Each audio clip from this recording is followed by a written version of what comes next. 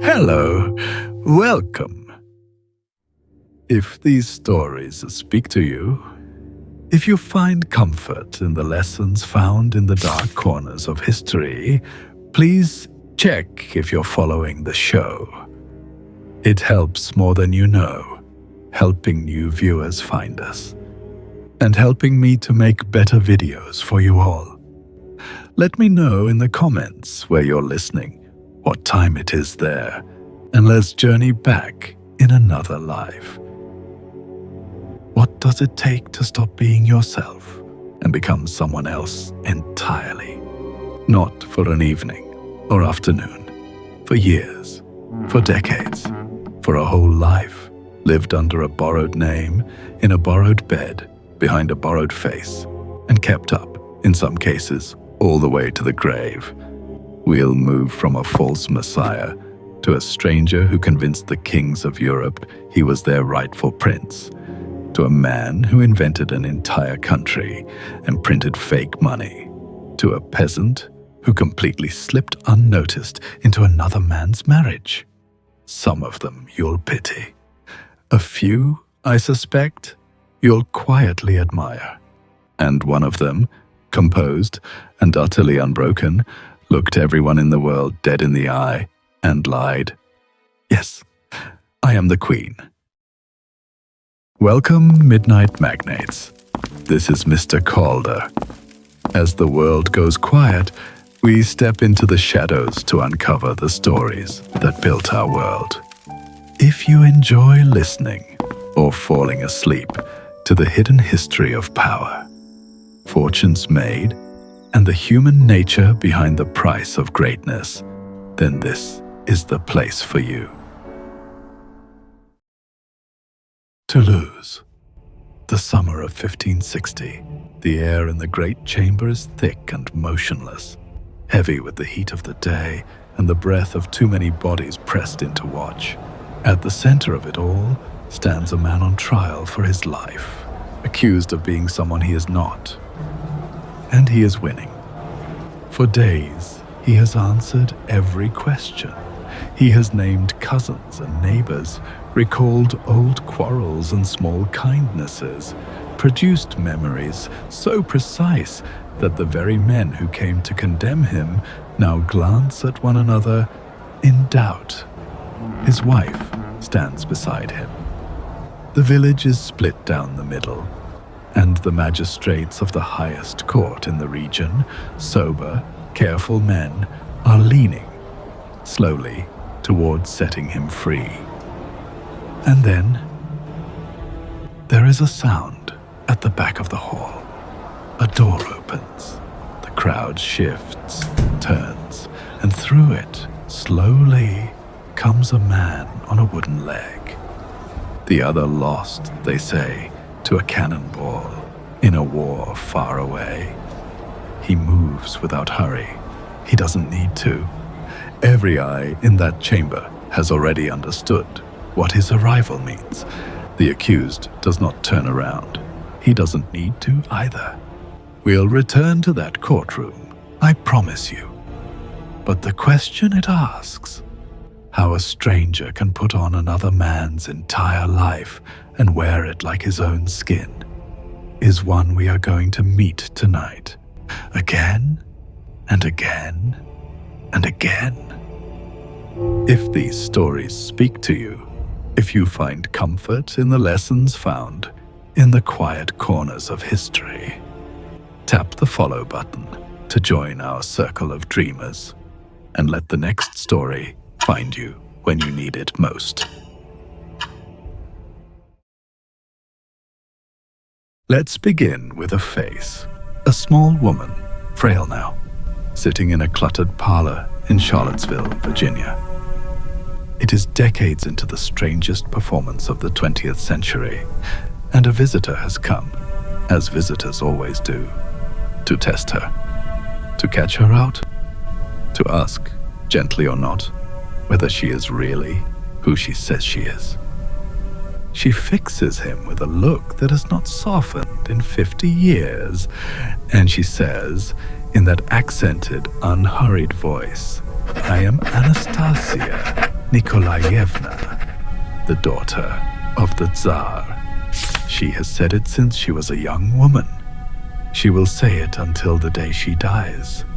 Through courtrooms and asylums, through experts and exhumations, through the patient assault of an entire century of doubt, she will not blink. She will not slip. She will not once, step out of character. And that is where I want to start tonight.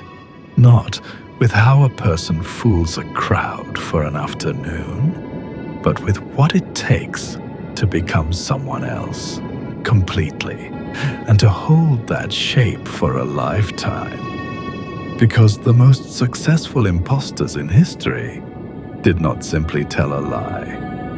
They built the second self, brick by brick, and then they refused, with a kind of terrible discipline, to ever come back out. So, how does a woman convince half the world she is a murdered princess? Well, you have to start where she did. Face down in a freezing canal, with no name at all. Berlin, the 27th of February, 1920. A young woman goes into the water of the Landwehr Canal. Whether she jumped or fell, no one would ever quite agree, and is hauled out, half drowned, by a police sergeant. She carries no papers. She offers no name. When they ask who she is, she gives them nothing, only silence and a kind of wary, watchful fear. They take her to an asylum, and in the ledger, against the blank where her identity should be, a clerk writes 2 words. Fräulein Unbekannt, Miss Unknown. Now, hold that image. A woman with no name in a hospital ward, in a broken and starving post-war city. On its own, it is one of 10,000 small tragedies of that era. Forgettable, except for one thing, and this is the thing that makes the whole story possible. At that exact moment, all across Europe, there was a vacancy waiting to be filled, a perfect, princess-shaped hole in the world, and she was about to step into it. You have to understand what had happened 18 months earlier in a cellar in a town called Yekaterinburg.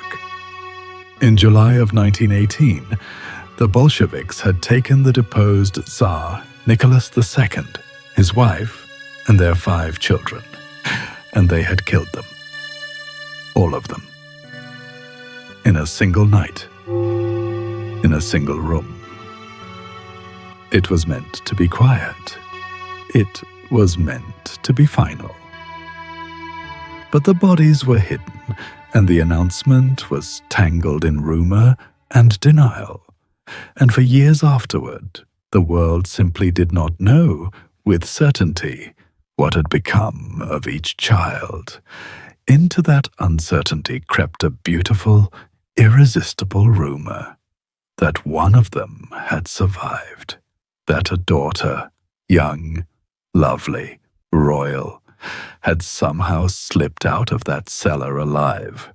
And the Tsar's youngest daughter, Anastasia Romanov, shot at 17, her name now hanging in the air with no body to anchor it, became the name that the survivors of his empire most wanted to hear.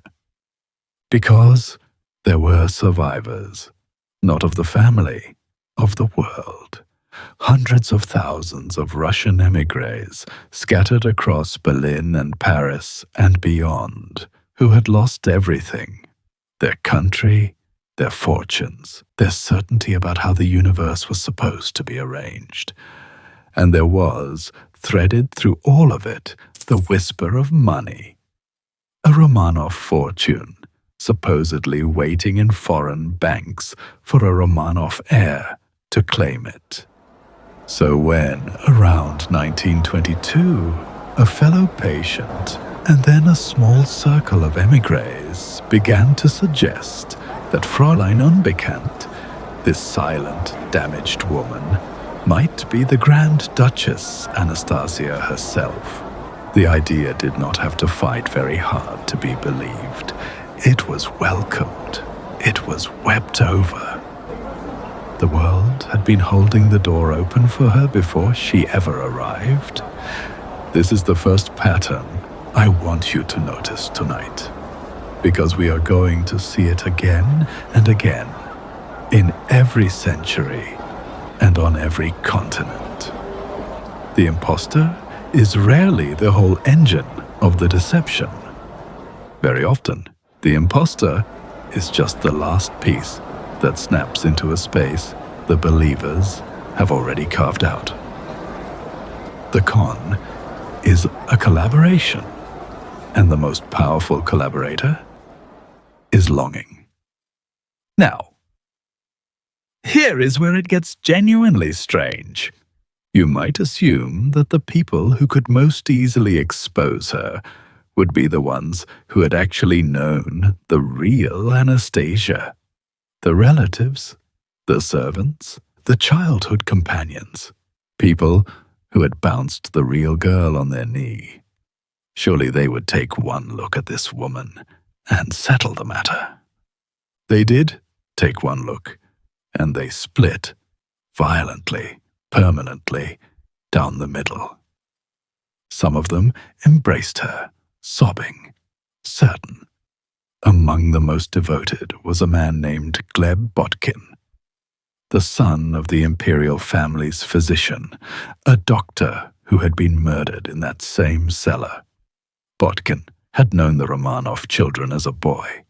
He looked at this woman, and he saw his lost playmate, and he would champion her fiercely for the rest of his life. But others, Anastasia's own tutor, Pierre Gilliard, relatives like Princess Irene of Hesse, looked at the very same woman and recoiled. An impostor, they said. A fraud. Not her. Not even close. How? How can people who knew the same girl look at the same stranger and come away with opposite, unshakable certainties? The answer is uncomfortable, and it is the heart of this entire video. They were not really looking at her. They were looking at their own grief. The ones who needed Anastasia to be alive found Anastasia.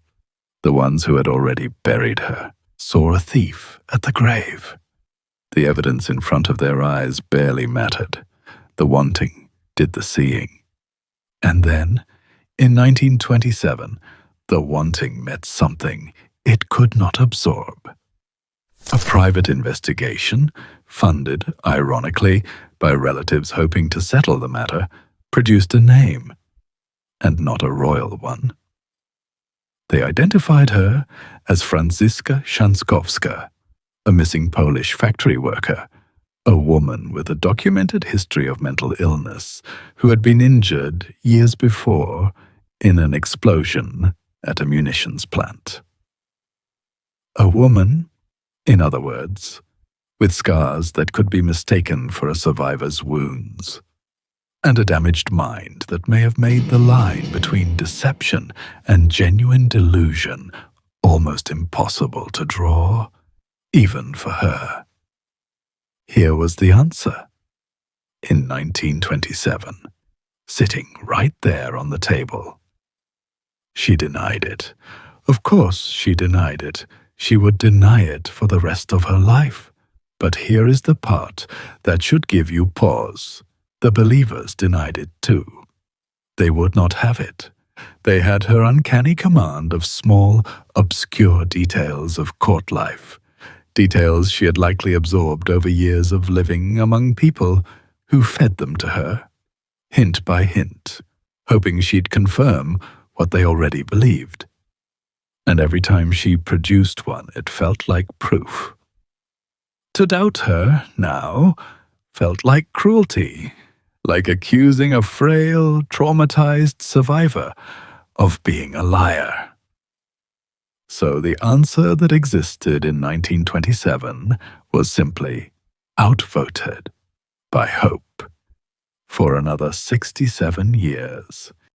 What she did next was pursue it through the courts. For decades, she wanted recognition, legally, formally, as Anastasia. And behind that recognition, of course, stood the question of the inheritance. The German legal system took up the matter and could not let it go. The case dragged on and on, through appeal after appeal, until it became, quite literally, the longest-running lawsuit in German history. Think about that. A single question. Who is this woman? That the machinery of an entire nation's courts could not, would not, resolve. And when the ruling finally came down, in February of 1970, it delivered the most fitting verdict imaginable. The court did not declare her to be Anastasia, but, and this is the detail, I need you to hold on to, because it kept the legend alive for another generation. The court also did not declare her a fraud. It ruled that her claim was unproven, neither established nor refuted. The one woman a nation's courts had spent decades examining, and the most honest thing they could say was, "We cannot prove she is, and we cannot prove she isn't." She had achieved something almost no impostor ever manages. She had made herself unfalsifiable.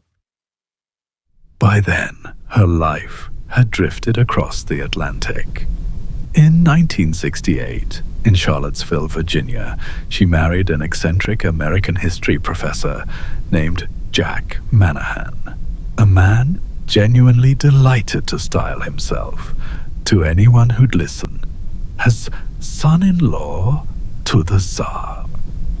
And there, she lived out her years in a cluttered house, surrounded by cats and clutter, and the unwavering certainty of who she was. She died of pneumonia on the 12th of February, 1984. An old woman by then, by the count of the life she claimed. And she went to her grave as Anastasia, never broken, never recanted.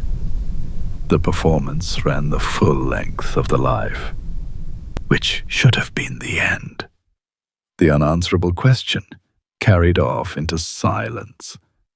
Except she had left something behind.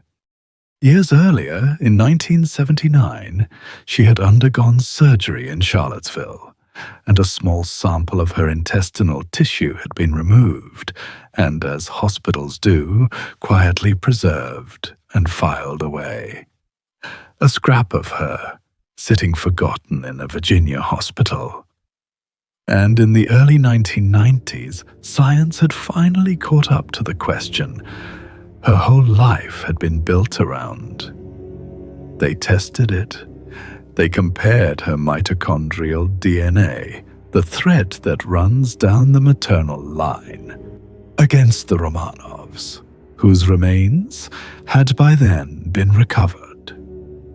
And in January of 1995, the journal Nature Genetics published the result. She was not a Romanov. Her DNA matched, instead, a living relative of Franziska Szankowska, the Polish factory worker, the name that had been handed to the world in 1927 and refused. It had been true all along. And then, in 2007, the last uncertainty closed. The remains of the final 2 Romanov children were found and identified, and every one of the Tsar's daughters, all 4, was accounted for in that cellar. There had been no escape. There had never been a vacancy at all. Only the wish for one. So what do we make of her? It would be easy to call her a simple liar and walk away. But I don't think that's quite right, and I don't think it's the interesting truth. Franziska Shanskowska may never have fully known where her damage ended and her performance began.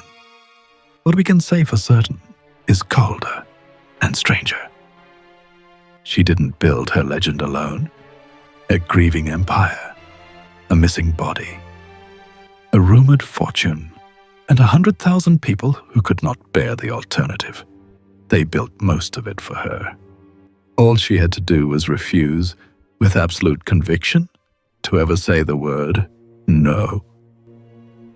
She looked the world in the eye for 64 years and said, "Yes, I am the queen, and the most powerful nation's courts, and the people who'd held the real girl as a child, and history itself could not make her stop."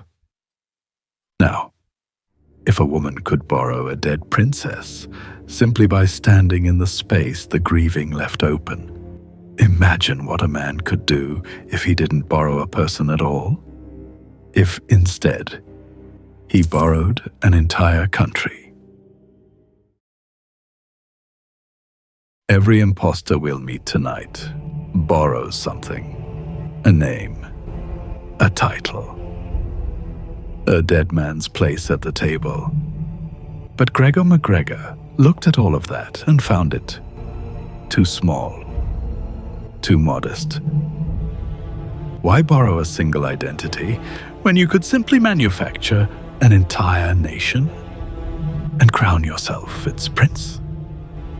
This is the story of a country that never existed, and of the hundreds of people who sold everything they owned to sail there. Let me introduce you to the man. Gregor McGregor, a Scottish adventurer, a soldier of fortune, born into a respectable Highland family, and possessed of two great talents: genuine personal charm and an absolutely bottomless capacity for self-reinvention. He had soldiered in South America in the wars of independence against Spain, where he picked up a general's rank, a reputation that was, let's say, generously embroidered, and a taste for grand titles. By the early 1820s, he was back in Britain, and his reputation had curdled. He needed a new act. What he came back with was the most audacious financial fiction of the 19th century. He told London that during his adventures on the Mosquito Coast, a real remote stretch of Central America, on what is now the coast of Honduras and Nicaragua, a native king had granted him a vast territory, 8 million acres. And on the strength of that grant, McGregor unveiled to the world a sovereign nation. He called it Poyais. Now there was a kernel of something real here, and that's what makes it so devilish. There was a Mosquito Coast. There was a local ruler, a man the British called King George Frederick Augustus, who had, in exchange for some rum and some trinkets, put his mark on a grant of land. But the land was uninhabitable jungle. There was no nation. There were no towns. There was nothing. And from that nothing, McGregor built a country out of pure paper and confidence. And here is where you have to admire the sheer thoroughness of the man, because he did not just claim a country, he documented it. He gave Poyais a flag. He gave it a coat of arms. He gave it a system of honors and decorations. He styled himself its head of state under an invented native title, the Cazique of Poyais, which sounded exotic and royal and meant, functionally, prince. He opened a Poyais land office in London to sell plots to settlers. He had Poyais dollars printed, actual banknotes, for a treasury that did not exist, redeemable in a country that was not there. And to anchor the whole illusion, he commissioned a guidebook, a lush, detailed, 300-plus page volume describing Poyais's fertile soil, its pleasant climate, its civilized capital city of St. Joseph, with its theaters and its banks and its broad avenues. He published it under the name of Captain Thomas Strangeways, a man who did not exist either, described as a faithful officer of the Cazique. Every word of it, invention. Think about the layers. He didn't fake a person. He faked a king who endorsed him, an author who described him, a currency that valued him, and a civilization that needed him. He built an entire reality, and then he simply invited people to step inside it. And therefore, they did. Because remember the pattern from our first story. The con works best where the wanting is already there. And in Britain, in the 1820s, the wanting was enormous. There was a speculative mania for investment in the newly independent nations of Latin America. There were ordinary Scots, tradesmen, farmers, a doctor, a cobbler, hungry for a fresh start, weary of hard winters and harder prospects, who dreamed of land of their own in a warm and fertile new world. MacGregor offered them exactly the dream they were already dreaming. He didn't have to convince them it was desirable. He only had to convince them it was real. So they bought in. In October of 1822, he floated a Poyais government loan on the London market, £200,000 of it, and sold the bonds the way any sovereign nation would. He sold land certificates to hundreds of eager buyers. People exchanged their good British savings, and in some heartbreaking cases, their real British pounds, for Poyais dollars they would need when they arrived. They liquidated their lives. They packed their tools and their good clothes and their hopes. And in 2 ships, somewhere around 250 men, women, and children set sail for a country that was not there. Now, I want to slow down here, because this is the moment the story stops being a clever swindle and becomes something much darker. They arrived on the Mosquito Coast in late 1822 and early 1823, and there was no St. Joseph. There was no capital, no theaters, no banks, no broad avenues. There were no settlers waiting to greet them, no infrastructure, no civilization of any kind. There was jungle, there was swamp, there was the wet heat of the tropics and the diseases that came with it. The grand capital of the guidebook was, at most, the rotting remnants of an abandoned earlier settlement, swallowed by the bush. These people had sold everything. They could not simply go home. They were stranded on an empty coast, thousands of miles from anywhere, holding banknotes for a treasury that did not exist, deeds to plots in a city that had never been built, and the climate began to kill them. Tropical fever swept through the camp. They had no proper shelter, no doctor who could stem it, no supplies that could last. One settler, a man named James Hasty, would survive, but he buried 2 of his 3 children there, 2 of 3. By the time a passing ship from British Honduras found them and began evacuating the survivors, The dying had been catastrophic. Of the roughly 250 who had sailed for Poyais, more than 180 would never come home. Fewer than 50 of the original emigrants are thought to have survived the whole ordeal. They had been sold a paradise. They had been delivered to a grave. And where was the cazique of Poyais, the prince of this drowned dream, while his subjects died in the mud? He was in Europe, already moving on. Now, here is the detail that I think tells you the most about human nature, and it is the detail that connects MacGregor to nearly everyone else we'll meet tonight.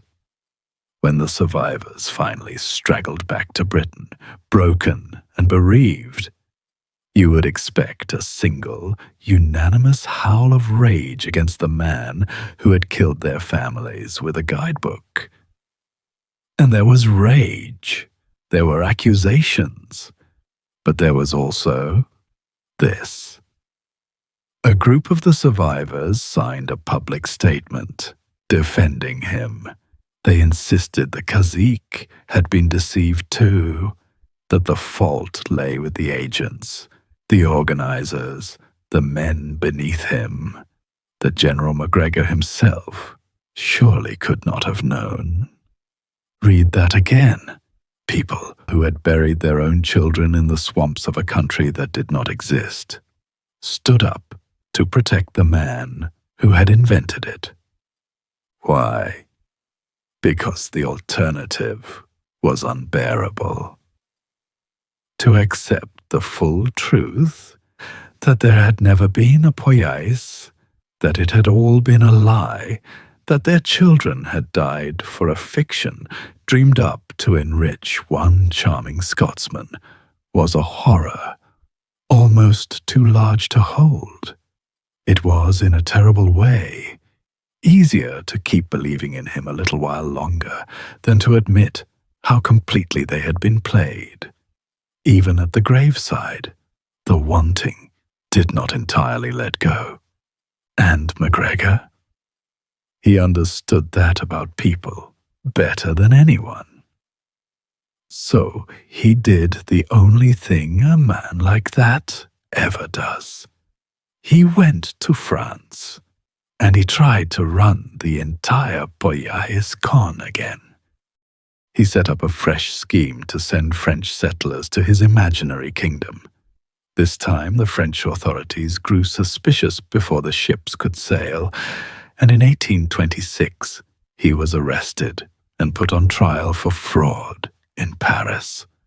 Surely now, with the bodies, with the bonds, with the banknotes for a phantom treasury all laid out as evidence, surely now the reckoning would come. He was acquitted. The man who invented a country, printed its money, sold its land, and sent hundreds of people to die on an empty coast, walked out of a French courtroom a free man. He would tinker with versions of the Poyais scheme for years afterward. And he died in 1845 in Caracas, in Venezuela, a nation he had genuinely helped to liberate in his youth, honored as a veteran of its War of Independence, and buried with full military honors. Full military honors. So what is the lesson of Poyais? I don't think it's simply people are gullible, though they were. I think it's something more unsettling about how belief actually works. MacGregor understood that a lie does not need to be plausible if it is desirable enough, and that the more documentation you wrap around a fiction, the more real it feels, regardless of whether any of that documentation is true. A flag, a coat of arms, a currency, a guidebook. None of it was evidence of anything. It was all just McGregor, saying the same lie in different costumes. But to a person who wanted Poyais to be real, every new artifact felt like confirmation. Anna Anderson borrowed one dead woman's name. McGregor conjured a whole nation, a whole people, a whole history, out of paper and wand. Both of them proved the same quietly terrifying thing, that reality for most of us is not what we can verify. It's what we're willing to believe. But at least McGregor invented something new. Our next man did the opposite.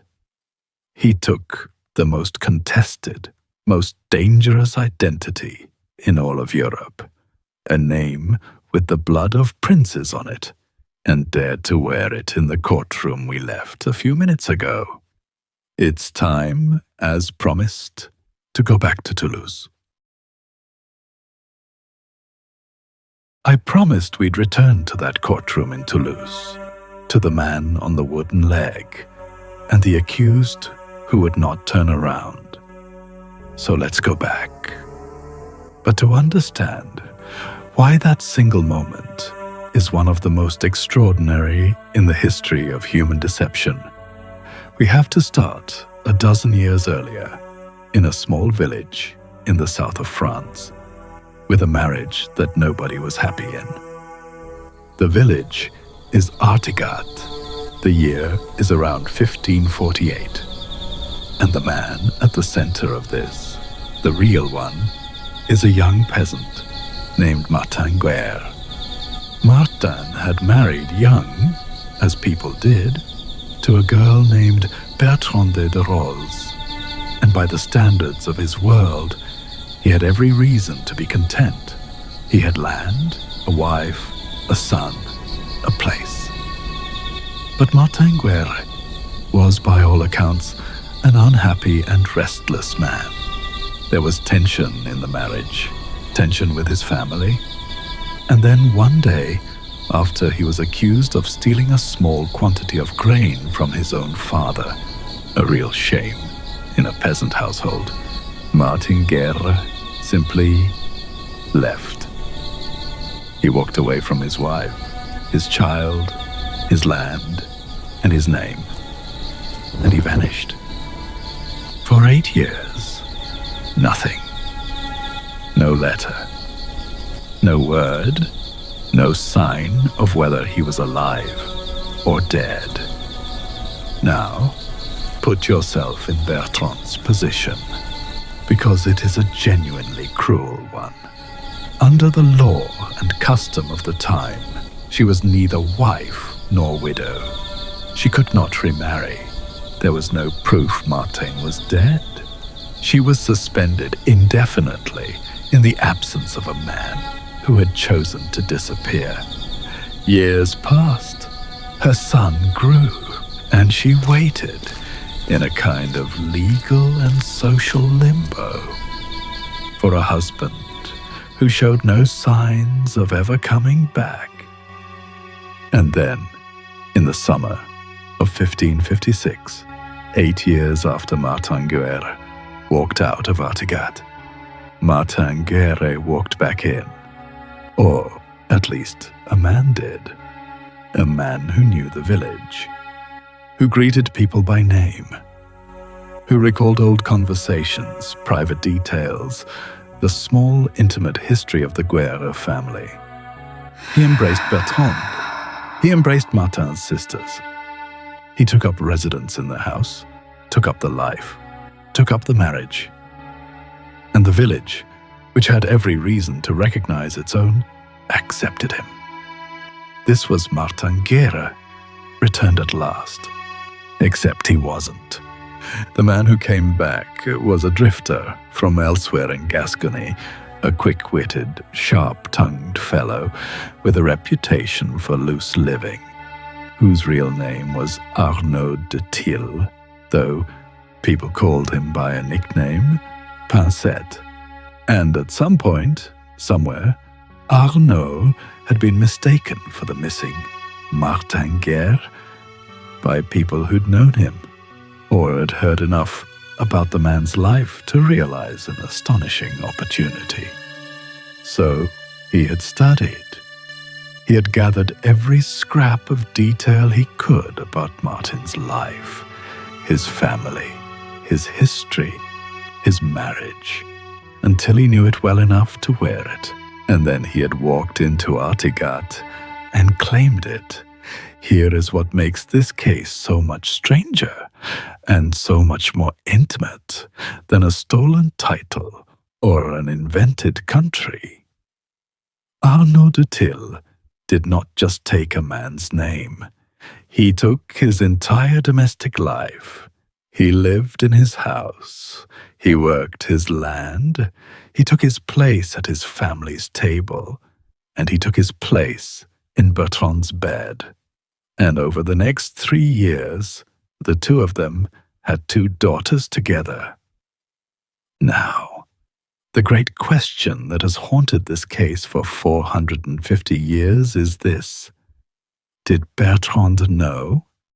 Did she genuinely believe this charming, attentive stranger was her long-lost husband? A husband she'd last seen as a young man who'd been gone for the better part of a decade. Or did she know, on some level, that he was not Martin Guerre, and choose him anyway? Choose the warm, present, affectionate man over the cold absence of the one who'd abandoned her? Historians have argued this fiercely, and I'll tell you honestly, the records do not settle it. Some scholars believe she was a willing, knowing partner in the deception. Others insist she was genuinely fooled. The truth lies with Bertrand, and Bertrand took it with her. But here is the part that matters for our theme. Whether she knew or not, the deception worked. For 3 years, this man was Martin Guerre, to his wife, to his children, to his neighbors, to his village, to the law. He had achieved the thing every impostor dreams of, and almost none ever manage. He didn't just fool a crowd. He moved into a real life and lived it fully, day after day, year after year. The fraud became ordinary. It became domestic. It became simply his life. So why did it fall apart? It fell apart, as these things so often do, over money. The new Martin began to assert himself, to demand the accounting of the family property that Martin's uncle, a stern man named Pierre Guerre, had managed during the long absence. And Pierre did not like this newly confident nephew demanding his inheritance. The 2 men quarreled bitterly over money and land. And it was in the heat of that quarrel that Pierre began, for the first time, to say out loud what perhaps a few had quietly wondered. This man is not my nephew. This man is an impostor. Notice the pattern. The deception had survived for years on the strength of everyone wanting it to be true. A wife who wanted a husband, a village that wanted its neighbor back. It only began to crack when someone developed a powerful reason to want it to be false. Pierre had money at stake. And suddenly, the doubts that comfort had buried came roaring to the surface. It went to court. And in January of 1559, after the dispute had festered, a case was brought, with Bertrand, under pressure from Pierre, now formally accusing the man in her bed of being an impostor. The first trial was held at Rieux, and it was a spectacle, because the evidence was a genuine mess. More than 150 witnesses testified, and they contradicted each other, flatly. Some swore on their lives this was Martin Guerre. Others swore he was Arnaud de Till. Family members landed on opposite sides. The man himself answered every question with stunning, infuriating fluency. He knew everything a real Martin should know. The court at Rieux convicted him, but he appealed, and the case went up to the highest court in the region, the Parlement of Toulouse. And that brings us back to where we began. That hot, crowded chamber, the accused answering everything, winning the room. The sober magistrates leaning toward acquittal. Because that is the almost unbelievable truth of this trial. Arnaud de Till was about to win. He had out-argued, out-remembered, and outperformed every witness against him. The highest court in the region was on the verge of declaring him the true Martin Guerre, of giving him the name, the land, the wife, the children, permanently, with the full force of the law. And then the door at the back of the hall opened, and a man came in on a wooden leg. He had lost the other leg, they would learn, to a cannonball, soldiering in a war far from home, at the Battle of Saint-Quentin in 1557. He had been gone for years, off living a soldier's life, utterly unaware that another man had walked into his village and taken his entire existence. And now, by a coincidence so perfect it strains belief, he had returned to Artigat in the very window when his own identity was being adjudicated in the highest court in the land. The real Martin Guerre had come home. The chamber went still. The family was brought forward, and one by one, the sisters, and finally, Bertrande herself. They looked at the newcomer, and they knew this was Martin Guerre. The man they had embraced for 3 years was not, and the impostor, Arnaud de Till, who moments before had nearly won everything, he did not crumble all at once. He tried, even then, to brazen it out, to insist the newcomer was the fraud. But it was over, and he knew it was over. The certainty had left the room and would not come back. The court's judgment was swift and, by the standards of the age, absolute. Arnaud de Till was condemned. And on the 16th of September, 1560, he was taken back to Artigat, to the very village whose life he had stolen, and hanged on a gallows erected in front of Martin Guerre's own house. He confessed at the end, and then the man who had been Martin Guerre for 3 full years ceased to be anyone at all. One of the magistrates who judged the appeal, a man named Jean de Coras, was so transfixed by the case that he wrote a famous account of it, which is a large part of why we can still tell it tonight, with the names intact 4.5 centuries later. And Bertrande? She was, more or less, forgiven, treated by the court as a woman deceived, rather than a willing accomplice. But you and I are left with the same haunting doubt the court papered over. For 3 years, she lived with a man she may have known was not her husband, and may have preferred.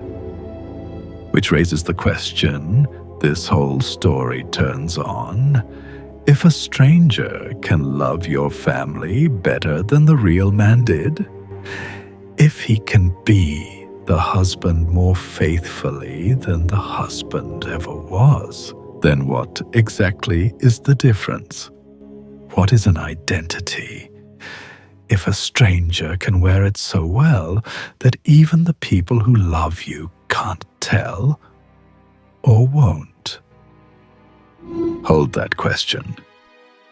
We're going to need it. And before we move on, a small thing, but it matters. If you find yourself drifting off to these stories, and you'd like more of them to carry you through the quiet hours, we keep a playlist of our most popular episodes over on Spotify, linked down in the description. Or, and I rather like this, you can build your own. Open Spotify, tap Create, choose a prompted playlist, and simply ask it for a playlist of Sleepy Case Files podcast episodes. That's us. Or ask it for something darker still. Vatican Dark History, say, or CIA Dark History for Sleep, and let it stitch you a night's worth of the strange and the shadowed. However you listen, stay with me, because our next man didn't steal one identity. He invented 27 people who never drew a single breath, and got an empire to pay all of them. Martin Guerre studied one missing man until he could wear his life. Our next impostor went the other way entirely. He didn't borrow a single identity. He manufactured an entire spy network, 27 agents scattered across Britain, and not one of them ever existed. And the remarkable part, the part that changes the course of the Second World War, is that the most dangerous military on Earth believed in all 27 of them, paid their salaries, and acted on their reports. His name was Juan Pujol Garcia, a Spaniard, and in the early days of the war, he had a conviction and almost nothing else. He despised fascism, both Franco's and Hitler's, and he wanted to do something about it. So he went to the British and offered to spy for them against the Germans. The British, sensibly enough, had no idea who he was and turned him away. He tried again. They turned him away again. So Juan Pujol did something that should not have worked.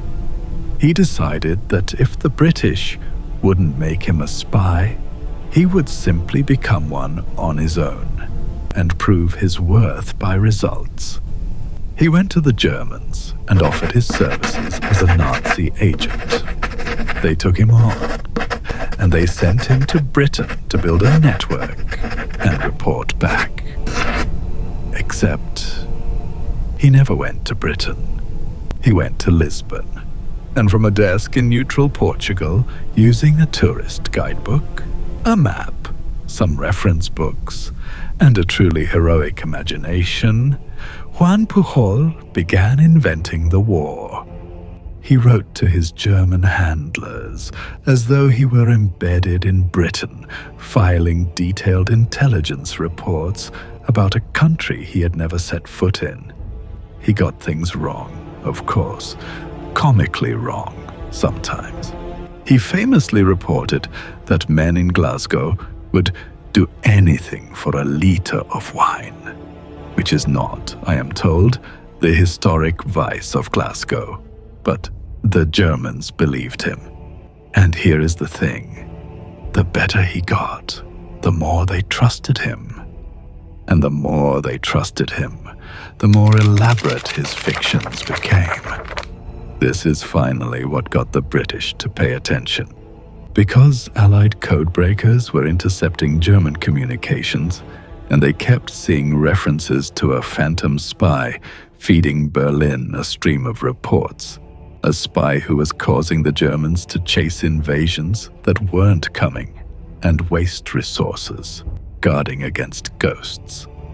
Someone, somewhere, was running a brilliant disinformation operation against the Nazis, and British intelligence slowly realized, to their embarrassment, that it was the very man they had twice shown the door. So, in 1942, they finally brought him in.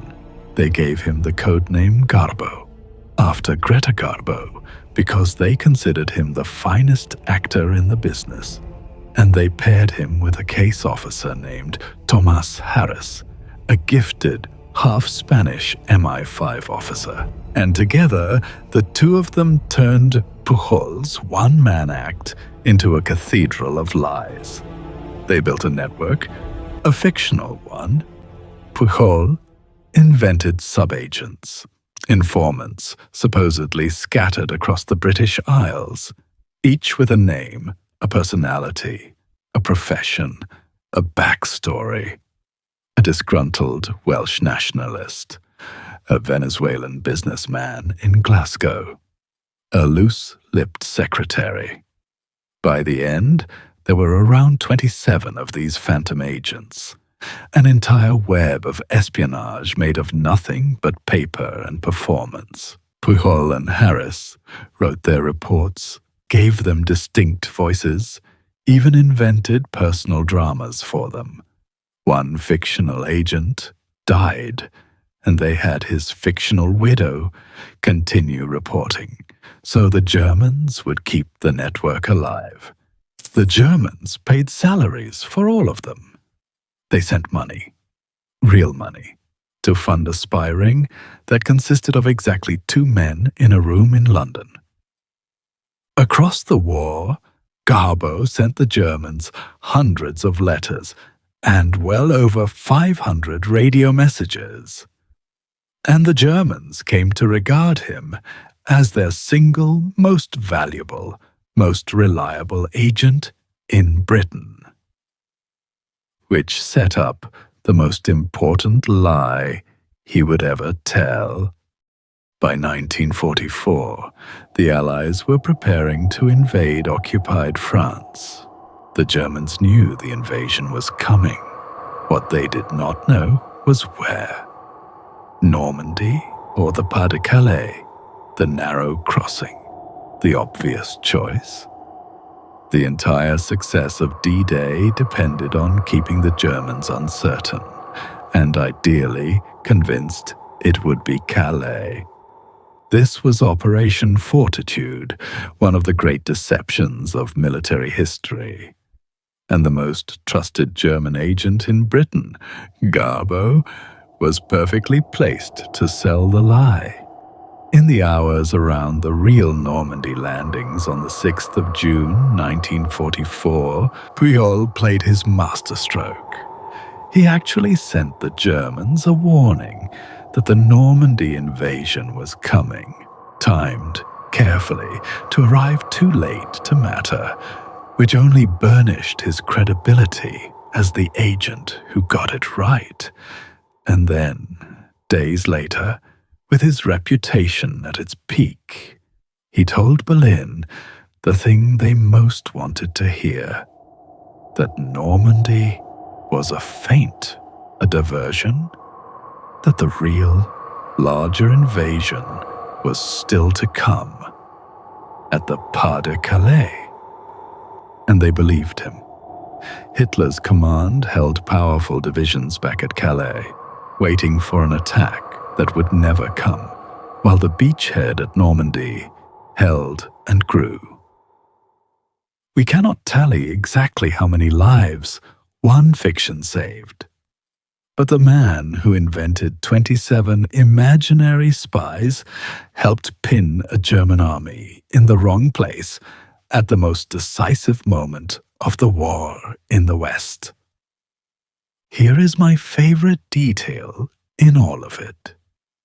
For his services, Juan Pujol Garcia was awarded a decoration by the British. made a member of the Order of the British Empire, and he was also awarded the Iron Cross by Nazi Germany for his invaluable service to the Reich, a medal that by the rules required Hitler's personal authorization.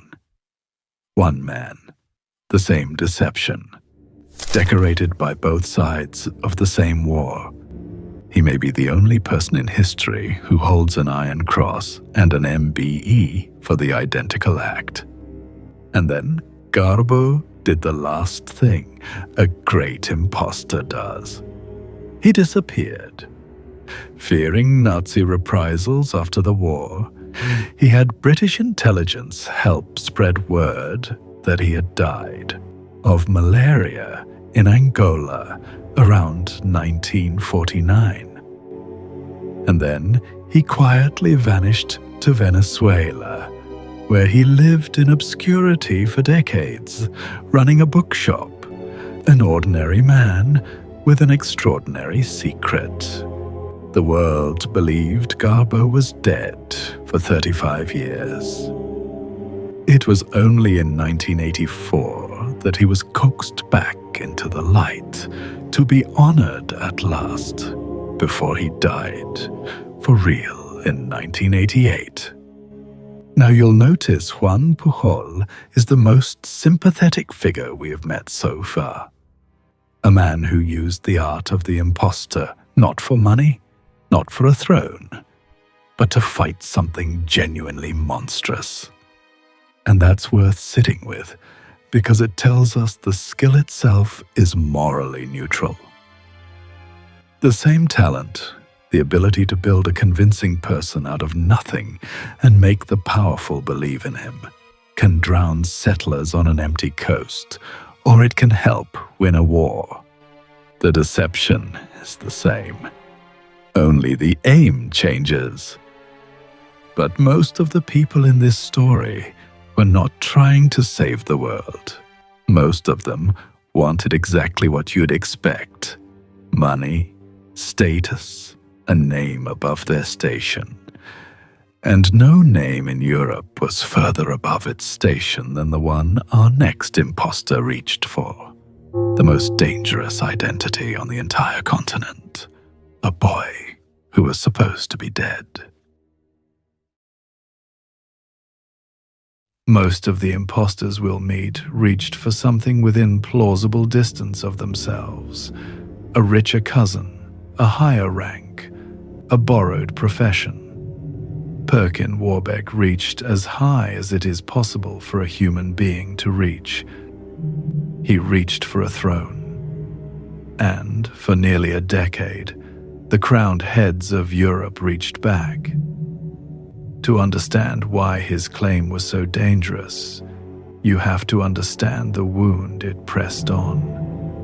In 1483, two boys, Edward and Richard, the sons of the late King Edward IV of England, the rightful young king and his brother, were lodged in the Tower of London by their uncle, who promptly took the crown for himself as Richard III.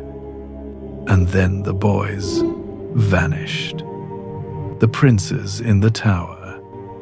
To this day, no one can say with certainty what happened to them. They were simply never seen again.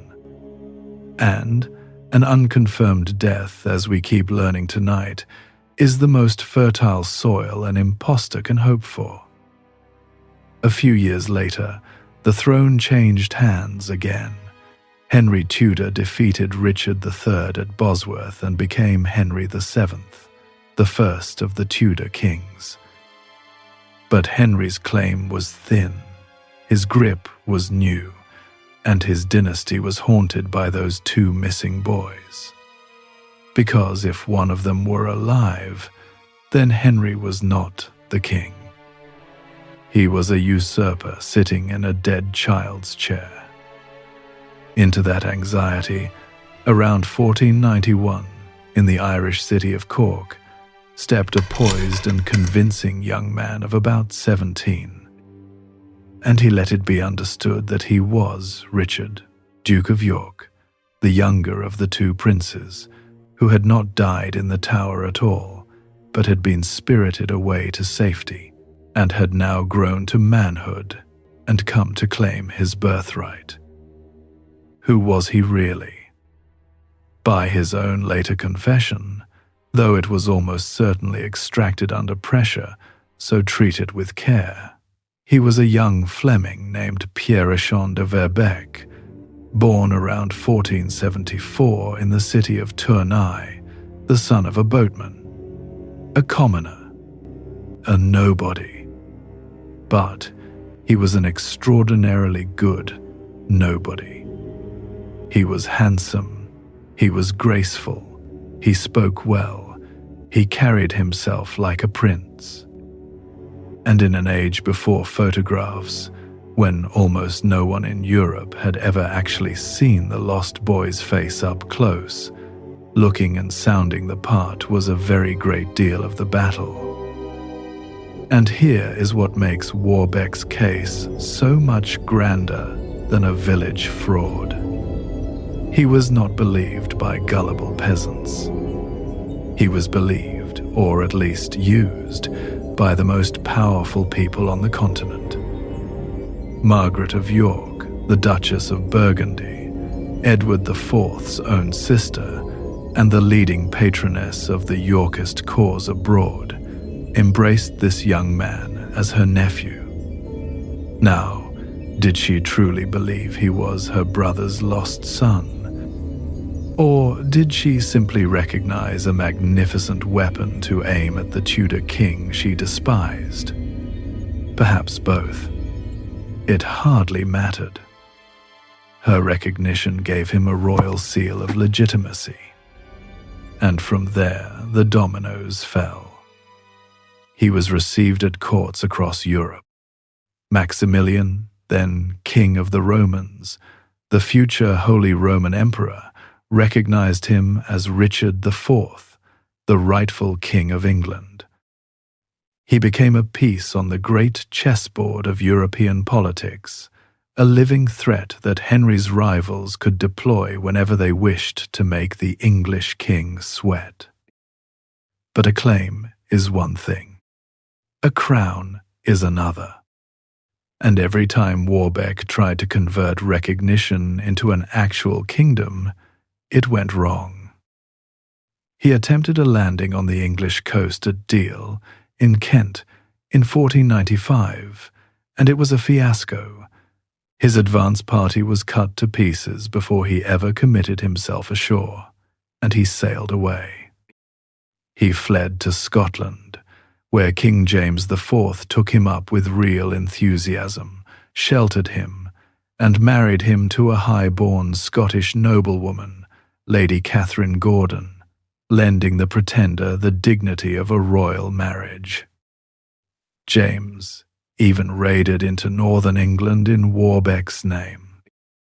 But the English did not rise up to greet their true king, and the venture fizzled. His last throw came in 1497. He landed in Cornwall, in the far southwest, where there had recently been rebellion against Henry's taxes, hoping to ride that discontent to London. He gathered a few thousand men. He even allowed himself to be proclaimed king. But when the royal army approached in force, Warbeck lost his nerve. The man who had played a fearless prince across a dozen courts abandoned his own followers and fled to sanctuary. He was soon captured. And now we see the strange mercy and then the hard arithmetic of Tudor power. At first, Henry VII did not execute him. He kept Warbeck at court, paraded and humiliated, but alive, perhaps because killing him would have dignified the threat, perhaps because Henry enjoyed displaying the deflated pretender as proof of his own security. Warbeck was made to read out a confession admitting he was Pierchon, the boatman's son. But he tried to escape, was recaptured, and after he became entangled in another conspiracy, Henry's patience ran out. On the 23rd of November, 1499, Perkin Warbeck was hanged at Tyburn. Here is what I find genuinely unsettling about him, and it's why he earns his place tonight.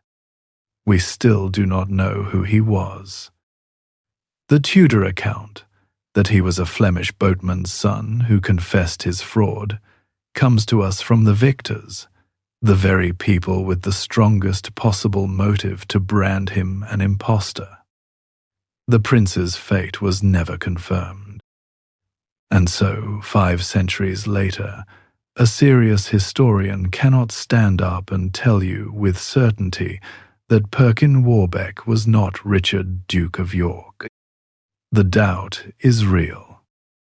It has never been closed. Which means Warbeck achieved something almost no one else in this entire video managed. Most imposters are eventually unmasked. The truth catches them in a courtroom or a laboratory or a grave. But Warbeck took his secret cleanly out of the world. Whoever he was, a prince who lost his nerve, or a boatman's son with the nerve of a prince, he kept the one thing that mattered. He never let us be sure.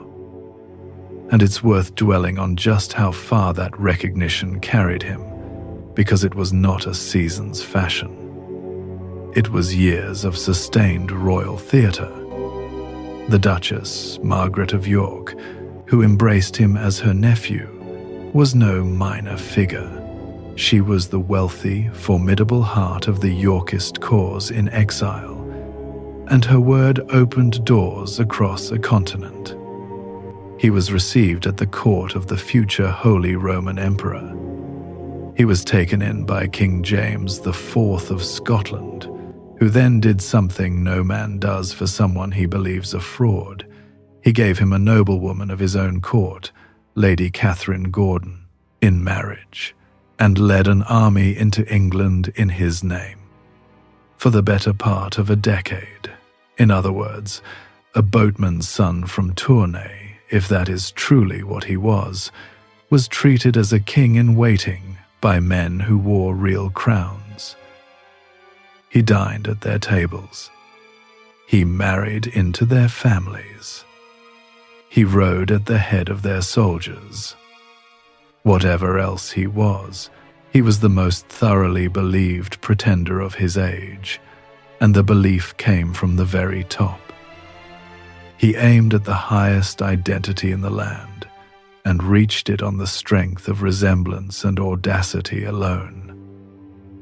Our next impostor used that very same engine, pure recognition, pure resemblance, but he didn't aim up at a throne. He aimed at the most ordinary, most heartbreaking target imaginable, a missing child.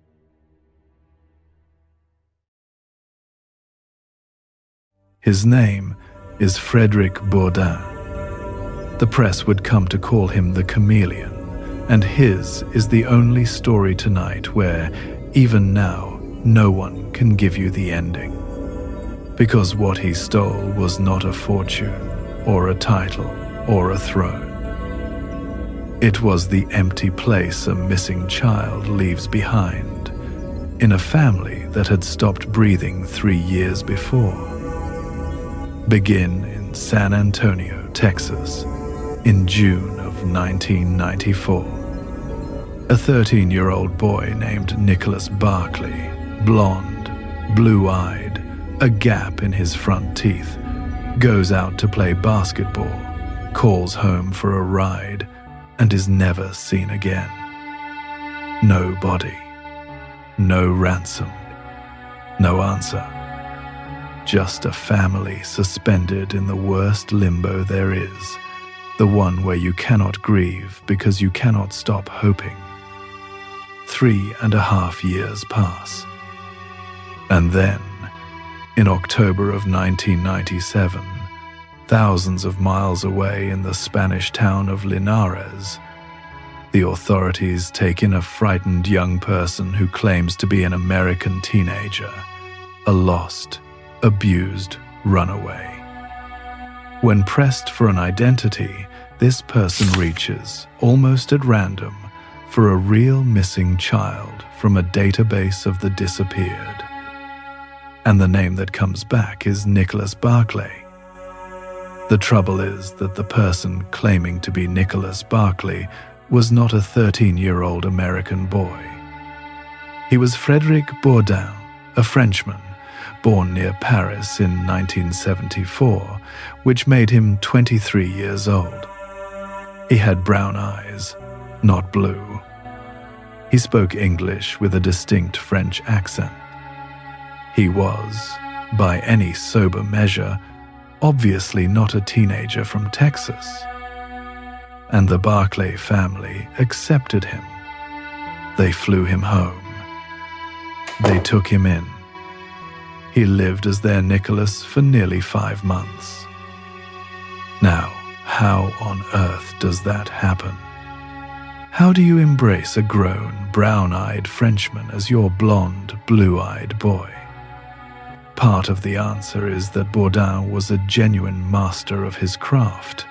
He had reportedly assumed many false identities over the years, mostly slipping into the role of a vulnerable, missing youth, which is why Interpol had nicknamed him the Chameleon.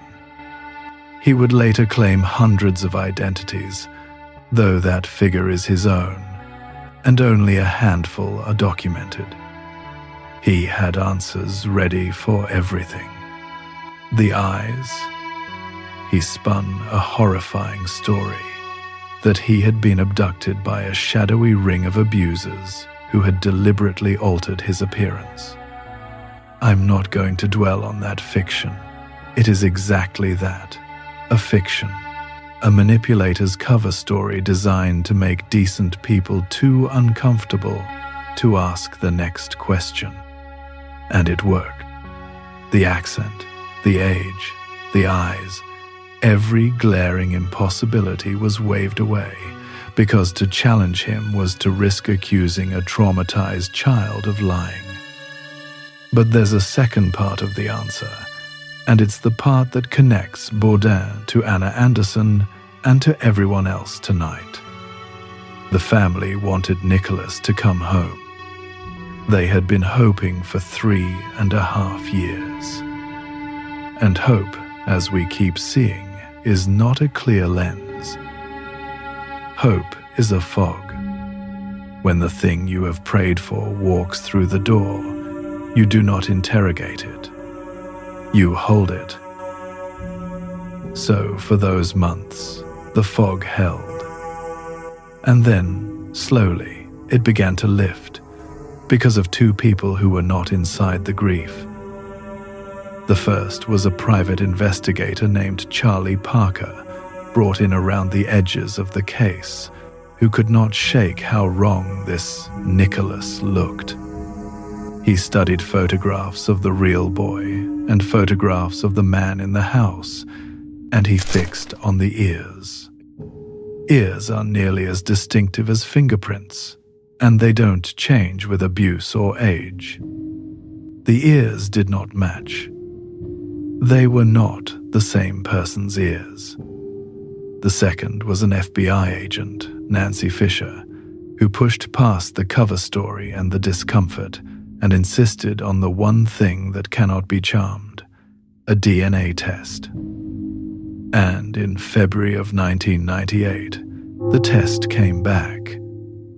The man living as Nicholas Barclay was not Nicholas Barclay. He was Frédéric Bourdin.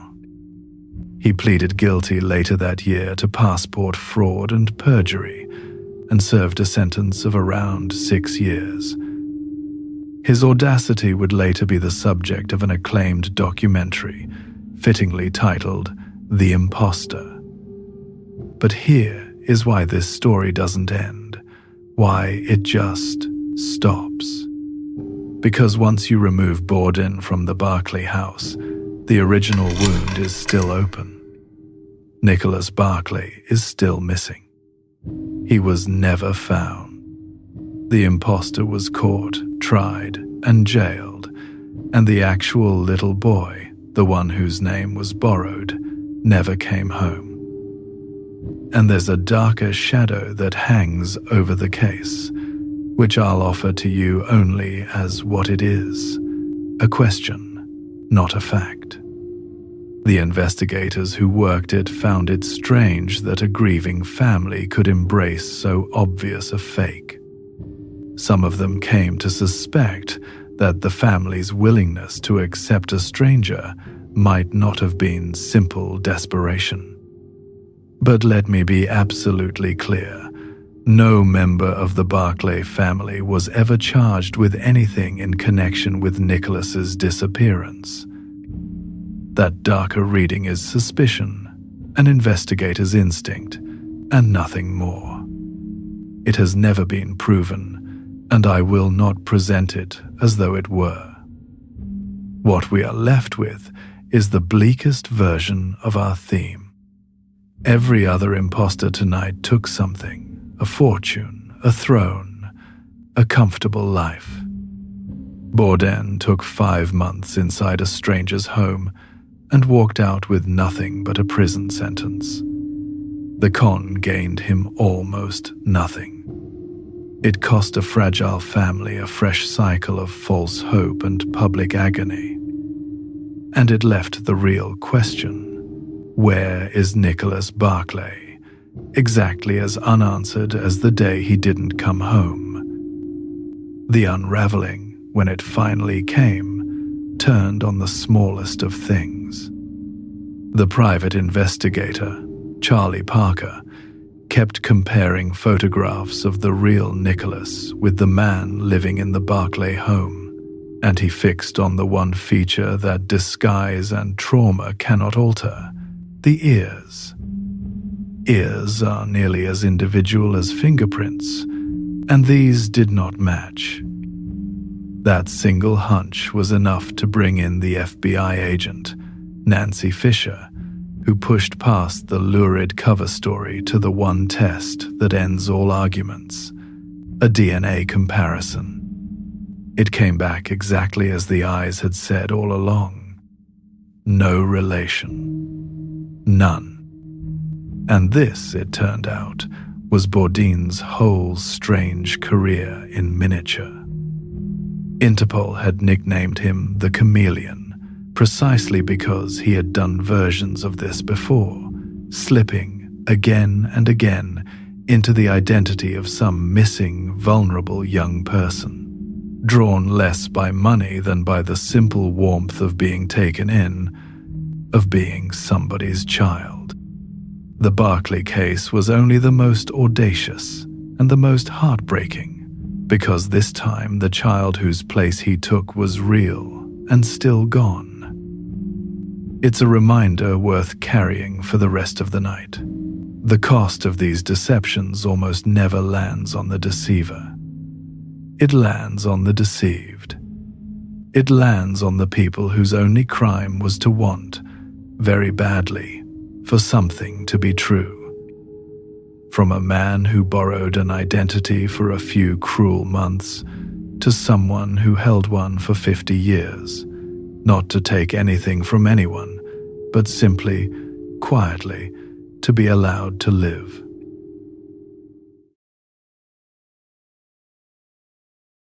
Not every story tonight is a theft. Some of them are simply the price a person paid to live the life they wanted, in a world that would not otherwise allow it. This is one of those. And of everyone we'll cover, this man held his second self the longest and asked the least in return. On the 6th of August, 1862, in Belvedere, Illinois, a slight young Irish immigrant, barely 5'3", perhaps 110 pounds, stepped forward to enlist in the Union Army. The physical exam of the day was a cursory thing. Show your hands, show your teeth, prove you can hold a musket." He passed. He signed his name as Albert D.J. Cashier, was assigned to Company G of the 95th Illinois Infantry, and marched off to the American Civil War.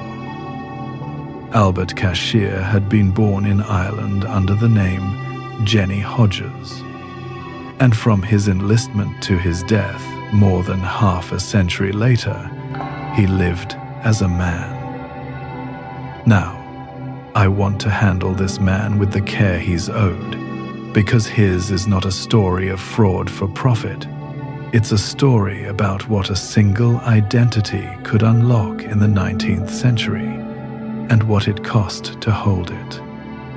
Whether Cashier lived as a man chiefly to enlist, to earn a man's wage, to claim a man's independence, or because it was simply who he understood himself to be, is a question historians still weigh, and I'm not going to pretend it's settled.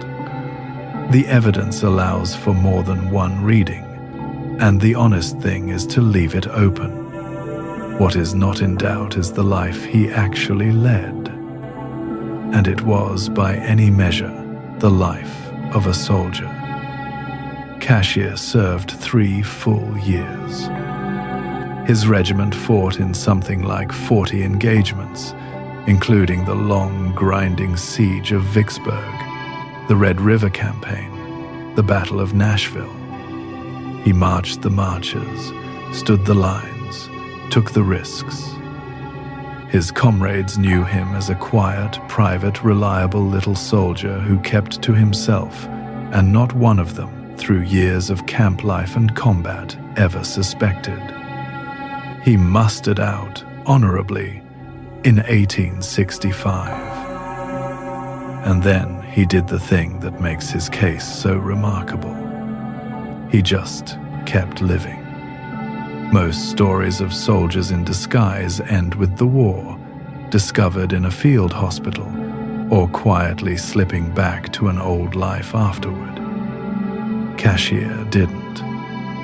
He settled in the small town of Saunamin, Illinois, and for the next 4.5 decades, he was simply Albert Cashier, the town's odd-job man.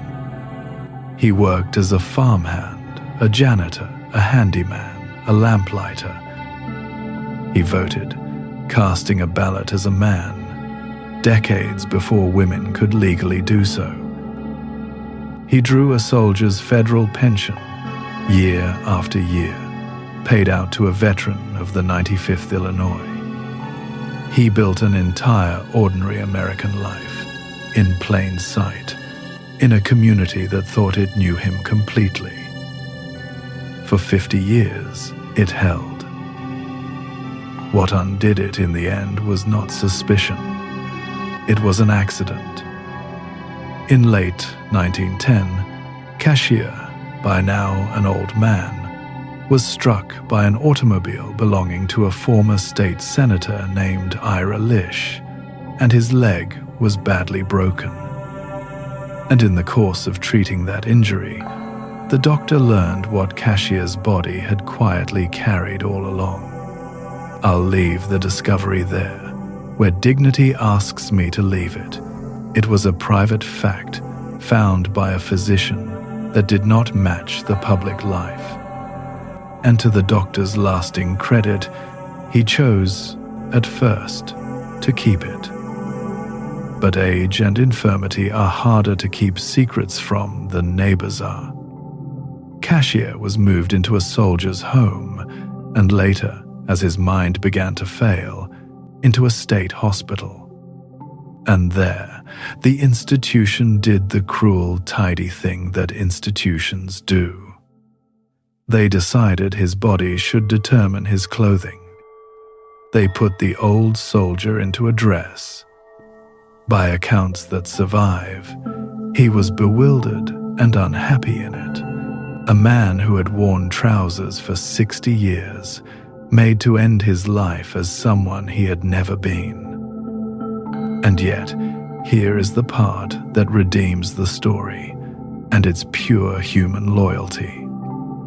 When the federal government caught wind of the situation, the Pension Bureau launched an investigation. Had this person fraudulently drawn a soldier's pension for decades? Was the money to be clawed back, the service erased? And the old men of the 95th Illinois cashier's surviving comrades would not have it. They came forward. They testified. They swore that Albert Cashier had marched with them, fought with them, bled the same risks they had, and had earned every cent of that pension on the same battlefields they did. They did not care what a doctor had found. They knew who had stood beside them in the line. And in February of 1915, the pension board agreed. They ruled that Albert Cashier's pension would continue for life. The soldier's record stood. He died later that year, in October of 1915, and his comrades buried him as what he had always insisted on being, a Union soldier. He was laid to rest in his uniform, his headstone carved with the name Albert Cashier, with full military honors. There's a quiet lesson in here about the difference between an institution and the people inside it. The institution, the hospital, the bureaucracy, saw a discrepancy and reached for a label and address. The men who had actually known him, who had shared the mud and the fear, saw their comrade, full stop. The paperwork tried to tell Albert Cashier who he was. The men who'd been there told the paperwork to be quiet. Most of the imposters tonight wore a borrowed identity to get something. Cashier wore his to do something, to serve, to work, to vote, to simply be left alone, to live. And the regiment that protected his name to the end suggests they understood that perfectly well. Consider what those 3 years of service actually meant. The 95th Illinois marched into some of the hardest fighting of the war, the long siege of Vicksburg, the grinding Red River campaign, the brutal Battle of Nashville. Cashier was there for all of it, in the line, carrying the same pack and facing the same fire as men twice his size.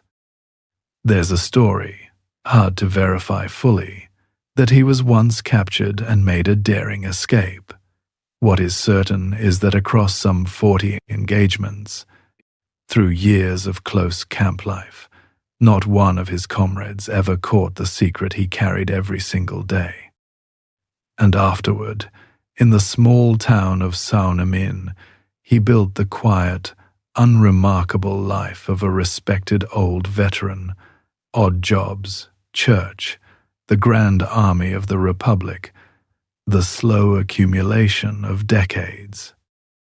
When the crisis finally came, it was those two threads, the soldiering and the small-town belonging, that saved him.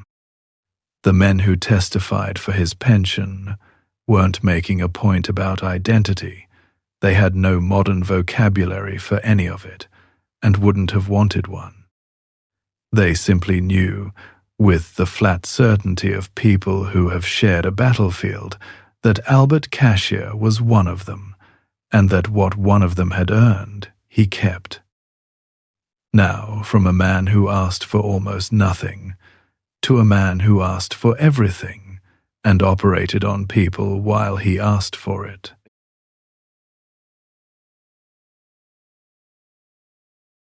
Ferdinand Waldo de Mara never earned a single one of the credentials he spent his life using.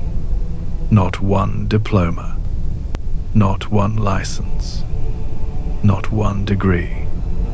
And yet, across the middle decades of the 20th century, this American son of a Massachusetts theater owner was, in turn, and entirely without qualification, a monk. a college professor, a prison official, a cancer researcher, a deputy sheriff, and, on the deck of a warship off the coast of Korea, a surgeon cutting into wounded men. They called him the Great Impostor. And unlike most of the people we're meeting tonight, DeMara wasn't really in it for money. He was in it for the role. He had a genuine hunger to be somebody, to occupy a position of respect and trust, and a freakish, near-photographic memory that let him absorb the technical language of a profession fast enough to fake his way into it. His method was almost insultingly simple.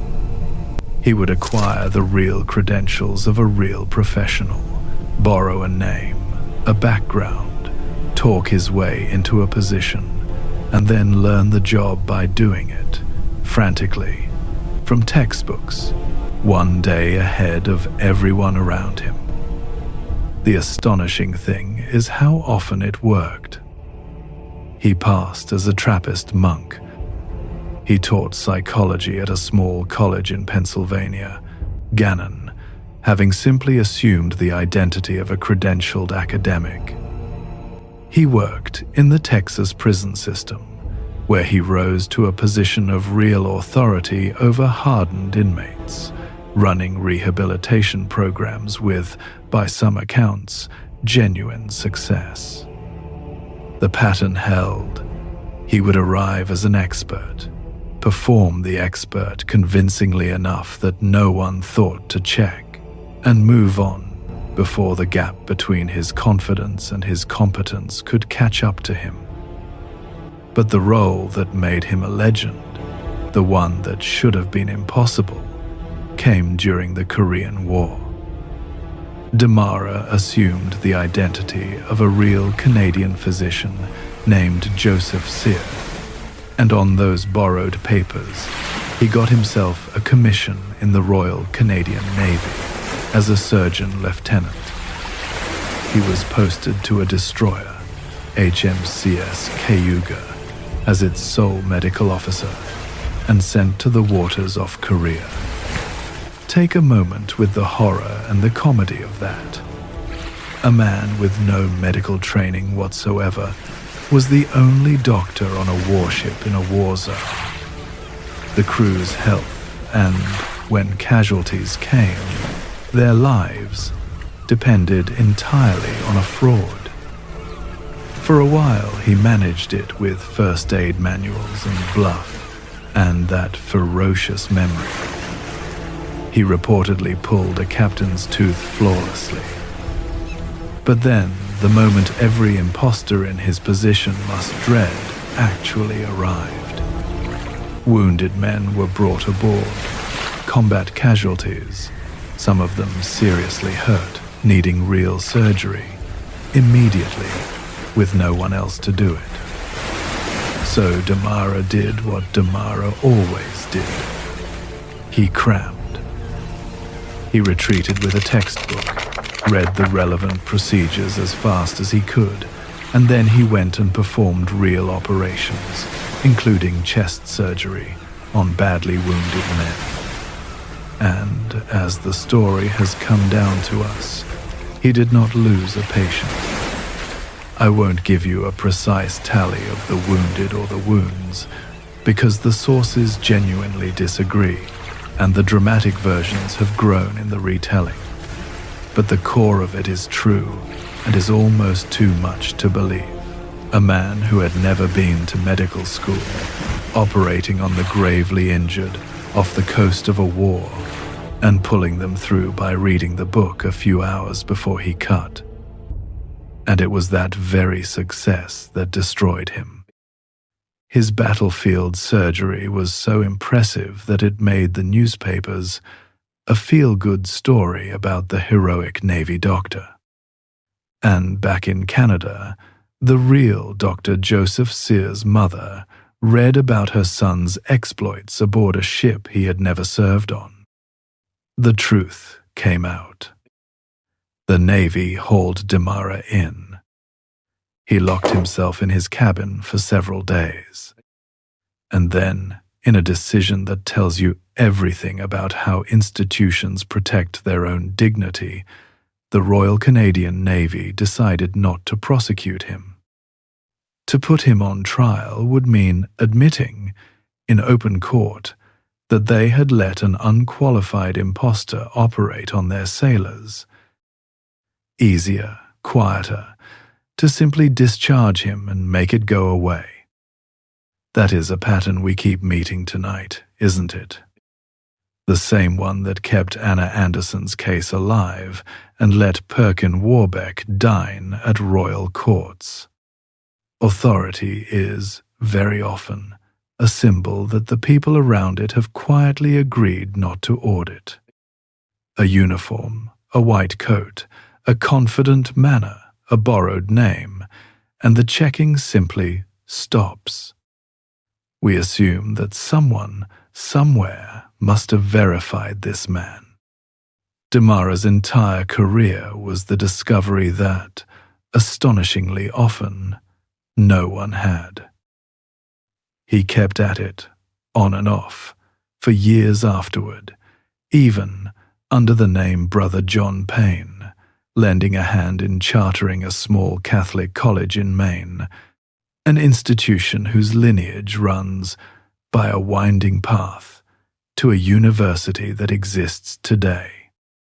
His life was eventually written up in a best-selling book, The Great Impostor, and he became a kind of celebrity for the very thing that should have landed him in prison. He died in 1982, having spent his final years, with a certain irony, as an ordained minister and hospital chaplain, a man of trust, at last, more or less legitimately. What stays with me about Damara is that he proved competence and credentials are not the same thing, and that we constantly mistake one for the other. He really did counsel prisoners, teach students, and save wounded men. He was, in the moment, genuinely good at jobs he had no right to be doing, which raises a deeply uncomfortable question. How much of the authority we all defer to every day is earned, and how much of it is just a confident person in the right coat, whom nobody got around to checking? It's worth lingering on how well he did some of these jobs, because that's the truly unsettling part. In the Texas prison system, working under a borrowed name, Damara didn't merely hide in the role. He reportedly ran rehabilitation programs for the hardest inmates with real, measurable success, earning the trust of men who trusted no one. Aboard the Cayuga, long before the wounded arrived, he had already won over the crew and his captain, James Plomer, performing the small daily medicine of a ship's doctor without drawing a flicker of doubt. And when the truth finally broke, when the real Dr. Sear's mother saw the newspaper story celebrating her son's heroics, Damara's response was telling. He didn't flee, and he didn't rage.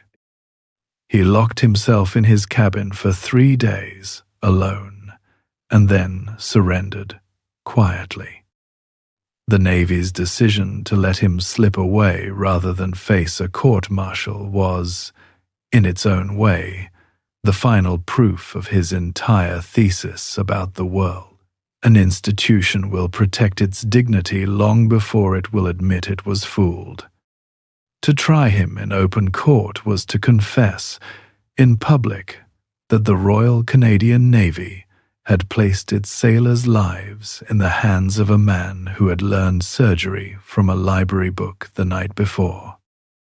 Damara borrowed the coats of doctors and professors. Our next impostor borrowed something subtler and very modern, not a profession, but a vibe. The unmistakable, unquestioned aura of old money.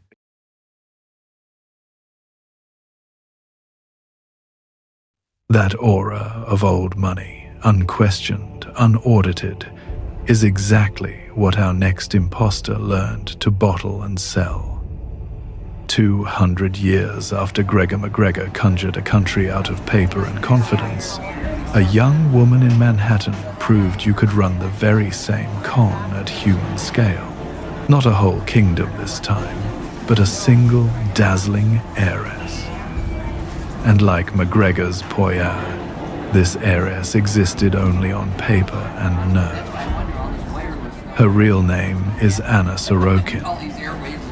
She was born near Moscow in 1991, and her family emigrated to Germany when she was a teenager. A perfectly ordinary background, the daughter of a man who worked at various points as a trucker and in a small business. But somewhere along the way, Anna Sorokin decided that ordinary was not going to be the story of her life.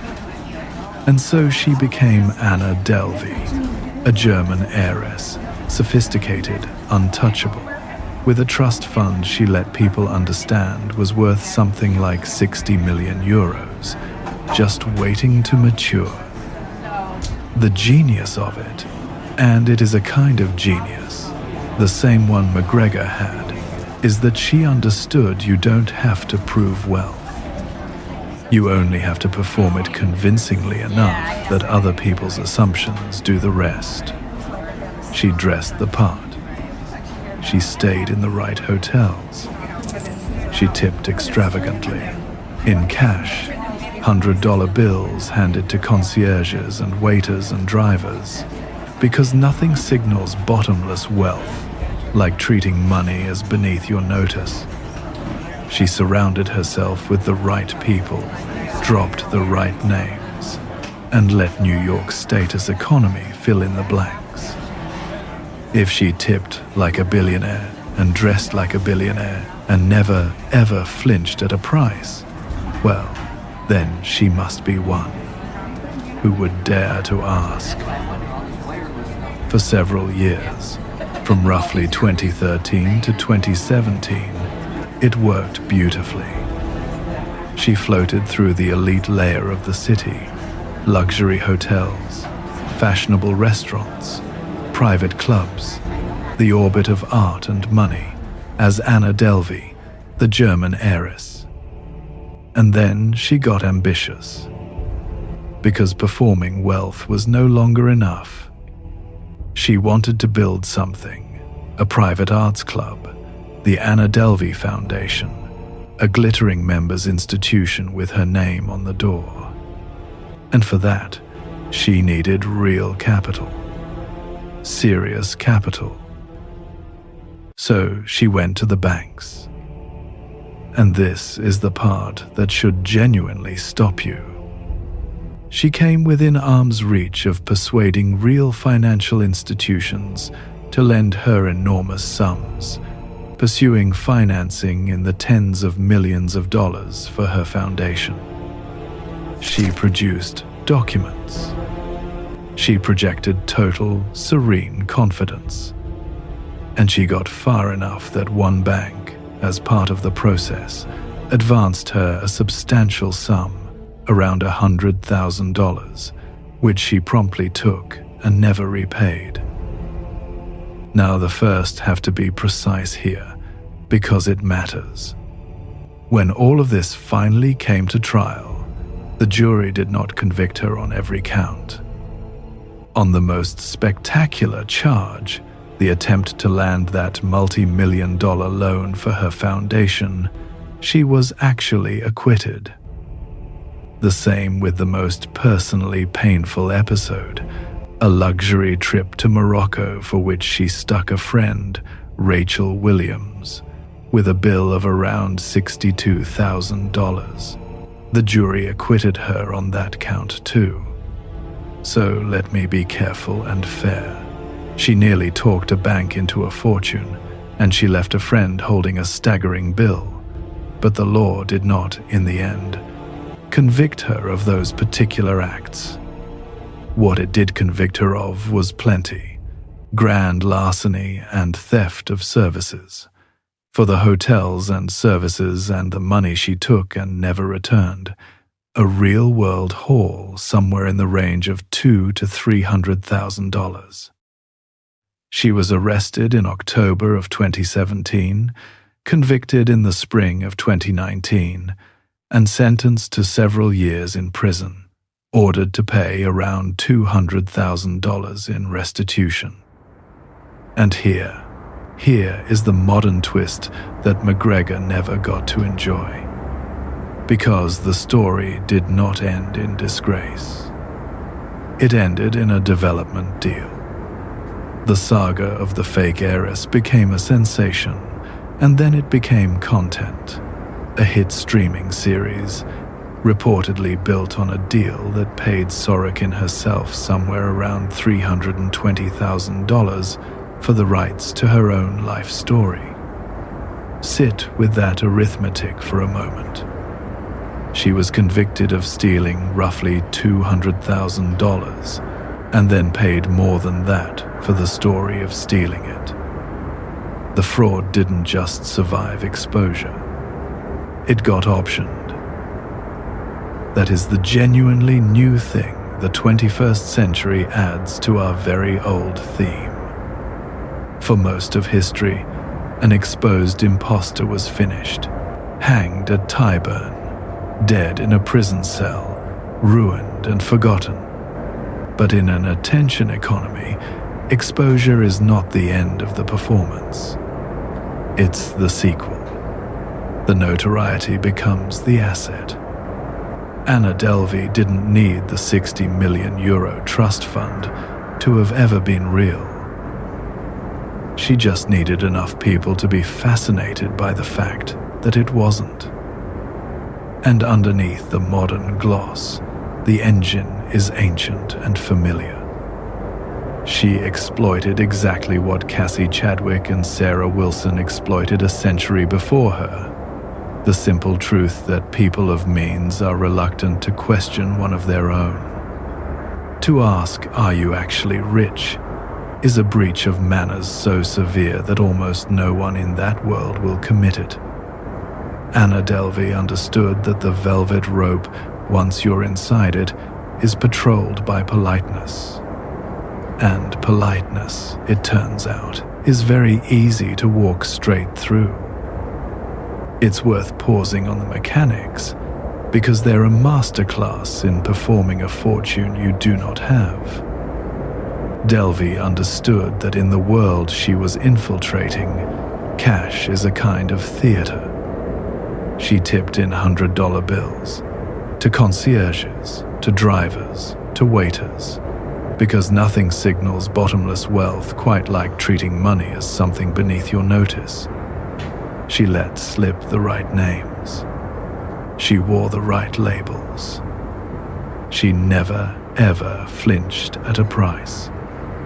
And when she moved on the banks for that arts club, the Anna Delvey Foundation, she didn't go to some back alley lender. She pursued serious institutions, dangling the phantom German trust as collateral and producing paperwork confident enough to carry her deep into the process before anyone thought to truly check it. After her conviction, the story took its very modern turns. Parole, then detention by immigration authorities over her visa, then a long stretch of house arrest. All of it photographed, posted, monetized. The performance never really stopped. It simply changed venues, from the hotel lobby to the courtroom to the camera. Before we go on, a small, sincere note from me. If you're listening to this with your eyes closed, drifting, I understand completely. That's rather the point. But if you ever find yourself curious to actually see these stories, the faces, the places, the period detail, do consider watching the full video episode. Our animators and our editors pour a genuinely extraordinary amount of work into bringing each of these worlds to life, frame by frame, and it shows. It's a different way to experience the same dark history. Whenever you're ready. For now, keep your eyes closed if you like, and stay with me. Because we've spent a few minutes on stolen money. Our next imposter stole something far larger and far stranger. He didn't claim to be rich or royal. He claimed to be the Messiah.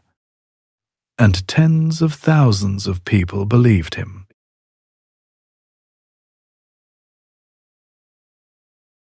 Every imposter we've met so far borrowed something earthly, a name, a fortune, a profession, a throne.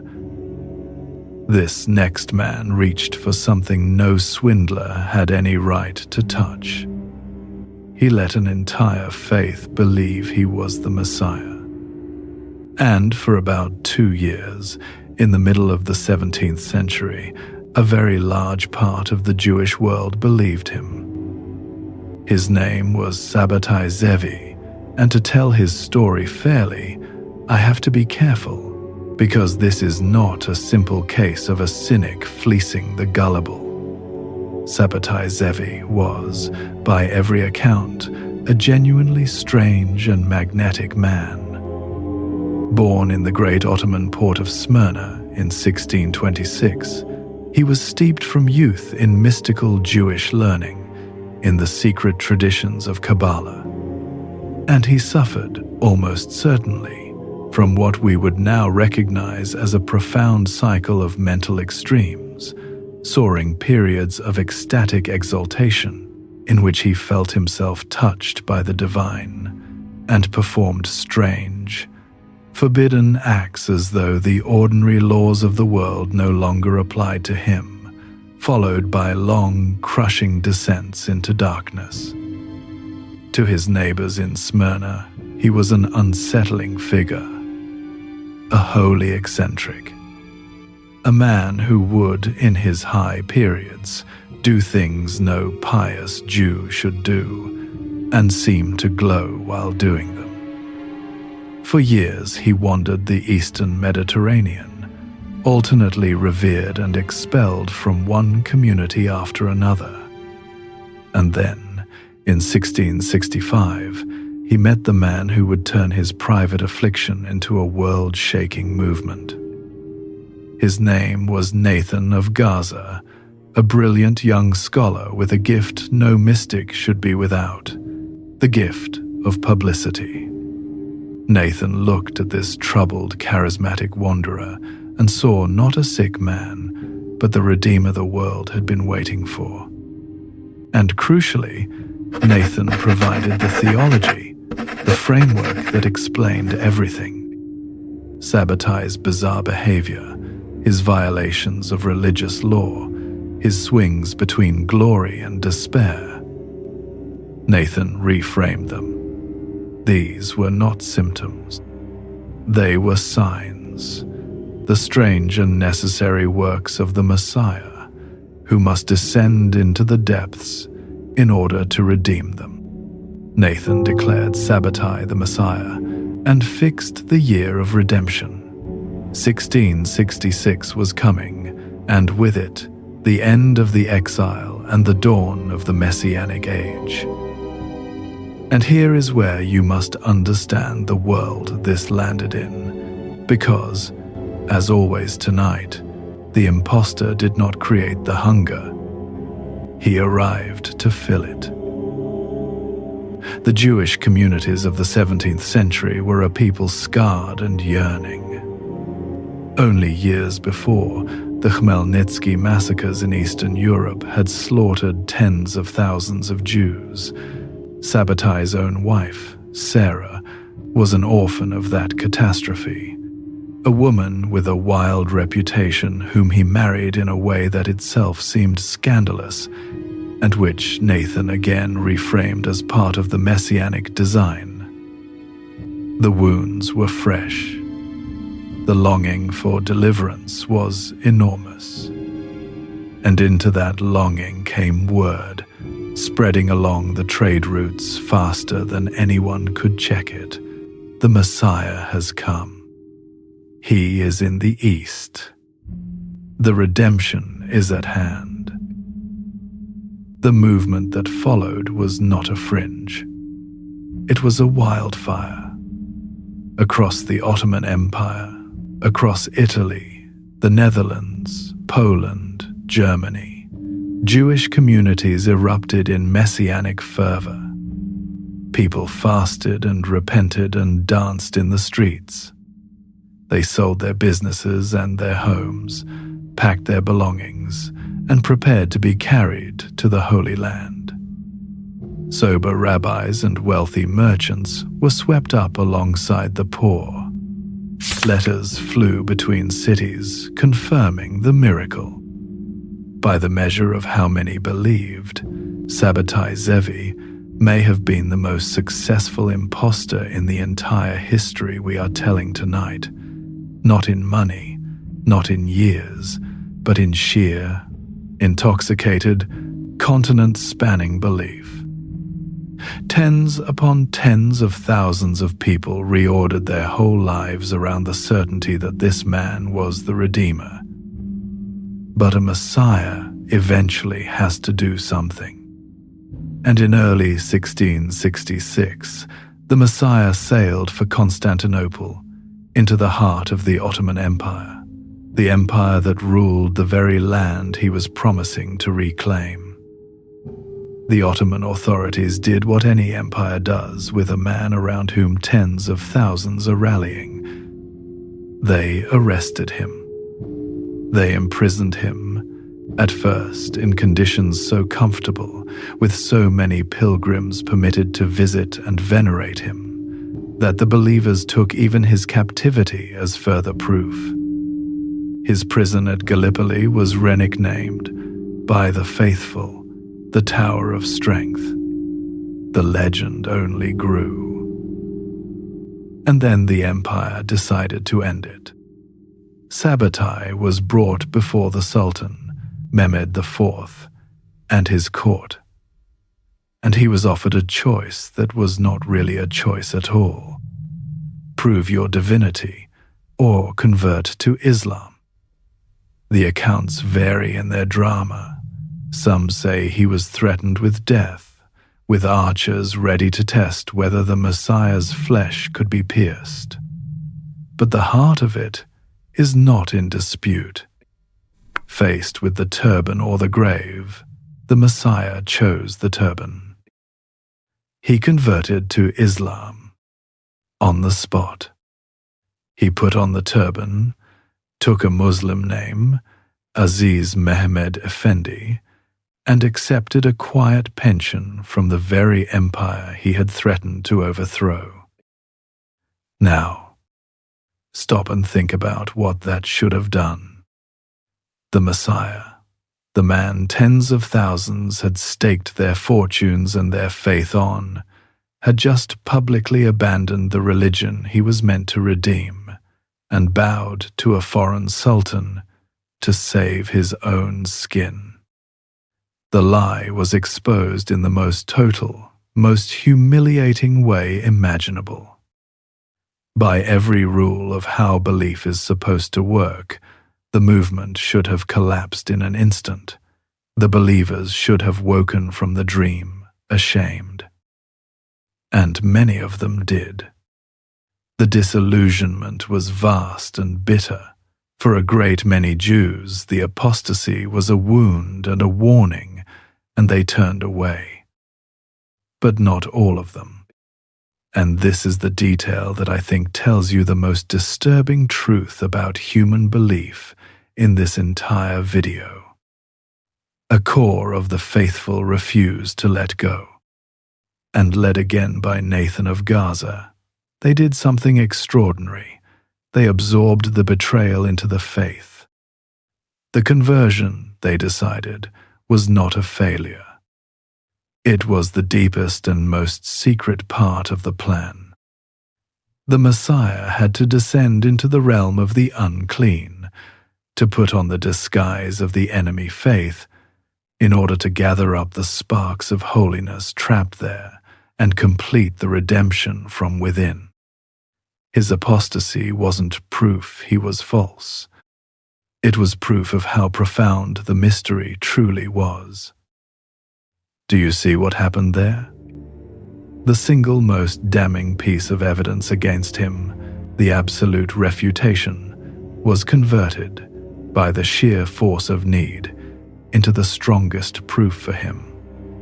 There is no fact, so disqualifying that devotion cannot reinterpret it as confirmation. We saw a smaller version of this with Anna Anderson's believers, who turned every failed test into persecution. Here it operated on the scale of a religion. Sabbatai Zevi himself lived out his remaining years in a strange double existence, outwardly a Muslim, privately still dancing on the edge of his old claims, until he died in exile around 1676. But the belief he kindled did not die with him. A few hundred families followed him even into conversion, living for generations as outward Muslims and secret followers of the Messiah, a community known as the Donme, who endured, quietly, in the city of Salonika and beyond, for nearly 3 centuries after the man himself was gone. I'm not here to mock anyone's faith. That's not the lens. The believers were not fools. They were human beings in pain, reaching for hope in a hopeless century, and a charismatic man and his brilliant prophet gave that hope a face. But the mechanism Sabbatai Zevi exposes is the same one running underneath every story tonight, only stripped down to its purest form. Belief, once it has truly taken hold, does not seek the truth. It defends itself. It will reinterpret, reframe, and rationalize any contradiction, rather than admit it built its house on sand. The Messiah took off his faith like a coat and put on his enemies, and the deepest believers simply decided that the coat, too, was holy.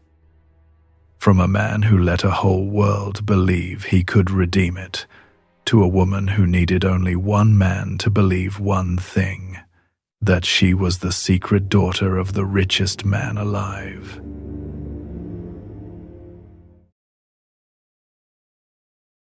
In 1902, the richest man in the world was Andrew Carnegie, the Steel King, a name that meant, simply, money beyond counting. And a woman in Cleveland looked at all that wealth and realized something the bankers around her had missed. She didn't need a single dollar of Carnegie's fortune. She only needed his name, and the one thing no banker would ever dare to do, which was pick up a telephone and ask the great man whether her story was true. That woman called herself Cassie Chadwick, the respectable wife of a respectable Cleveland physician. But she had been born Elizabeth Bigley in Ontario in 1857, and respectability was the newest of her many disguises. She had a long career of fraud already behind her. She had worked, at one point, as a clairvoyant under the name Madame Lydia de Vere, telling fortunes and lifting wallets. Marriage to Dr. Leroy Chadwick had given her a clean name and a fine house and an entree into Cleveland society. And from that perch, she devised the most audacious confidence scheme of the age. The mechanism was a small piece of theater, and it was beautiful. She arranged to be driven to Andrew Carnegie's mansion in New York, and she brought a lawyer with her, a man named James Dillon, ostensibly on other business. She went inside, alone, while Dylan waited in the carriage. She was inside for some time, and when she came back out, she accidentally let slip and dropped, for Dylan to see, promissory notes bearing Andrew Carnegie's signature for staggering sums, hundreds of thousands of dollars. Then, flustered, she let the lawyer draw the only possible conclusion, that she was Carnegie's illegitimate daughter, his secret child, and that these notes were a fraction of the fortune he was quietly settling on her to keep her quiet. The notes were forgeries, of course. She had almost certainly never met Carnegie at all. The mansion visit was pure stagecraft. But she didn't need them to be real. She needed them to be plausible and unverifiable and embarrassing, and they were all three. Because think about the position she'd engineered. A banker is approached by a wealthy, well-connected society woman who, in strict confidence, reveals she is Andrew Carnegie's secret daughter, with millions in his notes as collateral, and who needs a loan against that future inheritance. What does the banker do? He could, in theory, contact Carnegie to verify. But to do so would be to accuse a powerful man of fathering a secret child, to drag the most important industrialist in America into a sordid private scandal. And if it were true, the indiscretion would cost the banker the relationship, and possibly his career. The safer move, the polite move, the greedy move, was to say nothing, ask nothing, and quietly lend her the money at handsome interest, confident the Carnegie millions stood behind it. And so they did. For years. Bankers across Ohio and beyond lent Cassie Chadwick enormous sums against a fortune that did not exist, secured by notes that were forged on the strength of a parentage she had invented, and not one of them dared to make the single phone call that would have ended it. She borrowed against the loans to repay earlier loans, living in tremendous luxury, and the whole pyramid balanced on one wager, that Andrew Carnegie's dignity and the banker's own greed and discretion would keep everyone silent. Over roughly 8 years, she is thought to have swindled something on the order of $2 million, a colossal sum at the time, the equivalent of many tens of millions today. One man was ruined more than the rest. Charles Beckwith, the president of the Citizens National Bank of Oberlin, had lent her vast amounts, not only the bank's money, but his own. He had staked his institution on the Carnegie daughter, and when it fell, it took his bank down with it. It fell, as these schemes always do, when one creditor finally refused to stay polite. A Boston banker named Herbert Newton owed a large sum and, tired of being put off, did the unthinkable. He sued. And a lawsuit means discovery, sworn testimony, documents examined in the cold light of a courtroom. The forged notes were exposed. And the inevitable question, the one no one had been willing to ask for years, was finally put to Andrew Carnegie himself. Did he have a secret daughter? Had he signed these notes? Carnegie's answer was the quiet detonation that ended it all. He had never met the woman.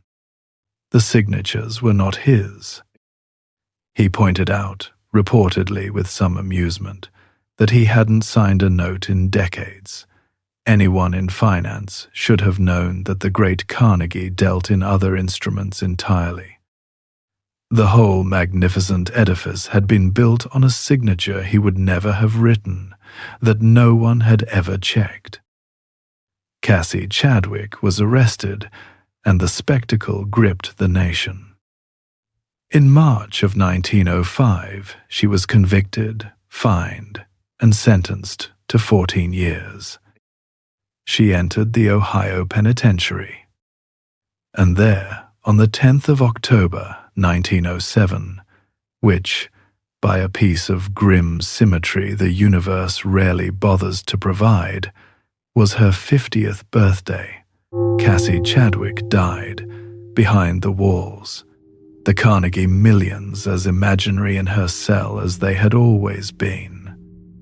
What the first find so clarifying about her is that she understood a truth about money and power that most honest people never grasp. The bankers were not stupid. They were sophisticated, and that was precisely the weakness she exploited. Their sophistication told them that rich men have secrets, that discretion is the currency of high finance, that you do not embarrass a Carnegie. She turned every one of their professional instincts into a lever.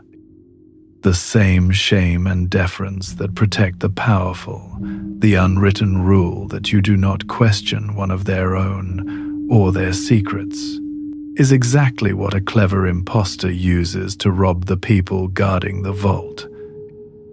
She didn't break the rules of their world. She simply read them more honestly than they did. And it's worth knowing she had been rehearsing this her whole life. Long before she was the respectable Mrs. Chadwick of Cleveland, she had been Elizabeth Bigley of Ontario, and she had run frauds under a string of names, at one point telling fortunes as a clairvoyant called Madame Lydia de Vere, a career that had already put her behind bars once. Respectability was simply her most sophisticated disguise yet. And the mansion visit that launched the whole Carnegie scheme was a small masterpiece of staging. She had the lawyer, James Dillon, drive her to the great man's door and wait outside, while she went in, to do, in truth, very little, perhaps to ask after a servant. The point was never to meet Carnegie.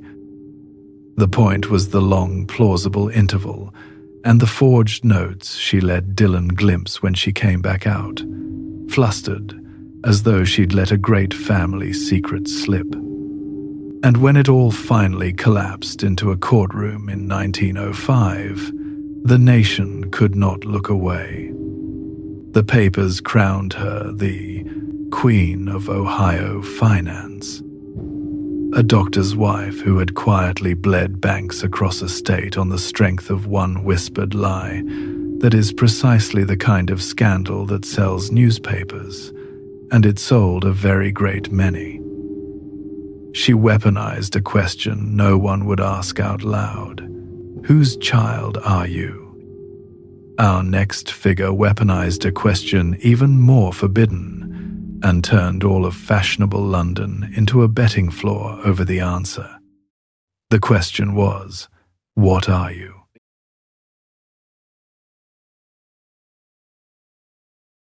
The Chevalier d'Eon is the most genuinely mysterious figure we will meet tonight, and I want to be honest with you up front, because this is a story where certainty would be a lie.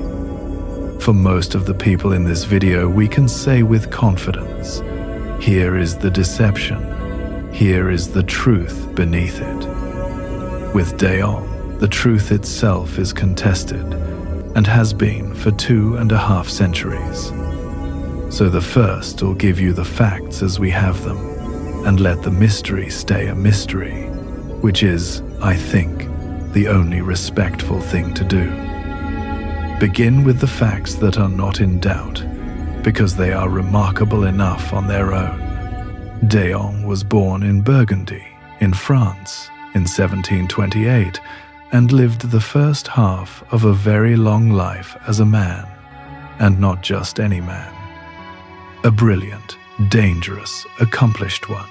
Deon was a lawyer, a soldier who served as a captain of dragoons in the 7 Years' War, and, most importantly, a spy. A member of the king's secret intelligence network, the Secret du Roi, working directly and covertly for King Louis XV. Deon was posted to the court of Russia, was decorated with the prestigious Order of Saint Louis, and was involved in the diplomacy around the peace that ended the war. By any measure, this was a person operating at the highest levels of European power, trusted with the secrets of a king. And then it got complicated.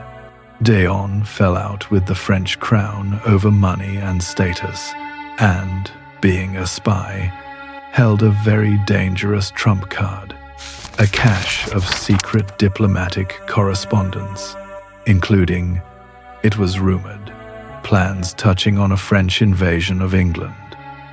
From exile in London, Deon used that cache as leverage, daring the French government to act. This was a person who had made blackmailing a king into a personal survival strategy. You did not move against Deon lightly. It was in this period in London that the great question erupted, the one that turned a spy into a sensation. Rumors began to spread that the Chevalier Deon, this decorated soldier and diplomat, was in fact a woman who had been living as a man. And here is the detail that makes this so perfectly a Midnight Magnate story. London did not respond to that rumor with discretion or with concern for the person at its center. London responded by placing bets. An actual speculative market sprang up, wagers laid on the London Stock Exchange and in the coffee houses over the true sex of a living, breathing human being. Large sums changed hands. People who had never met Deon staked fortunes on the contents of a stranger's body. It became one of the great public obsessions of the day. The matter even reached a courtroom in 1777, but I have to be precise here, because the popular version gets it wrong. A court did not rule on what Deon actually was. What happened was that one of the wagers, a bet that had been placed on Deon's sex, ended up in litigation, and the case came before the famous judge Lord Mansfield. The jury, ruling on that bet, found in favor of the side that had wagered Deon was a woman. But Mansfield himself regarded the whole business as a distasteful, improper wager. So this was a court adjudicating a gambling dispute, not a court establishing the truth of a person's identity. The distinction matters, and the people who treated that verdict as proof were doing exactly what we keep watching people do tonight, mistaking the answer they wanted for the answer they had. Around this same time, Deon struck a remarkable deal with the French crown, an agreement negotiated with the help of the playwright and fellow secret agent Beaumarchais to hand over the dangerous documents in exchange for a pension and a safe return to France. And as part of Deon's reconciliation with the new king, Louis XVI, Deon was formally recognized by the French state as a woman, granted a pension on the condition of dressing as one, and returned to France to live, publicly, as a woman, the Chevalier Deon. Deon would live the entire second half of life this way, as a woman, by royal decree, for more than 30 years. And Deon did not live it quietly. Back in England in later years, and short of money, Deon, now in a gown, took up public exhibition fencing, giving sword-fighting demonstrations as a celebrated curiosity. There is a famous occasion in 1787 when Daon fenced before the Prince of Wales himself. Picture that, a decorated former dragoon, a veteran spy, in the dress of an 18th century woman, crossing blades in an exhibition before the heir to the British throne. The crowd came to see the riddle as much as the swordplay. So which was it? Was Daon a woman who had spent decades as a man to gain access to the soldiering, the diplomacy, the espionage that were closed to her sex? Was Daon a man who, late in life, adopted a female identity, perhaps as a brilliant final maneuver, a way to defuse a dangerous enemy by becoming a harmless curiosity, perhaps for reasons entirely his own? Or do our modern words for identity simply fail to capture a person who lived with great deliberateness on both sides of a line the 18th century thought it understood? When Daon died in London in 1810, the body was examined, and the examiner concluded it was anatomically male. I'll leave that fact there, in a single line, because it deserves no sensationalism, and because, and this is the crucial point, it does not actually close the question it appears to close.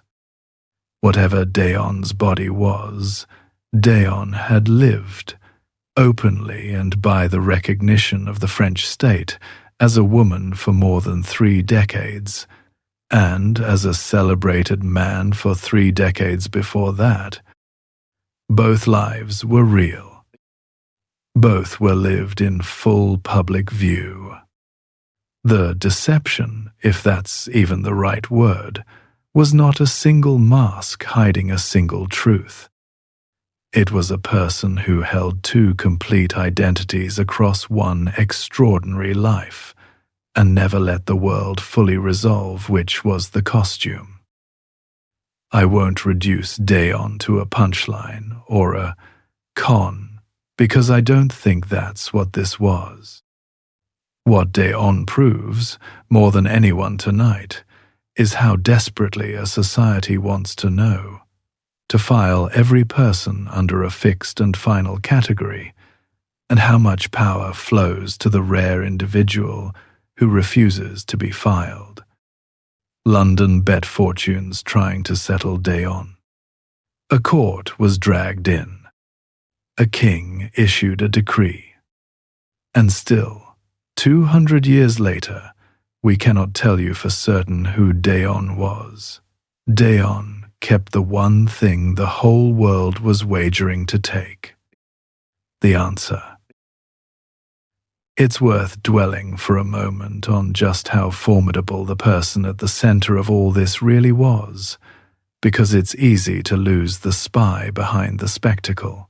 Daon had been sent on secret missions to the court of Russia, in St.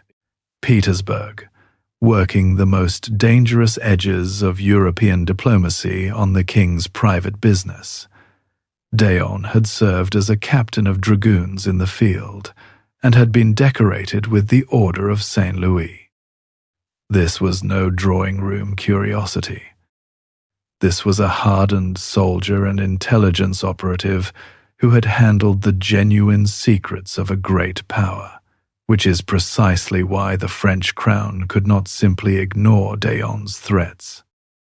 The settlement that finally brought Daon home was negotiated, fittingly, by yet another playwright spy, Beaumarchais, the man who wrote The Marriage of Figaro, moonlighting as a secret agent of the crown. And the wagering that grew up around Daon's body was no idle parlor game. Serious sums were staked. Insurance-style policies were written on the outcome. An entire society had decided that the most interesting thing about a decorated spy was a private fact that was none of its business, and was prepared to bet on it like a horse race. From a person who turned the question of identity into an unanswerable riddle, to a man whose entire stolen identity was undone by the most ordinary thing imaginable, a plate of food.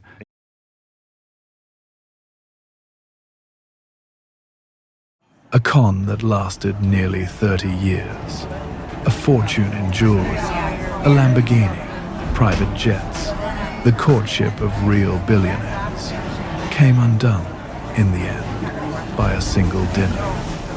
A devout Muslim prince ordered pork, and someone at the table finally let themselves think the thought everyone around him had been too dazzled to think. Princes of the House of Saud do not eat bacon. The prince was a man calling himself Khalid bin al-Saud, a member of the Saudi royal family. His real name was Anthony Gignac, and he had been someone else for almost his entire life. He had been born Jose Moreno in Colombia and adopted as a young child into a family in suburban Michigan, an ordinary American upbringing, snow and shopping malls, about as far from a desert palace as it is possible to get. But somewhere in his adolescence, Gignac discovered an intoxicating truth. If you simply declared yourself royalty, with enough confidence and enough props, people's behavior toward you changed completely. By around the age of 12, he was already telling people he was a prince. It became his life's work. Over roughly 3 decades, Gignac played Middle Eastern royalty in a dozen variations. He was arrested again and again over the years, by one count, around 11 times, for frauds large and small, and yet he always returned to the same role, because the role always worked. And over time, he refined it into something genuinely formidable. He understood that wealth and royalty are communicated through signals, and he assembled the signals with obsessive care. He had a fake diplomatic license plate for his car. He hired bodyguards and equipped them with a counterfeit federal badge, so they looked like a real protective detail. He wore the robes. He handed out cards reading HRH. He posted a life of impossible luxury. And critically, he had a business partner who helped front a sham investment firm, Marden Williamson International, which gave the whole performance a veneer of legitimate, prince-sized finance. And the rich came to him. That is the part worth sitting with. Gignac didn't have to chase his marks. The aura of a Saudi prince, the suggestion of essentially limitless oil wealth, drew sophisticated, wealthy investors who wanted a piece of whatever the prince was building. He defrauded dozens of people of more than $8 million, according to federal prosecutors, dangling fabulous returns and royal access. His most prominent target was a genuine Miami billionaire, the hotelier Jeffrey Soffer, owner of the famous Fontainebleau. Soffer was courting the prince over a major hotel deal, and in the process, lavished him with gifts to cement the relationship, expensive jewelry, the use of a private jet, the full treatment one extends to a man one believes can make one richer. It was during this courtship, over a meal, as the two camps dined together, that the illusion finally cracked. The devout Saudi prince was observed ordering and eating pork, and for one of the people in Soffer's orbit, that was the loose thread. Why would a member of the House of Sword, of all people, eat pork? The doubt, once it existed, pulled at everything else. A private investigator was brought in. and the investigation unwound the whole 30-year fiction with humiliating speed. There was no Saudi prince. There was Anthony Gignac, born Jose Moreno of Michigan, with a long record of doing exactly this. He was arrested in 2017, and in 2019 he was sentenced to 224 months in federal prison, more than 18 years. After 3 decades of impunity, the role that had always saved him finally cost him nearly 2 decades of his life. I should add one sober note, because the wreckage of a con is rarely confined to the conman. As the scheme collapsed and the questioning began, Gignac's business partner in that sham firm, Carl Marden Williamson, attempted to take his own life and died of his injuries. It's a stark reminder that these capers are never the victimless theater they pretend to be. The plate of pork makes for a wonderful punchline. The human cost underneath it does not. But let's stay, for a moment, with why it worked for 30 years, because the answer is the same answer we keep arriving at, dressed in modern clothes. Gignac's whole con ran on the world's reluctance to question wealth and rank. When a man presents as a Saudi prince, diplomatic plates, bodyguards, robes, $1 billion manor, the people around him do not interrogate the claim. They compete for his favor. They give him jewelry and jet rides, hoping to be cut in on the fortune. Every instinct of the wealthy is to defer to greater wealth, to assume that the security detail and the diplomatic plates were arranged by someone official, that surely someone had checked. No one had. For 30 years, no one had. It's Cassie Chadwick's lesson, a century later and a continent away. The rich are robbed most easily, not in spite of their sophistication, but because of it. Their instinct to defer to one of their own is the very door the impostor walks through. Gignac simply understood that a prince is mostly a costume and a manner, and that almost no one, dazzled by the promise of being close to that much money, will be rude enough to check the label. It took a forbidden plate of pork to do what years of suspicion never had.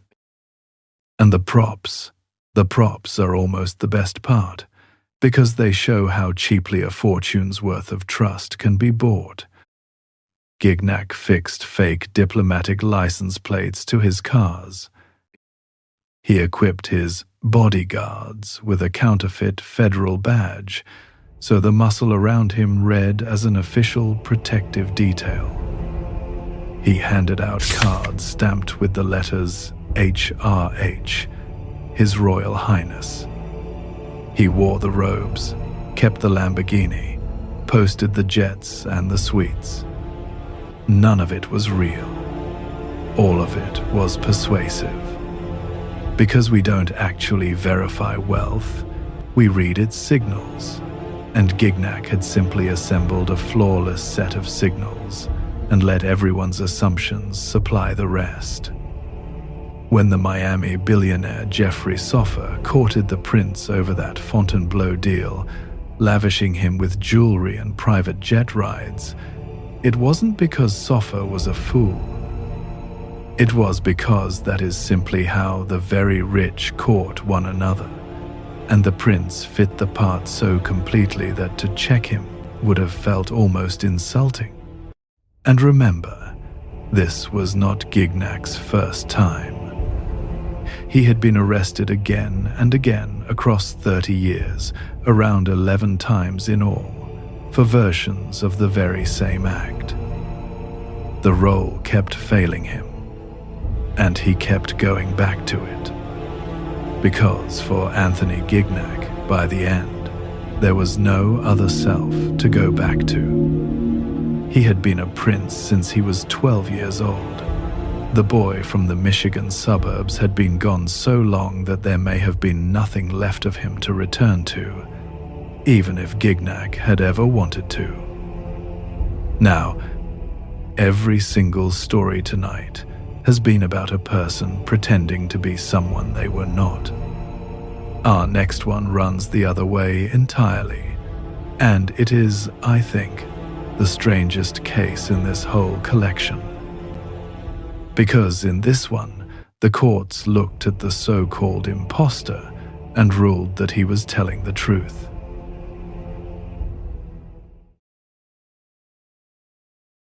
Here is a story that turns our whole theme inside out. For 13 chapters, we've watched strangers claim to be someone they were not. Now we meet a man accused of being an impostor who fought that accusation through the highest courts of an empire for a quarter of a century, and who, in the end, the courts declared was exactly who he said he was. The most contested identity in the history of British India.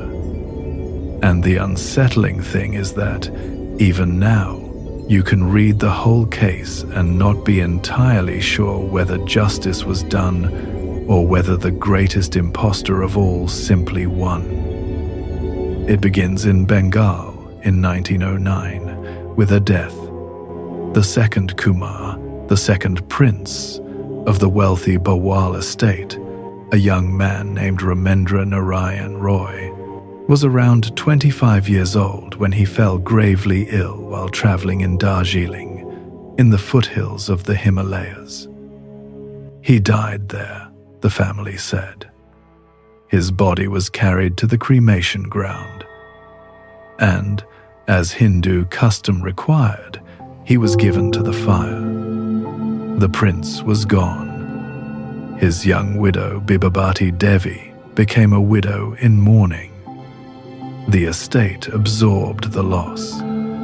Life, as it does, moved on. Except, and here the story begins to shimmer with the uncanny, there was a rumor, almost from the start, that the cremation had been interrupted, that a sudden storm had scattered the mourners before the fire could do its work, and that, in the chaos, the dead prince, perhaps only unconscious, in some kind of coma, had been carried off and revived by a band of wandering Naga holy men who nursed him back to life and took him with them into the ascetics' road. For over a decade, that was just a ghost story.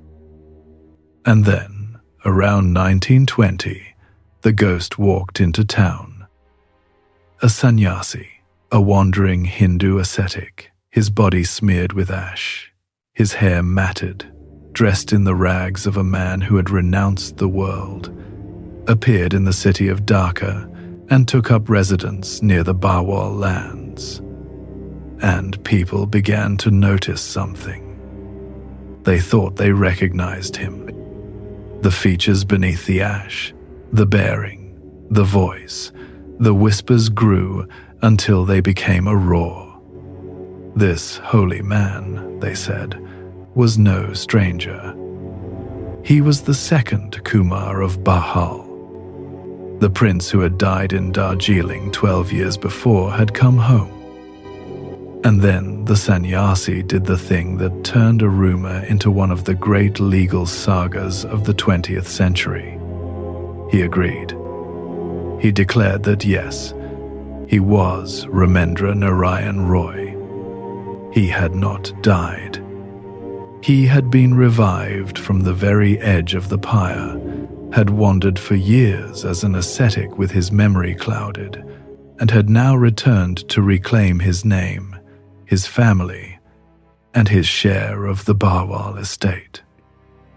Now was he. This is what makes the case so extraordinary, because the evidence cut in every direction at once, and the stakes were enormous. The Bawal estate was vast and rich. If this man was the prince, He was entitled to a fortune. And so the question was fought with the full ferocity that money and law can muster. On the claimant's side stood an avalanche of recognition. Not dozens of witnesses, thousands. Tenants, relatives, servants, neighbors, people who had known the prince intimately, came forward in extraordinary numbers to swear this was the man. And it was not just faces. The case turned on a forensic catalogue of the body. The claimant bore smallpox scars where the prince had borne them. He had a distinctive mark said to come from a tiger's claw. Peculiarities of his feet, his teeth, his gait, his manner of speech, something like 21 separate identifying features, were argued to match the dead prince. The trial generated thousands of pages of testimony. It was, by any measure, one of the most exhaustively documented identity disputes ever heard. And on the other side stood one immovable figure, the widow. Bibabati Devi refused, absolutely, to the very end, to accept that this ash-smeared ascetic was her husband. She called him an impostor. She would not take him back, would not touch the inheritance his victory would bring her, would not bend no matter how the tide of recognition rose against her. Whether she knew something the thousands of witnesses didn't, or whether she simply could not, would not, reopen a grief she had long ago sealed shut, is one more thing the records cannot finally tell us. Her brother, a man named Satyendranath Banerjee, was accused by the claimant's camp of having engineered the original death in the first place, though that, too, was never proven. The case ground through the courts for years, and in 1936, the district judge, a man named Pannalal Basu, who produced a meticulous, monumental ruling after weighing that mountain of evidence, found for the claimant. He was, the court held, the genuine second Kumar of Bahawal. The dead prince had come back. The estate appealed, and it went higher, to the Calcutta High Court, which upheld the finding in 1940. And the estate appealed again, all the way to the highest court of the British Empire, the Privy Council, in London. And on the 30th of July, 1946, the Privy Council affirmed it. 3 levels of imperial justice, across a decade of litigation, had examined the man who walked out of the ashes and had ruled that he was real. And now comes the ending that no novelist would dare to invent. Word of the final victory reached India.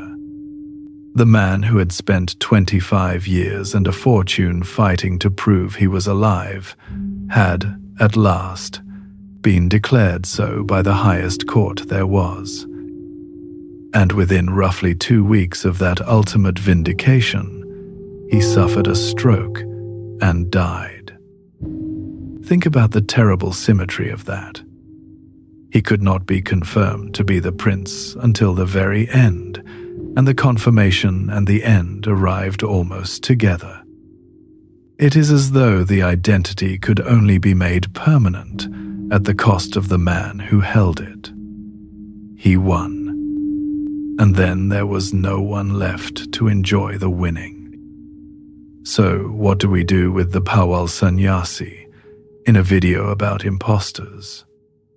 I include him precisely because he breaks the pattern, because he is the mirror image that shows us what all the others have in common. Every other figure tonight stole an identity that wasn't theirs. This man may have reclaimed one that was.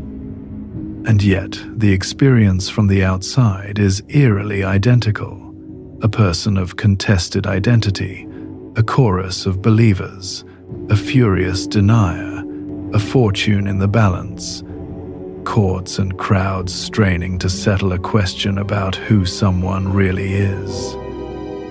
The machinery of doubt and belief looks exactly the same, whether the claim is true or false, which is the most unnerving lesson of all, that recognition, even by thousands, even by courts, even by an empire, is not the same thing as certainty. We believe we can know another person. The Barwell case suggests that, sometimes, we simply choose what to believe and then build a verdict around it. Before we carry on, a question I'd genuinely love your help with. We've ranged tonight across empires and frauds, across thrones and pulpits and operating tables. So tell me, down in the comments, which institution, which figure, which dark and shadowed corner of history would you most like us to wander into next? A scandal that's always nagged at you. A name you've never heard us say. Leave it below. I read them, and many a future episode has begun life as one line from one of you in the dark. Now we've spent the night on people who took other identities for power, for money, for survival. Our next figure took one for none of those reasons. He took it for the simple, radical freedom to practice the work he was born to do.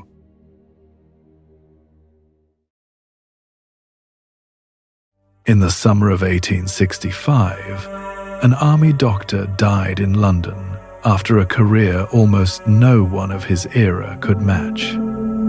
He had served the British Empire for half a century, on 3 continents. He had dragged military medicine, kicking and screaming, towards sanitation and decency in an age that thought hand-washing was an eccentricity. He had performed one of the first caesarean operations in the British Empire, in which both the mother and the child survived. And he had risen, through sheer ferocious brilliance and an even more ferocious temper, to the rank of Inspector General of Hospitals, the second highest medical office in the entire British Army. His name was James Barry, and the world would learn, only after his death, that the most distinguished army doctor of his generation had been assigned female at birth, and had lived his entire adult life as a man. Let me hold this story to a higher standard of care than some of the others tonight, because James Barry did not steal anything, did not defraud anyone, did not leave a trail of ruined victims. What he did, what the evidence allows us to say, is that he found the only door that led to the life he was determined to live, and he walked through it, and he never once looked back. Whether he lived as a man chiefly because it was the sole path into the medicine and rank he craved, or because it was, simply, who he understood himself to be, is a question serious historians still debate, and I am not going to flatten it into a tidy modern label. The honest answer is that we cannot be certain, and the person who could tell us guarded the secret to the grave with extraordinary success. What we can reconstruct is the shape of an astonishing life. He was born, most likely around 1790, in Cork, in Ireland, into a family named Bulkley, given, at birth, the name Margaret. The family fell into financial ruin, and the bright, ambitious young Margaret found unlikely allies among a circle of progressive thinkers. Among them, the Venezuelan revolutionary general Francisco de Miranda, and a reform-minded Scottish nobleman, the Earl of Buchan. And out of that circle came a plan, audacious and irreversible. The young Bulkley would enter the University of Edinburgh to study medicine as a man under a new name, James Barry. It worked. Barry qualified as a doctor at Edinburgh in 1812, passed the examination of the Royal College of Surgeons in 1813, and immediately took a commission as an army surgeon. And from that moment, the disguise was no longer a temporary stratagem. It was the whole life. For more than 50 years, through postings to South Africa, to the Caribbean, to Canada, James Barry was a man. To his colleagues, his patients, his servants, his superiors, and his enemies. And he had a great many enemies, because Barry was, by all accounts, a difficult, abrasive, fiercely combative individual, a small, slight figure with a high voice and a towering ego, quick to take offense, quick to duel, and absolutely relentless about the things he believed in. And here is what redeems the abrasiveness. He was usually right. Barry was a genuine medical reformer, decades ahead of his time. He obsessed over clean water, proper diet, sanitation, and ventilation, in an era when military hospitals were essentially places people went to die of each other. He fought the bureaucracy ceaselessly to improve conditions for soldiers, for prisoners, for lepers, for the poor. In South Africa, he performed that landmark caesarean section, and the grateful family named the surviving child after him, James Barry Munnick, a name that echoed in South Africa for generations. He was, in the truest sense, a brilliant doctor who happened to also be the most successful long-term impostor in this entire video. 50 years, never broken, hiding in the most scrutinized institution imaginable, the army. There is a famous, telling clash near the end of his career. In the Crimea, Barry encountered Florence Nightingale, herself a reformer, herself a force of nature, and the two of them, predictably, detested each other. Barry reportedly dressed her down in public, on horseback, in his usual imperious style. Nightingale later recalled him as the most hardened creature she had ever met. Two of the great sanitary reformers of the 19th century, and they could not stand to be in the same place. There is something almost comic in it, and something very human. Barry had spent a lifetime building an impregnable persona. He could not afford, ever, to be soft, to be doubted, to be looked at too closely. The armor that protected his secret also, perhaps, made him impossible to like. He rose, finally, to Inspector General of Hospitals, the second highest medical rank in the British Army, an extraordinary summit for anyone, let alone someone living under so total a concealment. And he held it until age and illness caught up with him. He died of dysentery in London in July of 1865, and was due to be buried, with appropriate honors, as the senior army doctor he was. And then came the discovery. I will give it to you the way dignity demands, in a single line. The woman who prepared his body for burial found that Barry's physical sex did not match the life he had lived, and she spoke of it afterward. That is all I will say of it, because the body was never Barry's secret's point. The life was. The Army's reaction tells you everything about how institutions handle a truth they find inconvenient. They did not celebrate the astonishing achievement. They did not investigate or explain. They simply closed the file. Barry's records were sealed away from public view for decades, long enough that the man and his secret could pass safely into history before anyone official had to say a word about it. The story you sometimes hear, that they locked the records for exactly 100 years, is almost certainly an exaggeration. Researchers reached them well before that. But the instinct was real.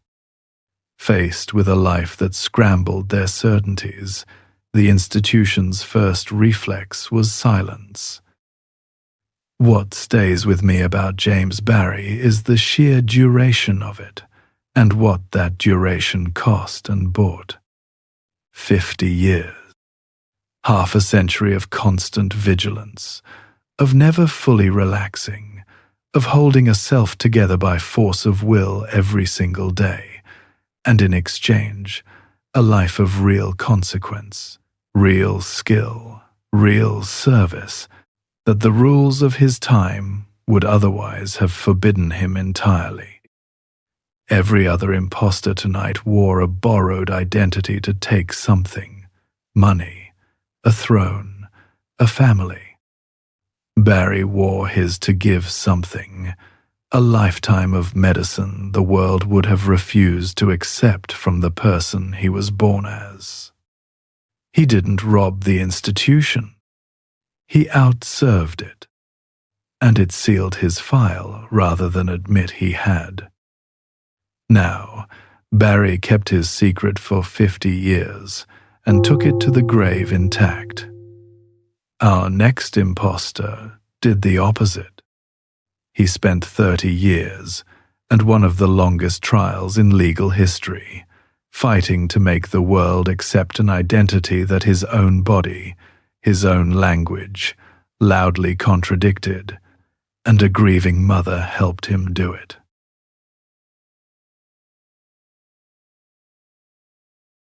A mother who has lost a son will believe a great deal. The Dowager Lady Tichborne believed the most extraordinary thing of all, that a heavy-set butcher from the far side of the world, who spoke no French, who had nearly tripled the slender weight of her boy, and who lacked the marks her son had carried on his body, was nonetheless her beloved Roger, come home from the dead. And on the strength of a mother's refusal to grieve, one of the most ordinary men in the British Empire nearly walked off with one of its great fortunes. Let me set the scene. Sir Roger Tichborne was the heir to a wealthy English baronetcy, old family, vast estates worth, by the accounts of the day, something on the order of £20,000 to £25,000 a year, which in the 1850s was a river of money. Roger was a particular sort of young man, slim, refined, raised partly in France, so that French was effectively his first language. He spoke English with a French accent. In 1854, restless and unhappy, he took ship to South America, and from there boarded a vessel called the Bella, bound onward across the sea. The Bella was lost. Wreckage was found.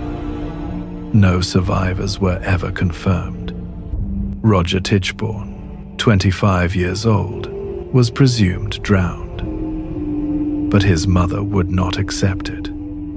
Lady Tichborne clung for years to the conviction that her son had survived, perhaps picked up by a passing ship, perhaps cast away somewhere in the world, waiting to be found.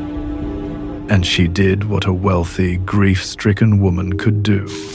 She placed advertisements across the globe, seeking news of her lost boy, offering reward, refusing to let the door close. And in 1865, 11 years after the Bella went down, the advertisements were answered from a place about as far from a French-speaking English aristocrat as the planet offers, Wagga Wagga, a rough town in the Australian outback. There, a local butcher, a large, rough-handed man going by the name Thomas Castro, came forward and let it be known that he was, in truth, the lost Sir Roger Tichborne. Now, on paper, the claim was preposterous, and it's worth laying out exactly how preposterous, because it tells you how powerful the wanting was. The real Roger Tichborne had been slim, under 9 stone by some accounts. The claimant was enormous, well over 20 stone and still growing. Roger had spoken fluent French as a native. The claimant spoke not a word of it. Roger had distinctive marks on his body that the claimant could not produce. Roger had been an educated young gentleman. The claimant had the manners and knowledge of a working man. Almost nothing matched. As one local who had known Roger reportedly put it, the man had changed from a racehorse to a carthorse. And yet, when the claimant traveled to Paris to meet the Dowager Lady Tichborne in early 1867, she accepted him. She looked at this vast stranger and she saw her son. She embraced him. And from that moment, the impossible claim had the one thing it needed above all else: the sworn, public, unwavering recognition of the dead man's own mother. If she said it was Roger, who could say otherwise? A great many people, as it turned out, said otherwise, because there was an enormous fortune at stake, and the rest of the Tichborne family had every reason to fight. And so began one of the most spectacular legal marathons in the history of English law. First, a civil trial, where the claimant sued to establish his right to the estate, a proceeding that ran for around 100 days before collapsing against him. And then, when his civil case failed, the Crown came after him criminally for perjury, and that trial became the true monster. It ran for 188 days in court, the better part of a year, with more than 200 witnesses for the prosecution alone. The nation was transfixed. The case was in every newspaper, argued in every pub, and the central question gripped everyone: who was this man? The prosecution, led by the formidable Henry Hawkins, set out to prove he was not Roger Tichborne at all, but a man named Arthur Orton, a butcher's son from Wapping, in London, who had knocked about the world and reinvented himself in the Australian bush. And piece by grinding piece, across those 188 days, they dismantled him. The missing French, the missing marks, the gaps and contradictions in his account of Roger's life, the witnesses from Wapping who knew Orton. But here is the part that lifts the Tichborne case out of the legal textbooks and into something stranger, something about power and class and crowds. Because, as the establishment closed in on the claimant, the public, in enormous numbers, rallied to him. To working people across Britain, the Tichborne claimant became a folk hero, a plain, ordinary man being ground down by the wealthy, the lawyers, the aristocracy, all conspiring to deny him his birthright. His flamboyant, increasingly unhinged barrister, Edward Keneally, fanned this into a genuine popular movement, with mass meetings and petitions and a newspaper, until the question of one man's identity had become a proxy war between the classes. People who had never met him were certain of his innocence, not because they had weighed the evidence, but because of what he represented. He was their man against their betters, It did not save him. In 1874, the jury found that the claimant was not Sir Roger Tichborne, that he was, indeed, Arthur Orton, and that he had committed perjury. He was sentenced to 14 years of penal servitude. He served his time, was released in the 1880s, and faded, at one point reportedly confessing, then recanting the confession, into poverty and obscurity. He died, destitute, in 1898. And in a final, almost tender absurdity, the family is said to have permitted the name Sir Roger Tichborne on his coffin plate, the role he had played to the end granted to him only in death.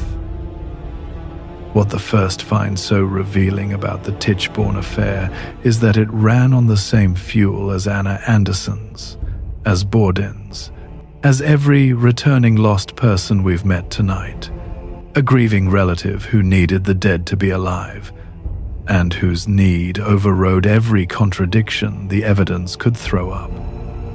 Lady Tichborne did not examine the claimant.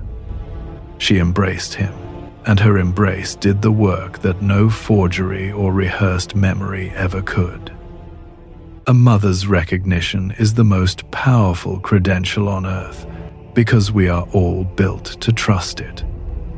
The claimant understood, perhaps better than he understood anything, that he did not have to convince the world. He only had to convince one heartbroken woman, and let her convince the world for him. And the crowds. The crowds remind us that belief is rarely really about the facts of the case. It is about what the case lets us feel, about who we want to win, who we resent, what story about the world we are hungry to have confirmed. The Tichborne claimant gave a frustrated public a hero, and they loved him for it, long after the evidence had buried him. We've watched impostors fool a mother, fool the rich, fool a congregation, fool an army. Our next man fooled an entire empire, and not from the shadows, but from the throne itself. It's time to go to Russia.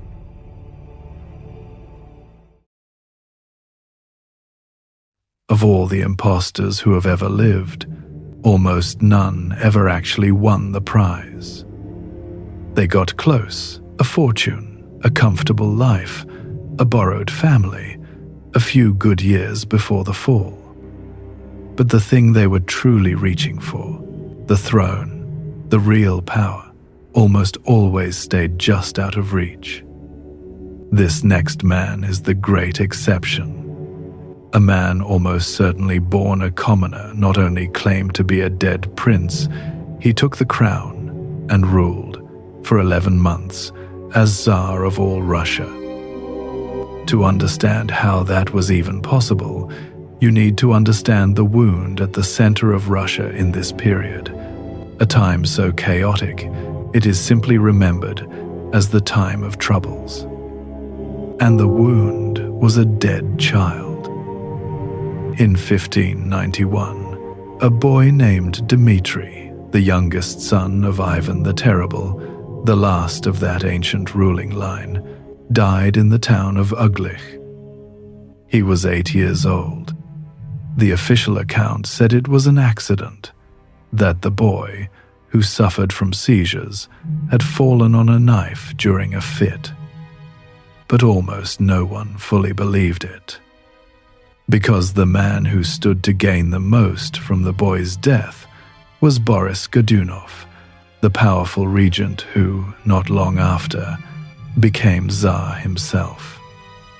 The whisper never died that Godunov had murdered the child to clear his own path to the throne, and a whispered, unproven death, as we have learned again and again tonight, is the most fertile ground an impostor can find.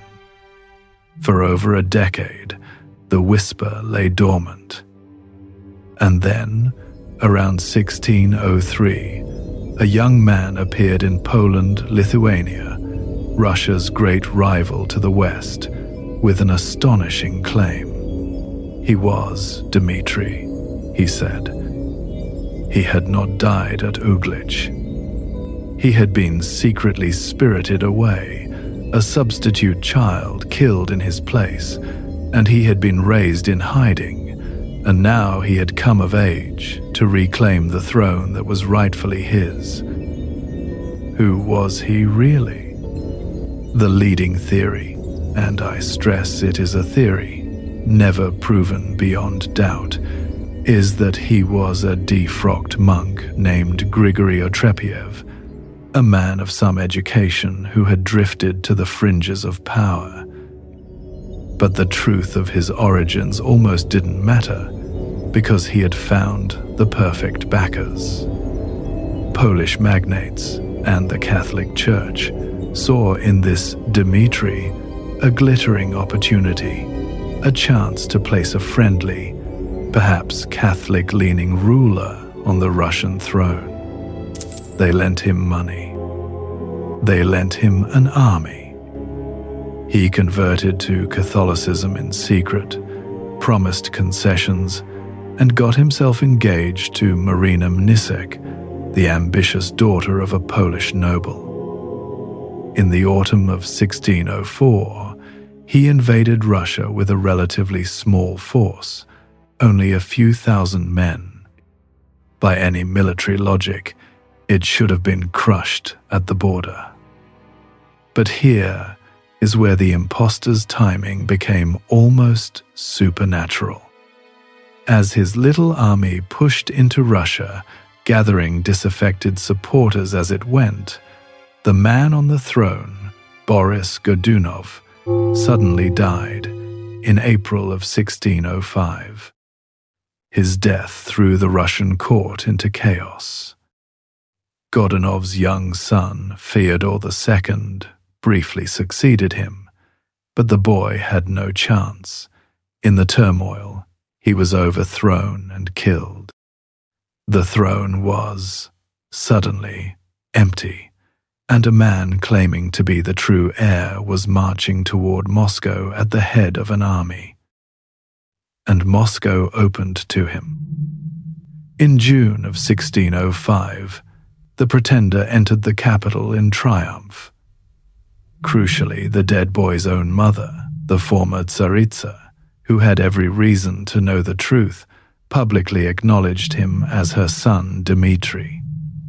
Whether out of belief or terror or her own calculation of advantage, her recognition sealed it, exactly as Lady Tichborne's would seal a fraud 2.5 centuries later. And on the 21st of July, 1605, the man history calls the false Dmitri was crowned Tsar of all Russia. The impostor had won. Not a county, not a fortune, an empire. But a stolen throne is the hardest identity of all to keep, because everyone around it is measuring you against the role. And the new Tsar made a fatal error. He was too foreign. He had arrived on Polish swords. He kept Polish guards and Polish habits. He did not observe Russian customs with the rigor the deeply traditional Muscovites expected of their Tsar. And when he married Marina Mnisek in May of 1606, the offense compounded. She was a Catholic Pole who, by the accounts, refused to convert properly to Orthodoxy, and was crowned Tsaritsa anyway. To the watching nobles and the Orthodox faithful, this did not look like a true Russian prince restored. It looked like a foreign takeover wearing a dead boy's name. A powerful, scheming boyar named Vasily Shwisky saw his moment. Barely a week after the wedding, in the small hours, Shwisky's faction raised the city against the foreigners. A mob stormed the Kremlin. The false Dmitri tried to flee. He reportedly jumped or fell from a high window in the attempt, breaking himself on the way down, and was caught and killed. On the 17th of May, 1606, the impostor who had ruled an empire for 11 months was dead. Shuisky, of course, promptly had himself made Tsar. And then comes the detail that makes this the most spectacular ending of any story tonight, the moment that tells you how deeply the man had unsettled the Russian soul. Killing him was not enough. His body was put on display, mocked, and abused. And then it was burned. And then the ashes were loaded into a cannon and fired westward, toward Poland, the direction he had come from. The popular reasoning behind it, the rumor that drove the act, was that this man had been a sorcerer, a thing of dark and unnatural power, and that only by scattering him to the winds, by sending him back where he came from in a blast of gunpowder, could they be certain he would never, ever return. They were wrong to think it was over, by the way. The time of troubles had more impostors in it. A second false Dmitri soon appeared, claiming to be the first one, miraculously survived. And Marina Mniszek, the widowed Tsaritsa, recognized him too, and took up with him. Whether out of belief or pure survival, she was willing to have a second husband be the same impossible man. The hunger for a legitimate Dmitri was so great that Russia kept manufacturing them. I keep coming back to that cannon, because think about what it really says. They did not fire his ashes from a cannon because they were sure he was a fraud. You don't take those measures against a mere liar. They did it because, on some level, they were afraid the identity had a power of its own, that Dmitri was a force that might come back no matter how dead the man was. And in a sense, they were right to be afraid, because the name did come back, again and again, in other men's mouths. That is the dark lesson of the false Dmitri. A powerful identity, once loose in the world, is almost impossible to kill.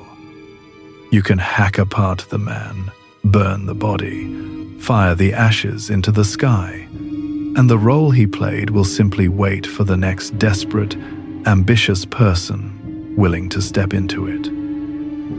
They fired that man's ashes from a cannon to be rid of a king they had never wanted. Our next impostor had precisely the opposite problem. He was a king that a great many powerful people very much did want. They simply had to find a body to put the crown on. And the body they settled on belonged to a boy of about 10 years old.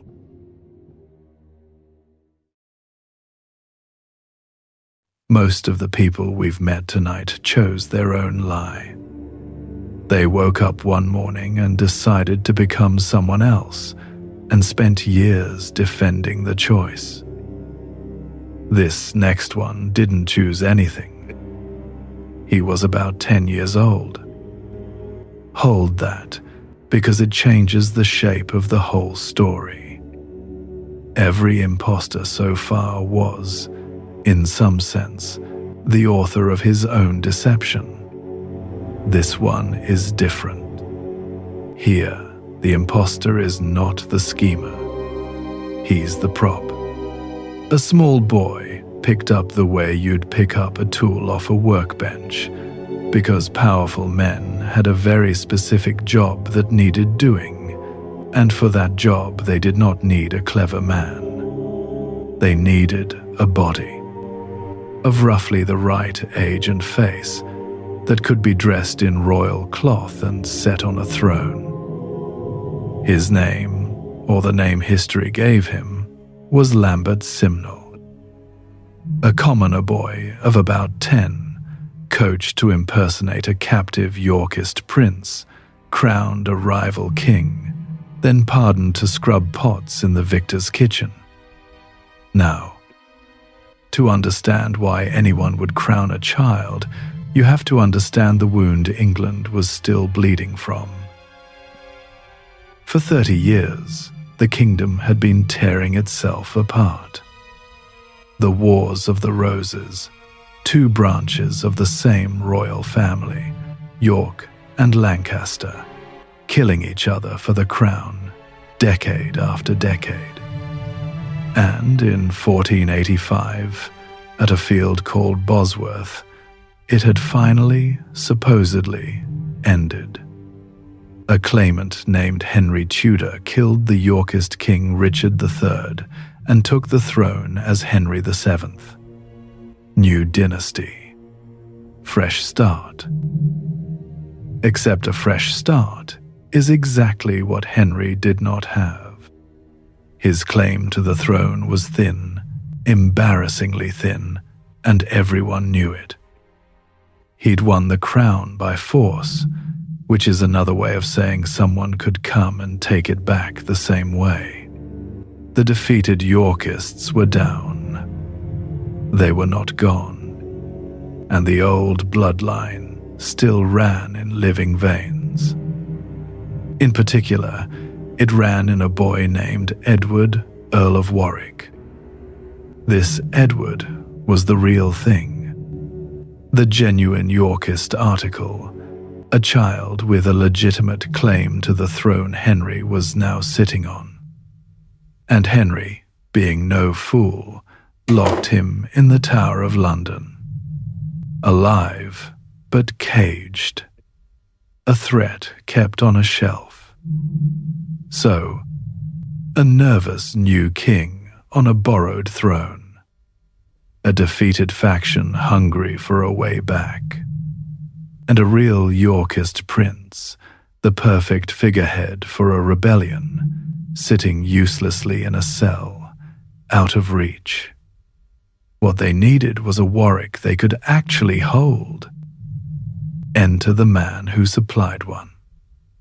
Richard Simon, sometimes written Simons, the ambitious Oxford-trained priest who manufactured a king from a tradesman's son and hoped to become a kingmaker. That last part is the key to him. Simon was educated, clever, and eaten alive by ambition. He looked at the chaos of the age and saw, not danger, but opportunity, the chance for a humble priest to become the secret architect of a throne. All he required was raw material, and the raw material was Lambert. We don't really know where the boy came from. The son of a tradesman, most likely a baker or a joiner. The records disagree, and frankly, it didn't matter, then or now. What mattered was that he was handsome and quick and trainable.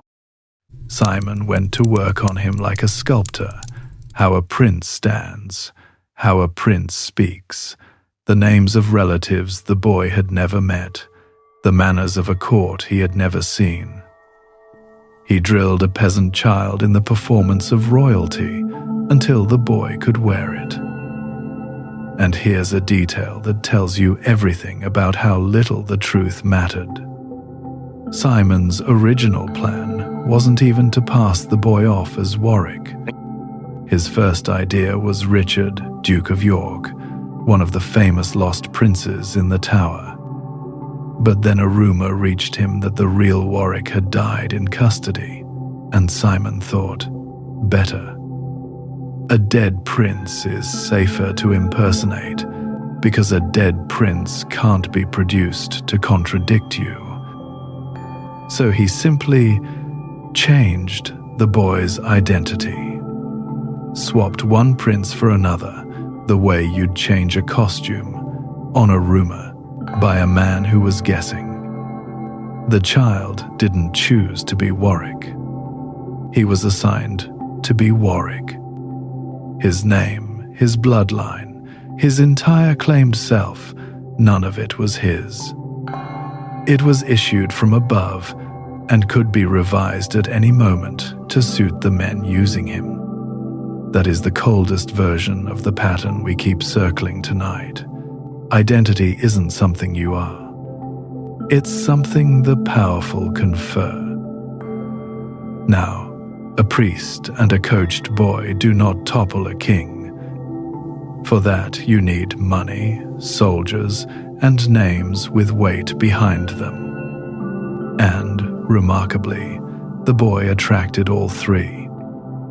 Simon took him to Ireland, which was Yorkist country, where the old loyalty still burned.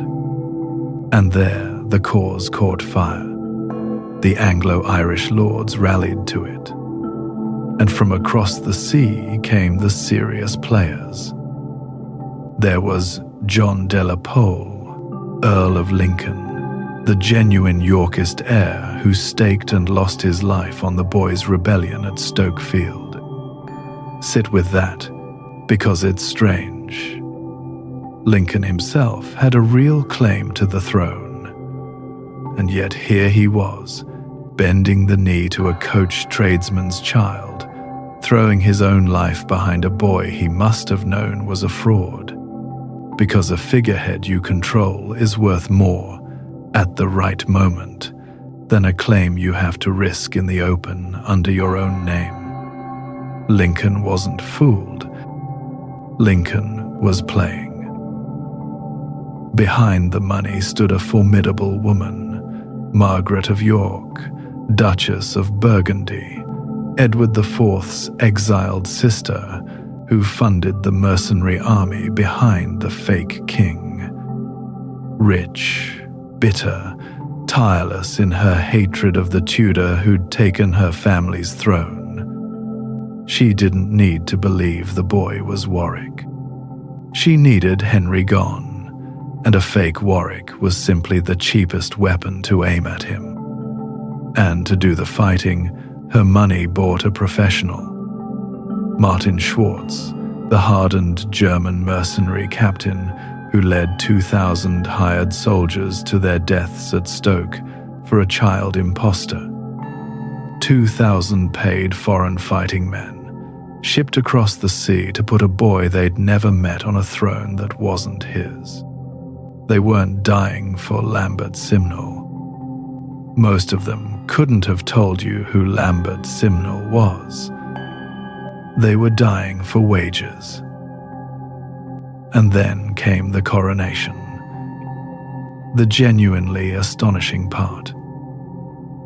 On the 24th of May, 1487, in Christ Church Cathedral in Dublin, they crowned the boy king. King Edward VI, they called him. A real cathedral. A real ceremony. Real lords kneeling. And, this is the detail I love, they couldn't find a proper crown, so they took a golden circlet off a statue of the Virgin Mary and set it on the child's head. A borrowed crown, lifted from a statue, for a borrowed king, lifted from a workshop. There is a terrible neatness to that. So now there were, functionally, two kings of England, and one of them was a 10-year-old in Dublin wearing a saint's jewelry. How do you puncture a fraud this audacious? Henry does the simplest, most devastating thing imaginable. He reaches up onto the shelf where he's been keeping the real Earl of Warwick, alive, remember, the whole time, takes him out and walks him through the streets of London for everyone to see. There he is, the actual Warwick, breathing. The very prince the boy in Dublin was claiming to be, paraded down the road in broad daylight, so the whole city could understand instantly that the king crowned in Ireland was a lie.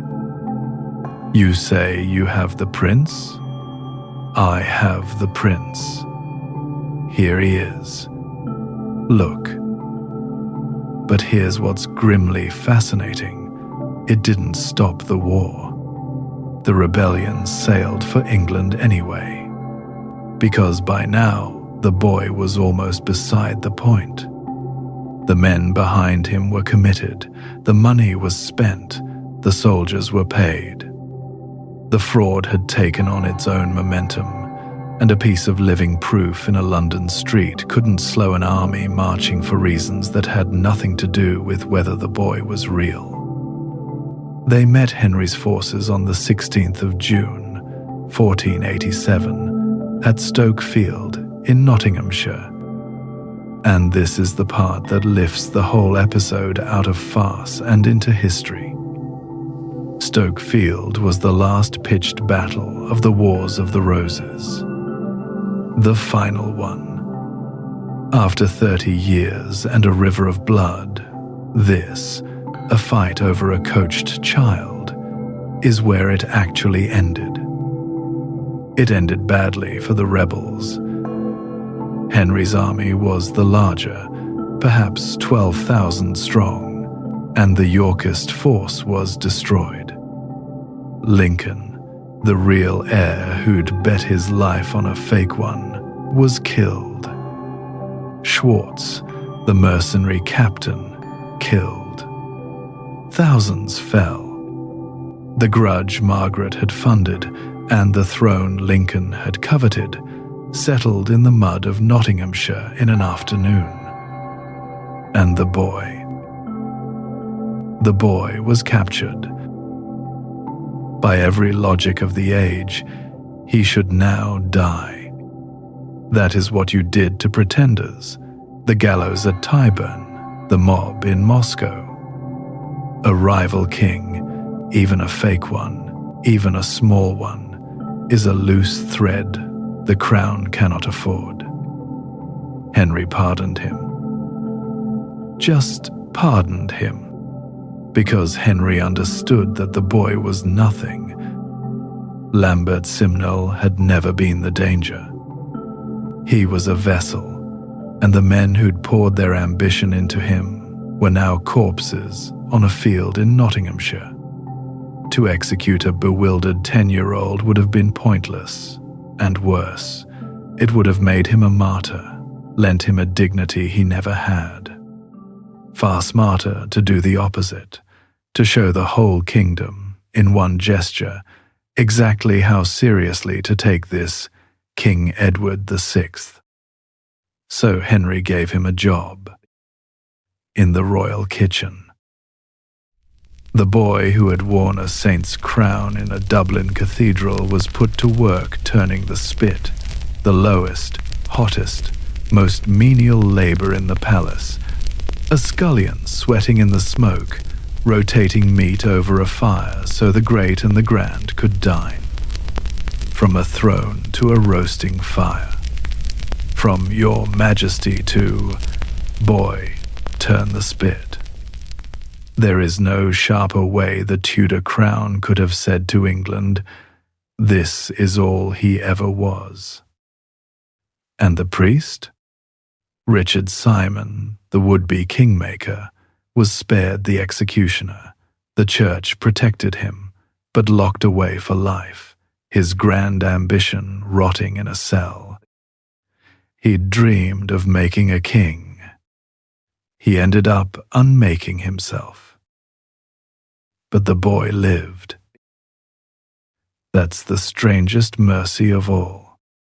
Lambert kept that kitchen job, and kept his head, and simply grew up. In time he was even promoted from the spit to the falcons, ending his days as a royal falconer, trusted enough to handle the king's birds.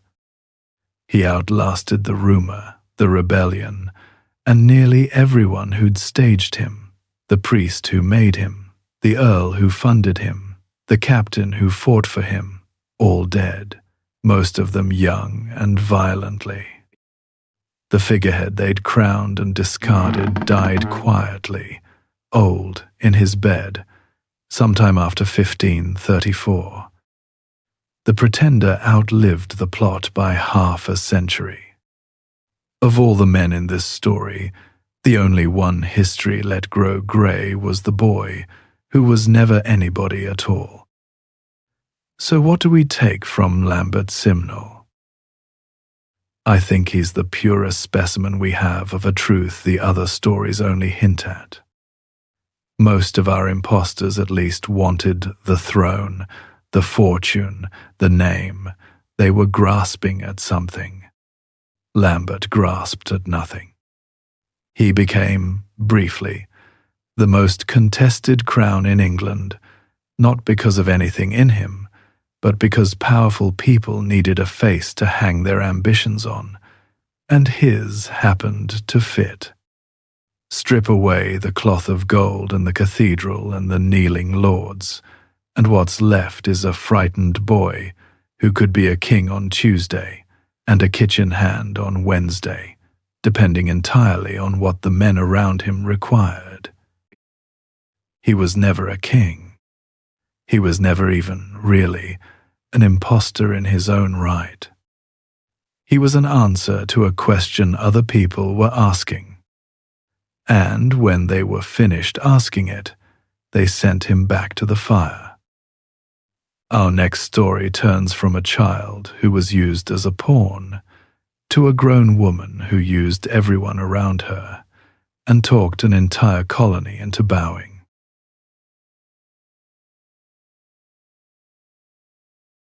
Consider for a moment the distance.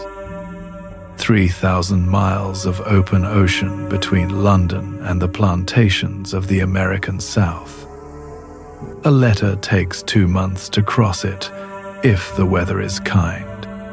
A question, a simple question, like is this woman really who she says she is, takes 4 months to send an answer, assuming anyone in London even knows the face you're asking about.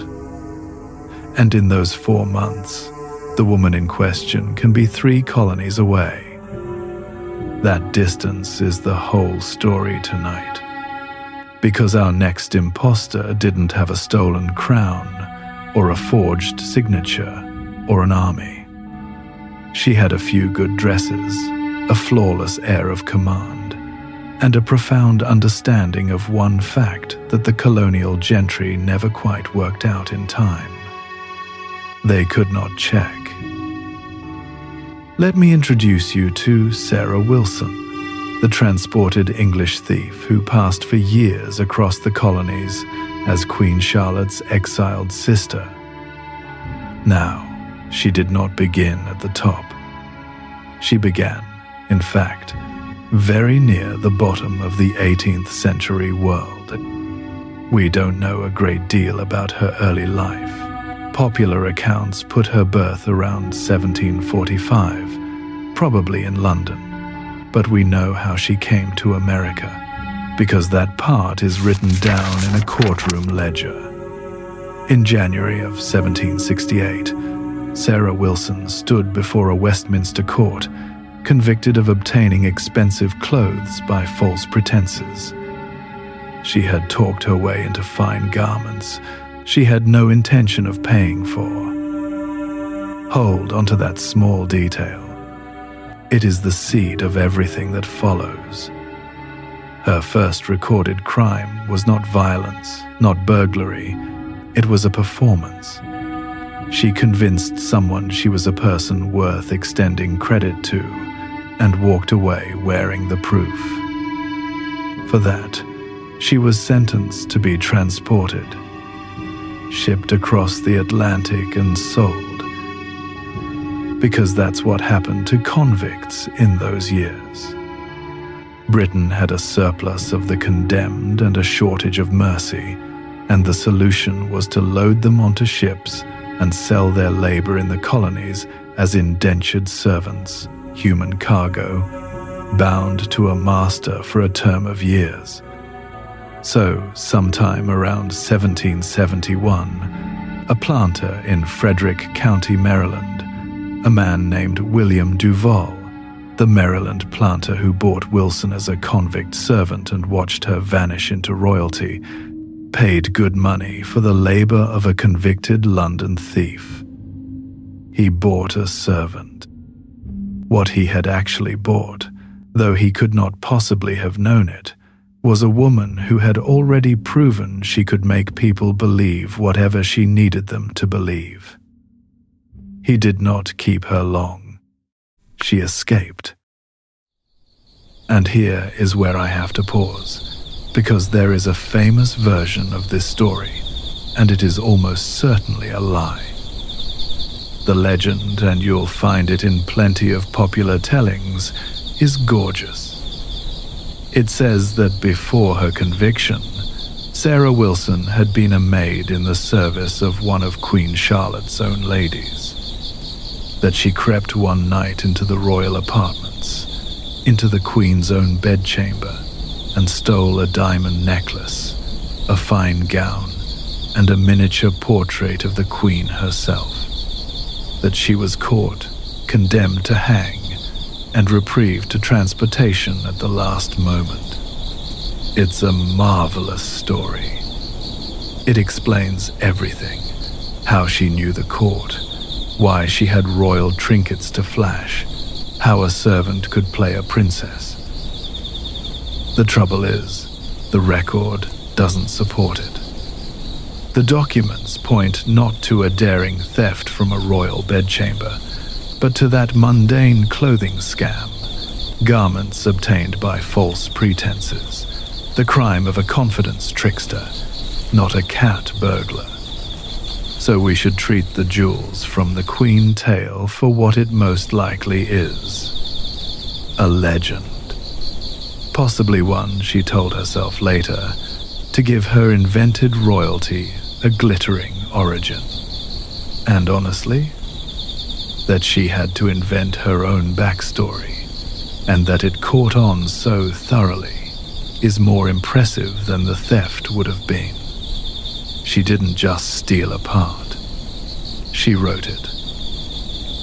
Because what she did next is the part that is well attested, and it is extraordinary.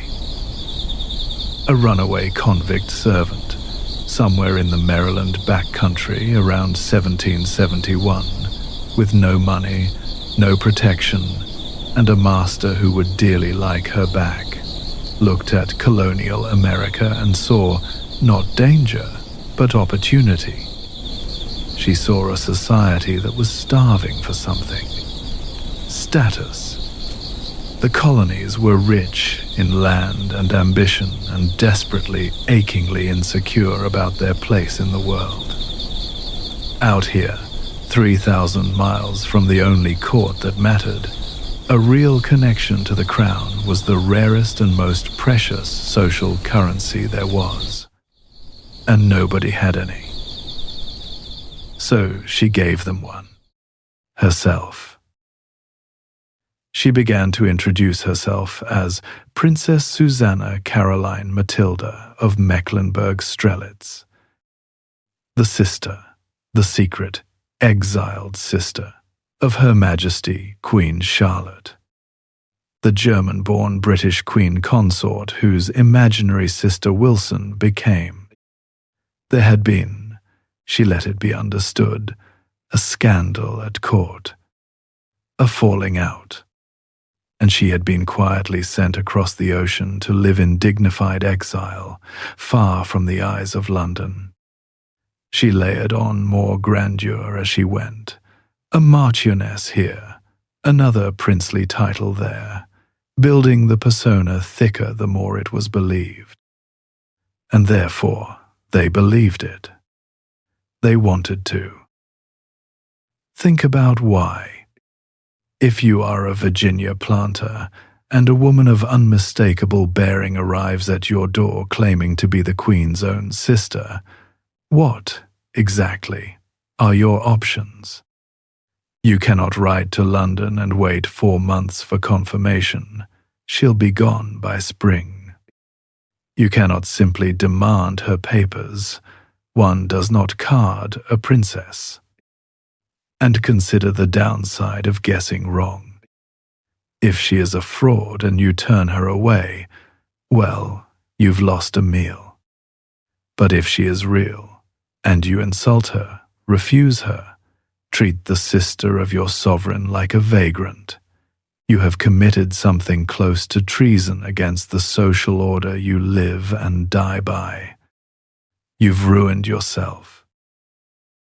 So the safe bet, the prudent, self-protective, socially ambitious bet was to bow, to feast her, to kiss her hand.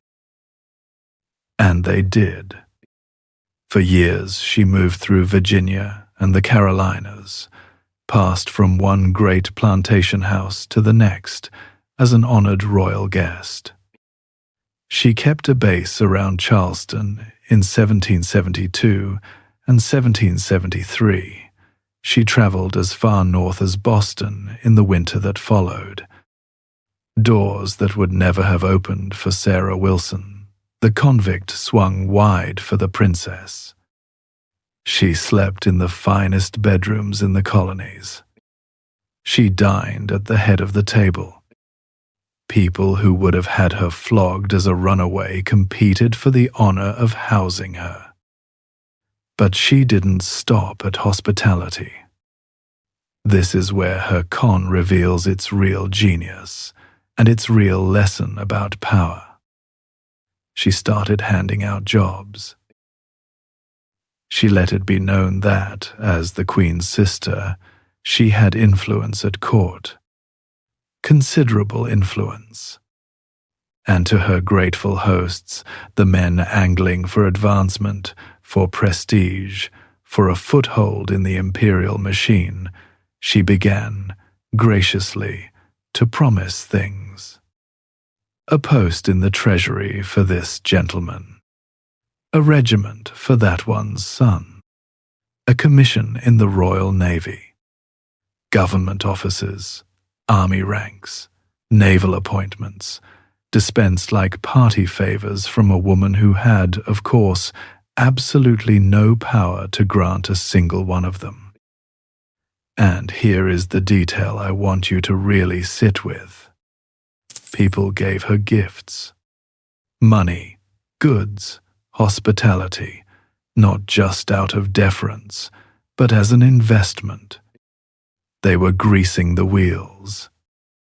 They believed they were buying access to the fountain of royal patronage, and that the favor they showed the princess now would be repaid 100-fold when their commission came through. It never came through. There was no fountain. There was only a clever woman and a society so hungry for proximity to power that it paid in advance for favors from a fiction. That's the engine, and we've seen versions of it all night. But Sarah Wilson refined it into something almost pure. She wasn't selling a stolen identity for its own sake. She was selling the promise of access, the most seductive product in any system built on hierarchy. She understood that people surrounding power will pay handsomely for the mere suggestion that you can move them closer to it. And the beauty of the promise of access is that the bill never quite comes due. The appointment is always in process. The paperwork is always crossing the ocean.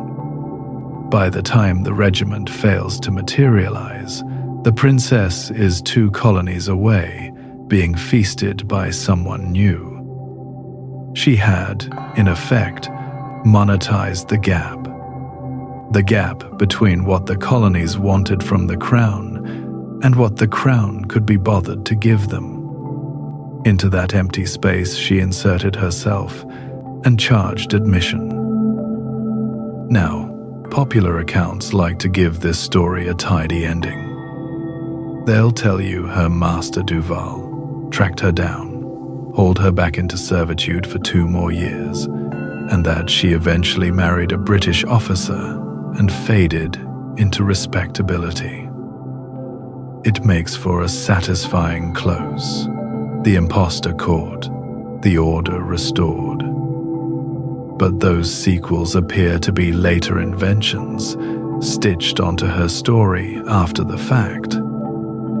There may have been an attempt by Duval to reclaim his runaway property. The records are murky. What we can actually verify is far less neat and far more fitting. There was no grand courtroom reckoning, no public unmasking on a scaffold. The thing that finally ended Sarah Wilson's reign wasn't a clever investigator or a letter from London. It was history itself. The colonies she'd been gliding across were sliding into revolution, and the revolution dissolved the very thing she had exploited.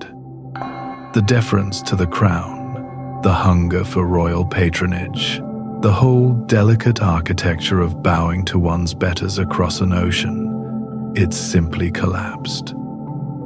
The market for a queen's sister evaporated. You cannot sell access to a king the colonies are about to fire on. Sarah Wilson died at Berwick in Maine on the 23rd of February, 1780. We don't know exactly how the convict-turned-princess spent her final years, but she died in the new world she had played so brilliantly, just as that world was busy abolishing the rules that had made her game possible. So, what's the takeaway? I don't think it's simply that the colonials were gullible, though they were. I think it's something sharper about how status actually works in a society obsessed with rank. Sarah Wilson never had power. She had the costume of power, the manner of it, and the nerve to never break character. And in a world that worshipped the crown from a great and unverifiable distance, that turned out to be very nearly the same thing. The deference was real, even if the princess wasn't. People weren't bowing to Sarah Wilson. They were bowing to their own hopes, and she just happened to be standing in the spot the hopes were aimed at. She borrowed a sister no one could check on, in a land too far from London to ever ask. Sarah Wilson, at least, borrowed a real royal family to graft herself onto. Our next impostor wouldn't even do that. He would manufacture an entire identity out of thin air, a homeland, a language, a religion that had never existed, and wear it straight through the drawing rooms of London.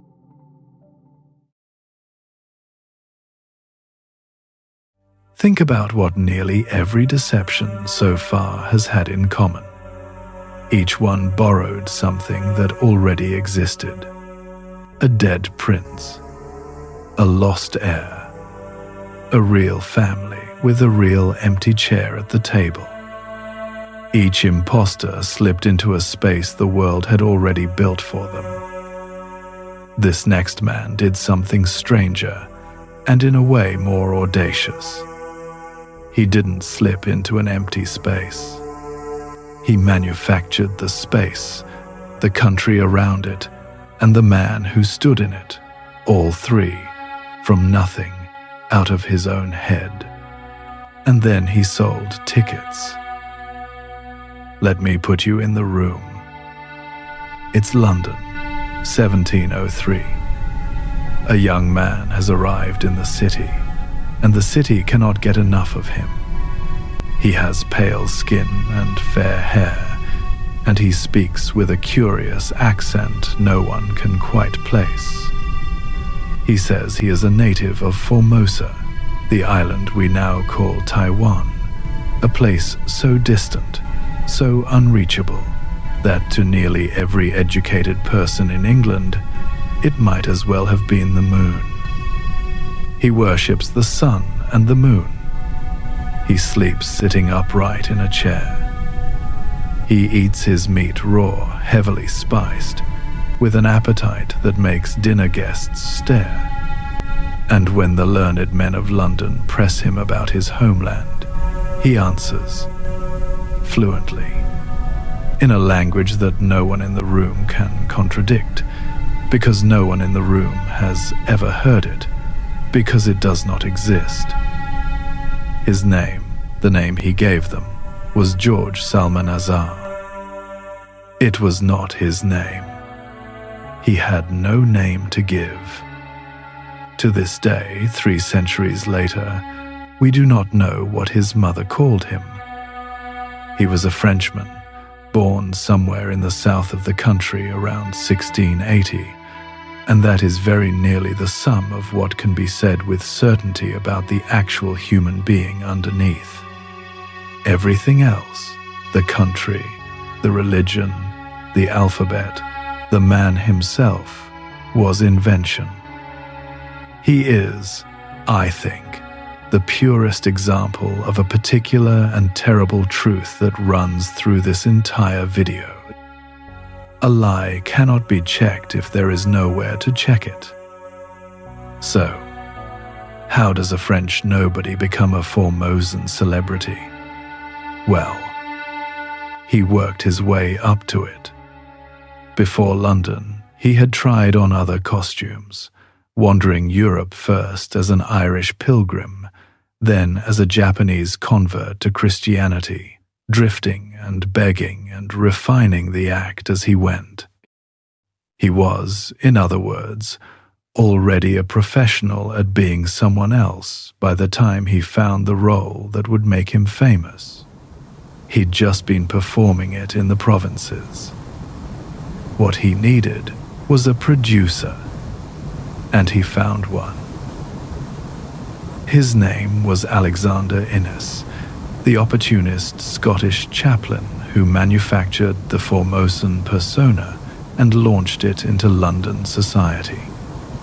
Innes met the young drifter abroad, and Innes was a clever man and a calculating one. He looked at this strange, gifted liar with his half-formed act, and he did not see a vagrant. He saw an opportunity. A heathen from a savage, faraway land, won over to the Christian faith. Now that was a story England would pay to hear. So Innes christened him, gave him the name Salmanazar, gave the act a polish and a purpose, and steered him toward London, where the bishops and the gentry and the merely curious were waiting with open purses. The convert was good for the church. The church was good for Innes. Everyone, you understand, was getting something. And in 1704, the act produced its masterpiece. He published a book, an historical and geographical description of Formosa. And here is where you have to stop and appreciate the sheer, demented thoroughness of the thing, because it is the same instinct we watched in the man who invented poyais. Salmanazar did not simply tell people about Formosa. He documented it. He gave his imaginary island a complete written language, with an alphabet of his own design, and a grammar coherent enough that early scholars of language, serious men, trying to map the tongues of the world, actually puzzled over it as though it were real.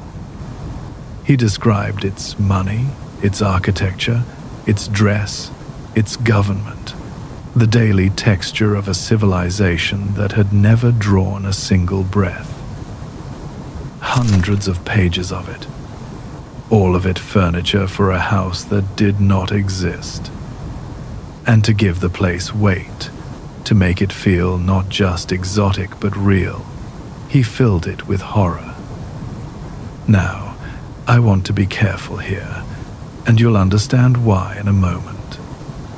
Salmanazar invented for his Formosa a set of customs that were lurid and grotesque by design. He claimed the island practiced mass human sacrifice, offering up the hearts of thousands of children every year. He claimed it practiced ritual cannibalism, that it ate its condemned criminals. He described it dressing in almost nothing at all. None of this was true. None of it. There was no such Formosa, no such religion, no such people. The real island of Taiwan and its real cultures had nothing whatsoever to do with the cruelties pouring out of this Frenchman's imagination. These were the fabrications of a con man who had learned a simple, ugly lesson about his audience. Which is this: the more monstrous he made his invented country, the more eagerly London believed in it. Think about that for a moment, because it tells you something unflattering about human nature that has not changed one bit in 300 years. He could have described a gentle, ordinary place, and no one would have bought the book. Instead, he described a nightmare, and the drawing rooms of London leaned in. The savagery flattered them. It confirmed exactly what a comfortable Christian gentleman already believed about the dark and distant heathen world. Salmanazar wasn't really selling Formosa. He was selling his readers a more frightening, more thrilling version of what they already wanted to think was out there. And the wanting, as it always does, did the believing. And he committed to the role. Completely. To explain his pale European skin, which was, let's be honest, the single most obvious hole in the entire story, he simply asserted that Formosans of the better class lived underground, out of the sun, and so stayed fair. To prove he ate as Formosans ate, he ate raw meat drenched in spices at dinner tables across London, in front of witnesses, rather than ever once stepping out of character. He didn't just tell the lie. He lived inside it, the way the most dangerous impostors always do. And the establishment opened its doors to him. He was taken seriously by the Royal Society, the great scientific body of the age. He was sent, of all places, to Oxford, to lecture, to translate, to teach his made-up language to actual scholars at one of the oldest universities in the world. Sit with that. A penniless French fraud, teaching a tongue he had invented out of thin air in the lecture halls of Oxford. The very institutions whose entire purpose was the pursuit of truth had been enlisted, unwittingly, as the set dressing for a hoax. But of course, and there is always a but with these men, not everyone in the room was charmed. Among the doubters was one of the sharpest minds England has ever produced, Edmund Halley, the astronomer whose pointed questions about Formosan sunlight first exposed cracks in the act. Halley was not a man you could dazzle with a costume. He did what scientists do. He asked a question that could be tested. He asked Salmanazar about the sun in Formosa, about how long it shone, about whether it shone down chimneys, simple questions of light and latitude that any true native of a real place could answer without thinking. And Salmanazar, who had answers for everything, suddenly had answers for nothing. He grew evasive. He stumbled. A man who could conjure an entire alphabet could not, it turned out, account for the path of the sun across his own homeland, because he had never stood under it. There were others, too, who should have ended him outright. Jesuit missionaries, men who had actually been to Asia, who had seen the real Formosa with their own eyes, flatly contradicted him. They knew. They said so. And here is the detail that I think is the dark, beating heart of this whole story. It didn't matter that they knew. Because England, at that moment, despised the Jesuits. Anti-Catholic, anti-Jesuit feeling ran deep and hot through Protestant London. And so the testimony of the very men best placed to expose the fraud was waved away, not because it was wrong, but because of who was saying it. The truth arrived, dressed in the wrong uniform, and the room refused to hear it. The conman's most dangerous accusers were neutralized not by his cleverness, but by his audience's prejudice. His listeners would rather believe a charming liar who shared their faith than honest witnesses who did not. The bias did his defending for him. Remember that one. Fraud doesn't only thrive where no one can check the facts. It thrives where people don't want the wrong sort of person to be right. The cracks, though, widen. They always do. The believable run of the hoax, the years when serious people genuinely took him for what he claimed, lasted only about 3 or 4 years. Not the decade the legend sometimes gives it. By around 1706, 1707, the spell was breaking. The contradictions piled up, the evasions accumulated, and what had been wonder curdled slowly into suspicion, and then into something worse than suspicion. Ridicule. The wits and the essayists turned on him. He became a joke, the man who'd sold London a country. Years later, the satirist Jonathan Swift would reach for him as a byword for grotesque invention, name-checking Salmanazar's cannibal Formosa in his savage essay, A Modest Proposal. To be a punchline in Swift, that is a particular kind of fame, the kind you cannot outrun. And here, by every law of these stories, the man should simply vanish. Disgraced, exposed, laughed out of the city. Except he doesn't. And what he does instead is the strangest turn of all. He stops. He just puts the costume down.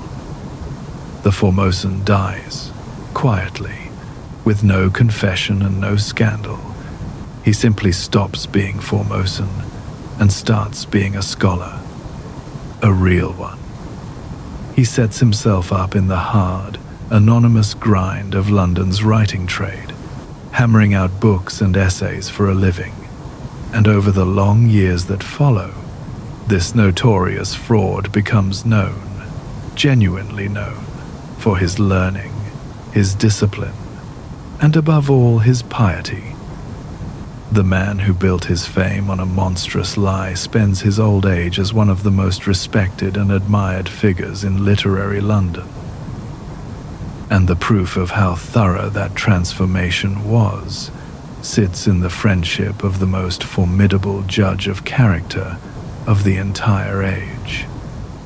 Samuel Johnson, the great man of letters who, knowing the fraud, still counted the reformed Salmanazar among the finest people he had ever met. Johnson knew. Everyone knew. The Formosa hoax was no secret. And Johnson, who could demolish a fool or a phony with a single sentence, sought this old man out, sat with him, and reportedly revered him as nearly the best man he had ever known. The impostor had pulled off the one con that almost none of them manage. He had become, in the end, genuinely good, and been loved for it by people who knew exactly what he'd done. He died in 1763, an old man, respected to the last. And then, the final move. The year after his death, his memoirs were published, and in them, at last, he confessed. He called the whole Formosa affair a base and shameful imposture. He owned it completely from beyond the grave. A full and unflinching confession, with one piece deliberately, permanently missing. He told the world that George Salmanazar had never existed, but he never told the world who had. The Frenchman's real name, his birthplace, the actual human being who had worn every mask, he carried all of it into the ground. He confessed to being a liar, and in the same breath kept his last and deepest secret forever. So what do we take from the man who was his own country? I think it's this. We like to imagine that evidence protects us, that documents and experts and learned institutions are a wall against deception. Salmanazar walked through that wall as if it weren't there. He proved that evidence is only as strong as our ability to test it, and that an expert is simply anyone an audience has decided to trust. Give people something exotic enough to thrill them, frightening enough to flatter them, and far enough away that no one can check, and they will not merely believe a lie. They'll defend it, teach it, and translate it into 3 languages. The con didn't work in spite of London's learning. It worked through it. But at least Salmanazar invented a place no one could reach. Our next impostor did something braver and far more dangerous. He didn't hide his lie behind a distant ocean. He walked it straight through the front door, into rooms full of people who could look him in the eye.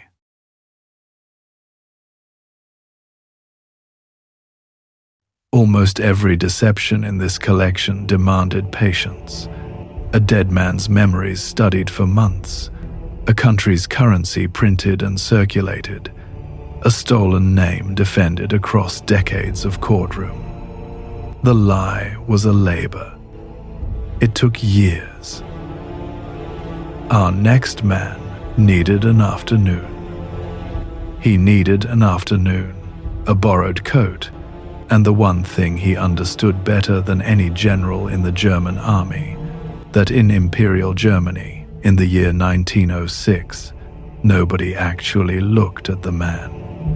They looked at the uniform. And if the uniform was a captain's, then whatever the captain said was simply done. Let me introduce you to him. Wilhelm Voigt, a cobbler, a shoemaker, by then 57 years old. And by almost any measure the world could see, a failure. He'd been born in Tilsit, way out at the eastern edge of Prussia, in 1849, and he had spent the better part of his life inside prison walls. Theft, mostly. Forgery.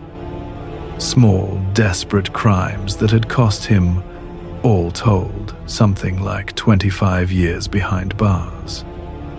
He was released in February of 1906, an old man now, with a trade in his hands and nothing else. And here you have to understand the trap that was waiting for him on the outside. Because Imperial Germany did not simply punish a man and let him go. It required papers. To live anywhere, to work anywhere, you needed the right stamps, the right residence permits, the police registration that said the state had looked at you and approved of you being where you were. And a released convict could not get them. He could not get permission to stay, and without permission to stay, he could not get honest work, and without honest work, there was no path back to permission. In August of 1906, the authorities solved the problem the way they always did. They expelled him from Berlin. So picture the situation. Here was a man the state had decided was a non-person. No papers, no place, no standing. In a country obsessed, and I mean obsessed, with rank and order and proper documentation, Wilhelm Voigt had been reduced to nothing at all. And it was precisely from that nothing that he saw the thing the powerful had never noticed. He saw the lever. Because Voigt had spent his whole life on the receiving end of authority. He had watched it work up close for decades. The bark of an order, the click of heels, the way grown men, clerks, soldiers, officials went rigid and obedient the instant a uniform raised its voice. He had been on the wrong end of that obedience his entire life. And somewhere in there, he had realized something that the Kaiser himself never quite grasped about his own empire. The obedience wasn't to a person. It was to the coat. So a man with no papers, no rights, and no power went and did the only logical thing. He went shopping.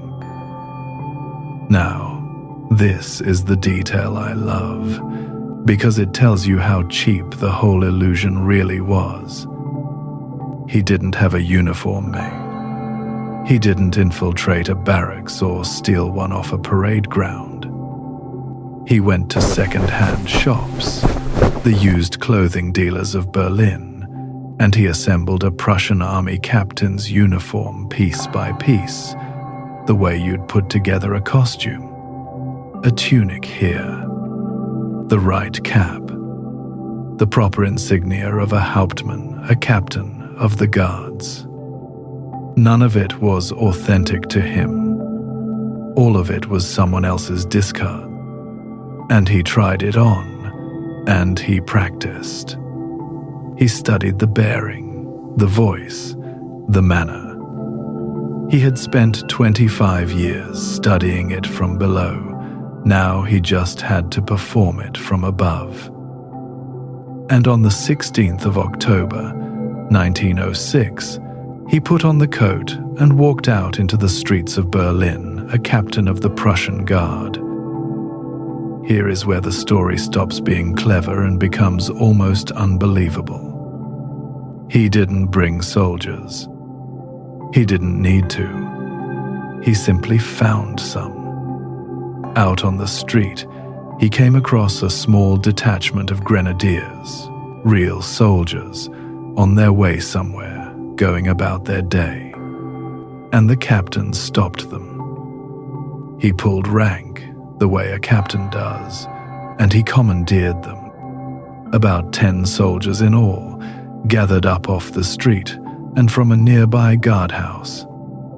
He gave the orders. They obeyed. Think carefully about what just happened. These were trained men of the German army. They had never seen this captain before in their lives.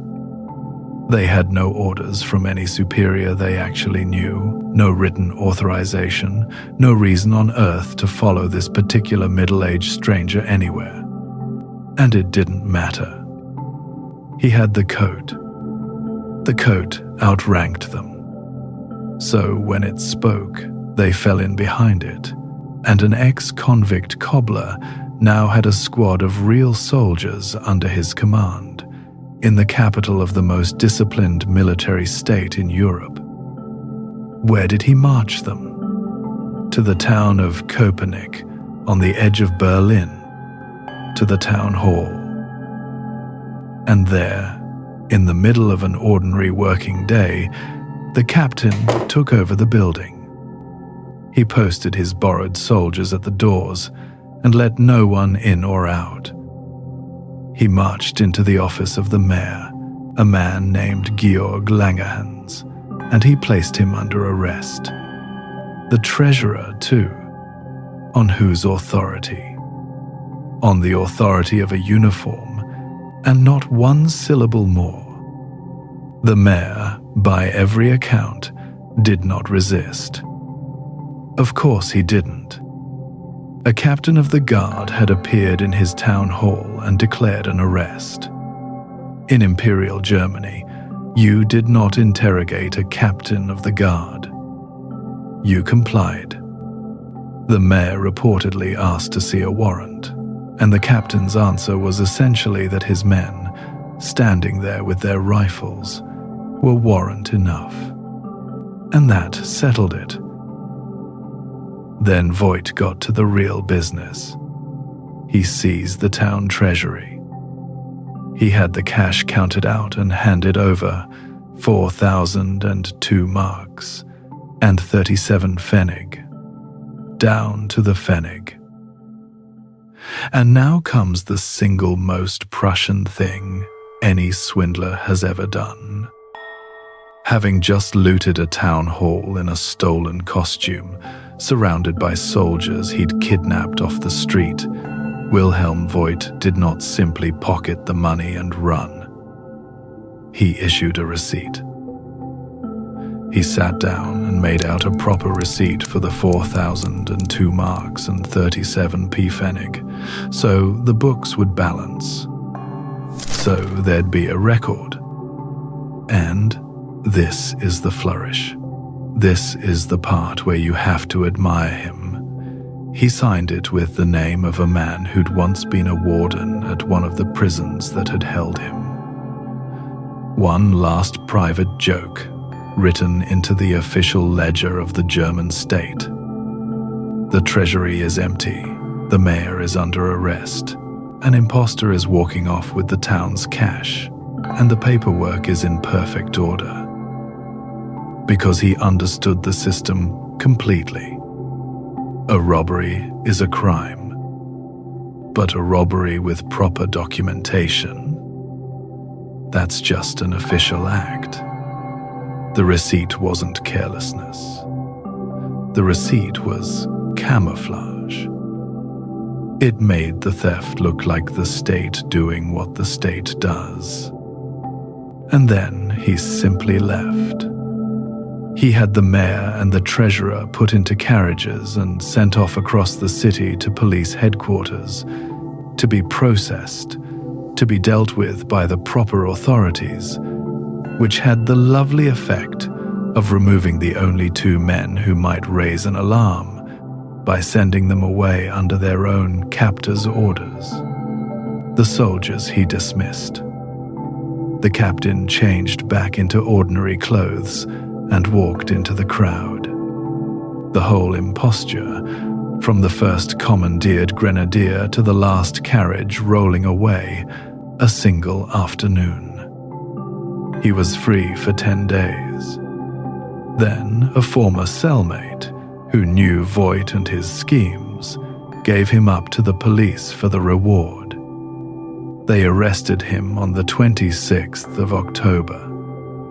The captain of Köpenick turned out to be a tired old shoemaker with a long record and a costume in his room.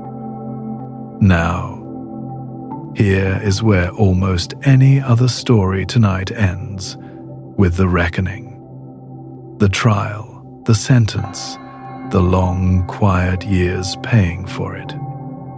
And Voight got those. He was convicted. He was given 4 years. Except this is where Imperial Germany revealed itself completely. Because the country did not react with fury. It reacted with delight. The newspapers ran wild with it. The public adored it. A penniless ex-con had put on a coat and made the entire sacred apparatus of Prussian discipline, the soldiers, the mayor, the treasury, the whole worshipped machinery of rank, dance to his tune for an afternoon, and the people of Germany thought it was the funniest, finest thing they'd seen in years. He became a folk hero almost overnight. Postcards, cartoons. A household name across Europe. The man who exposed the joke at the heart of the empire became the empire's favorite punchline. And the punchline reached the very top. Kaiser Wilhelm II, the supreme warlord himself, the man whose entire identity was bound up in the glory of the German uniform, was reportedly amused. Genuinely amused. He's said to have called Voigt a lovable scoundrel. And in August of 1908, the Kaiser personally pardoned him. The shoemaker who had robbed a town hall in a costume walked free by the grace of the same emperor whose army he'd made fools of. Sit with that for a moment, because it's the whole thing in miniature. The Kaiser laughed. He laughed because the prank flattered the very thing it should have terrified him about. To Wilhelm, it wasn't proof that his empire's obedience was dangerously, mechanically blind. It was proof that the German uniform was so magnificent, so absolute, that even a fraud wearing one could command an army. He missed the warning entirely. He heard a compliment. And maybe that's the real lesson of the captain of Köpenick, the thing that lifts it above a clever caper. Every other impostor tonight had to forge something, a memory, a bloodline, a fortune, a name. Voigt forged nothing about himself.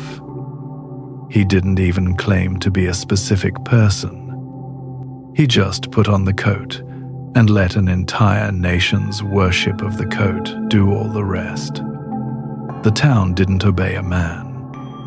There was barely a man inside that uniform, just an old cobbler the state had thrown away. The town obeyed a symbol everyone had agreed, long ago, never to look behind. That's what authority so often is. Not a fact you can verify, but an agreement you decide not to audit. A coat people have promised themselves means power, and as long as nobody checks, the coat is power. Voigt didn't break that rule. He just read it more honestly than the men who built it. He looked at Imperial Germany and saw, with perfect clarity, exactly where it kept its trust. And then he walked up and wore it. He died in 1922, poor again, in a country that had, by then, lost the war and the Kaiser and the Empire and most of its faith in the magic of uniforms. But the joke outlived all of it. It became a play and a saying and a kind of permanent national mirror. The afternoon a piece of clothing arrested a mayor. But if a borrowed coat could command a town that worshipped uniforms, consider a man who borrowed something far more intimate and wore it not for an afternoon, but for the rest of his life.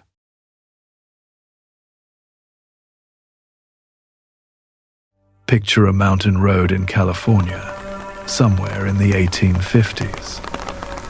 It is barely a road at all, a ledge of rock and mud cut into the side of a canyon, wide enough for one coach and not an inch more. On one side, the wall of the mountain. On the other, a drop you do not want to think about. It is raining. The light is going. And down that ledge, at a pace that would stop your heart, comes a stagecoach behind 6 horses, all of them at a dead run. Up on the box, holding the reins of all 6 in 2 scarred hands, is the best driver in the state. A small, wiry figure, weathered like saddle leather. A patch or a squint over one ruined eye, a plug of tobacco in one cheek, and a string of profanity for the horses that would make a sailor wince. The passengers inside are white-knuckled and praying. The driver is calm. The driver has done this 1,000 times, in worse weather than this, and brought every soul home. This was one-eyed Charlie Parkhurst. And in the rough, brawling world of the gold rush, there was no higher form of celebrity than the one Charlie had earned. I want to tell you about that life first, the whole remarkable, hard-won life, because almost everyone who tells this story rushes to the last page. They skip the 50 years of skill and nerve to get to one sentence at the very end. And in doing that, I think they miss the actual point. So we'll do it the other way around. We'll earn the ending. Now, to understand why this story matters, you have to understand what a stagecoach driver was in 1850s California. We've lost the word, but the word was whip. A whip was the man who drove the team. And in the years before the railroad, when the only way to move people, mail, gold, and Wells Fargo strongboxes across that brutal terrain was a coach and a string of half-wild horses, the great whips were not laborers. They were stars. The very best of them were known by name up and down the coast, the way you'd know a famous athlete now. They earned top wages. They were trusted with fortunes in gold. And it was, without exception, a man's world. Iron hard, dangerous, drunken, male. There was no version of that job in that century that a woman could walk into and hold. Keep that locked in your mind, because it is the key to everything that follows. Charlie got there the long way. Born back in New Hampshire in 1812 under the name Charlotte and, by the accounts that survive, raised in an institution after losing a mother young. Somewhere around the age of 12, Charlie ran, put on a boy's clothes, took the name Charlie, and simply left the old life behind. Now, those early details come to us second-hand, decades later, so hold them a little loosely. But what happened next is solid. A young runaway found work in a Rhode Island stable, apprenticed to a liveryman named Ebenezer Balch, and discovered a gift. Horses. Charlie could drive. Not just hold a single horse on a flat road. Anyone can learn that. Charlie learned the real art, the team. 1 horse, then 4, then 6, all of them strung together in front of a heavy coach, every one with its own temper, controlled through nothing but a fistful of leather lines and a voice they'd come to obey. To handle 6 horses at speed on a bad road is one of the hardest physical skills the 19th century had to offer. And Charlie mastered it completely. So when gold turned California into the center of the world, around 1850, Charlie sailed west and walked straight into the highest paying, most dangerous, most glamorous version of that trade on earth. Driving for James Birch's California Stage Company, hauling for the wealthy and for Wells Fargo on the worst roads in the West. And then came the kick. Somewhere early on, a horse Charlie was shoeing or handling lashed out and caught him in the face. He lost the use of an eye. For most drivers, that would have been the end. Depth perception is not exactly optional when you're threading a 6-horse team along a cliff in the dark. For Charlie, it became a brand. One-eyed Charlie, cockeyed Charlie, 6-horse Charlie. He went right back up on the box and kept driving, half blind, for years, and somehow got better. The reputation only grew. The man who drove the worst routes in the worst weather with one eye and never lost a coach. And then there's the most cinematic moment in the whole legend. After one too many robberies on his line, Charlie is said to have laid in wait or come prepared, and when a notorious highwayman known as Sugarfoot tried to stop his coach, Charlie shot the man dead. Now, I have to be honest with you about that one. The Sugarfoot story is a period anecdote.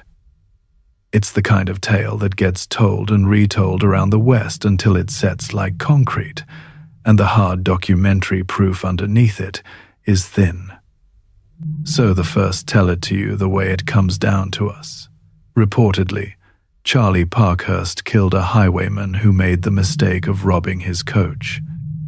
Take it as legend if you like. But hold on to that word, legend, because it's about to matter a great deal. Because here is the part of Charlie's story that the world cannot stop repeating. On the 3rd of November, 1868, in Santa Cruz County, the name Charles Darky Parkhurst appears on a list of registered voters. And out of that single line on a county roll grew one of the most beloved facts in American history. That Charlie Parkhurst, a person assigned female at birth, voted in a United States presidential election in 1868. More than 50 years before, American women won that right by law. The first woman, the story goes, to ever cast a ballot in this country. It's a wonderful story. Historical plaques repeat it. It gets taught. It gets shared every election year. There is just one problem with it. We don't actually know that it's true. Here is what the record shows. Exactly, and no more. The name is on a registration list. That part is documented. What is not documented anywhere is a ballot actually cast. There is no record that Charlie walked into a polling place that November and voted. Registration is not the same thing as voting. And somewhere over the years, in the retelling, that gap quietly closed. Registered became voted. Voted became the first woman to vote in the United States. And a thing we cannot prove hardened, slowly, into a thing everyone knows. I find that more interesting than the legend itself, frankly. Because it's the same machinery we've watched run all night, just pointed in a kinder direction. A good story does not need to be true to become history. It only needs to be repeated by enough people who want it to be true. We did it to Charlie out of admiration instead of grief, but we still did it. We wrote the ending we preferred. What we can say for certain is colder and in its way more impressive than the myth. Charlie kept the life going. As the railroads came in and killed the great stage lines, Charlie simply moved on to farming, to lumber, to raising chickens out near Watsonville and Aptos. A hard-drinking, tobacco-chewing old frontier character who'd saved up a comfortable little fortune from a lifetime of skilled, well-paid work. Respected. Independent. Owning property, owing no one anything. A self-made Western life of exactly the kind that, by the rules of that century, should have been completely out of reach. And that is the analytical heart of this one, so let me say it plainly. For Charlie Parkhurst, the male identity wasn't a swindle. It wasn't a costume worn to take something from anyone. It was a key.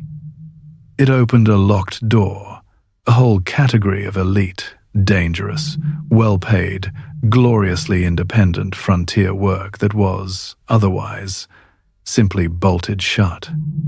The disguise didn't buy a con. It bought a life. The skill, the fame, the property, the freedom, all of it flowed through that one decision made by a 12-year-old in borrowed clothes. Whatever else you make of Charlie, you cannot say the price wasn't paid in full.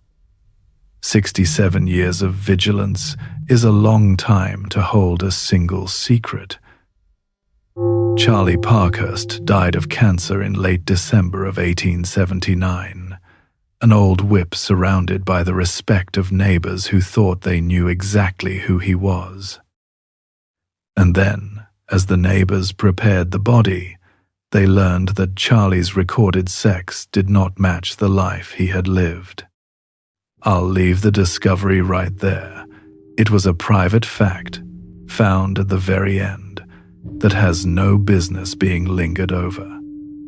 There was, reportedly, one more thing in that cabin. A small dress, folded away in a trunk.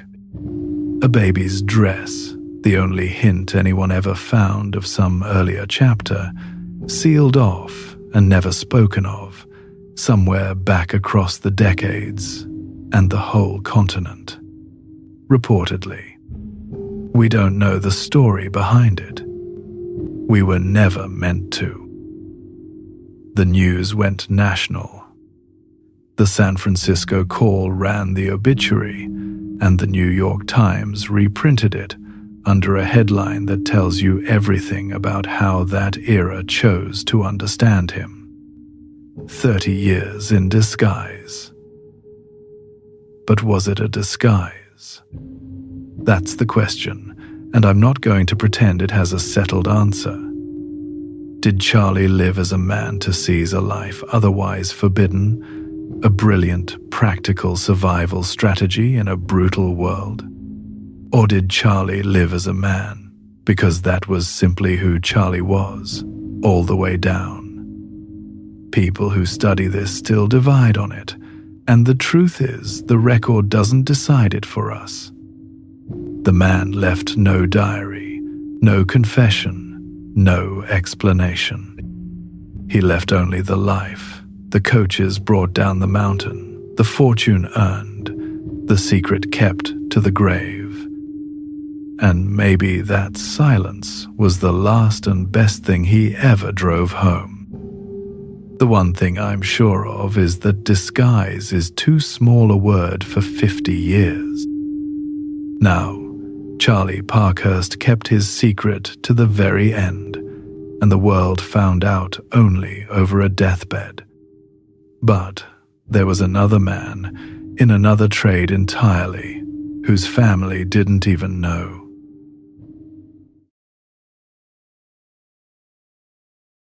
The last of these stories doesn't take place on a frontier, or in a courtroom, or on a battlefield. It takes place on a bandstand, under warm lights, in a smoky room somewhere in the middle of the 20th century. There's a piano.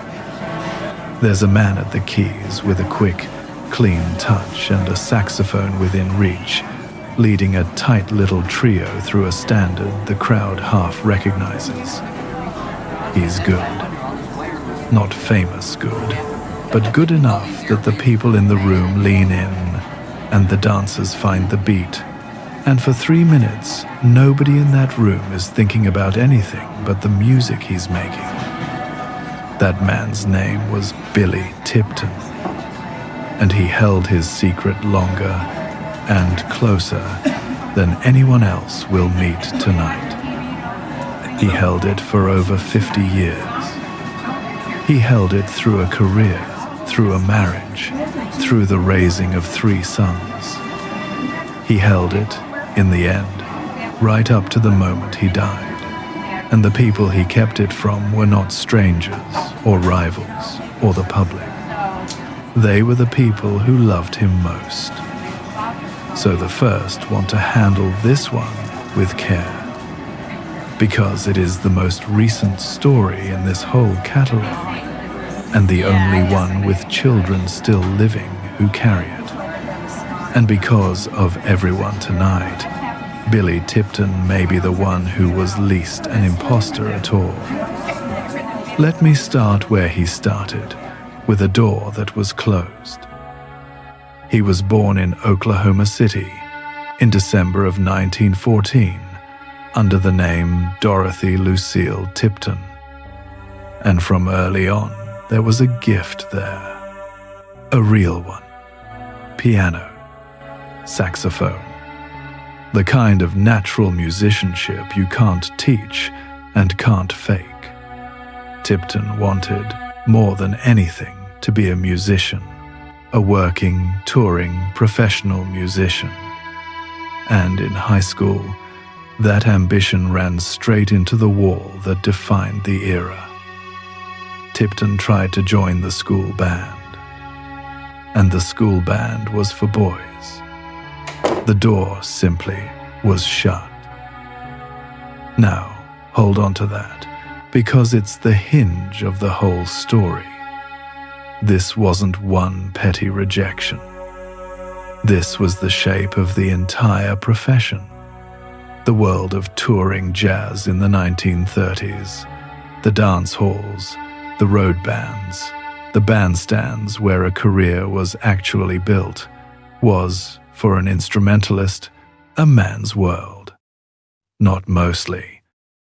Effectively, entirely. A woman could sing. A woman, in the right band, might be allowed to be decoration out front. But to sit in the rhythm section, to lead a group, to be taken seriously as a player and a band leader, and to get hired again next week, that was a road open to men and closed to everyone else.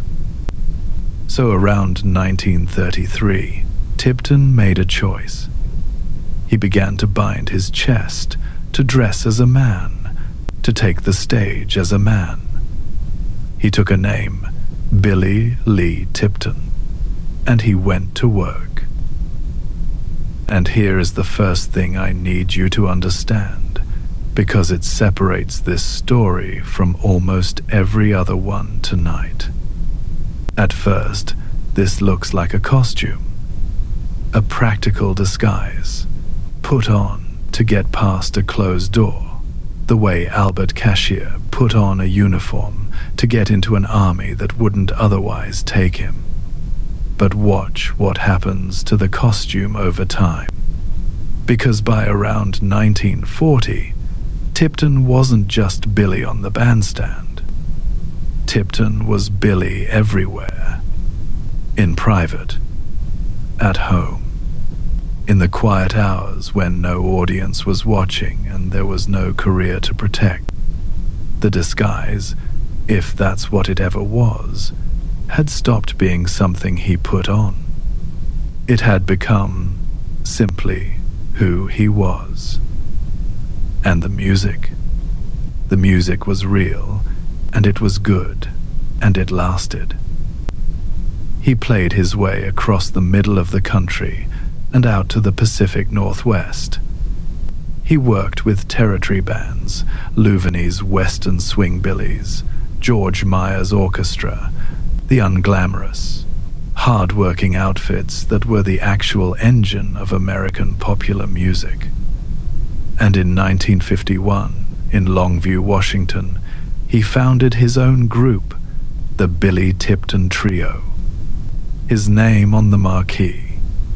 His band.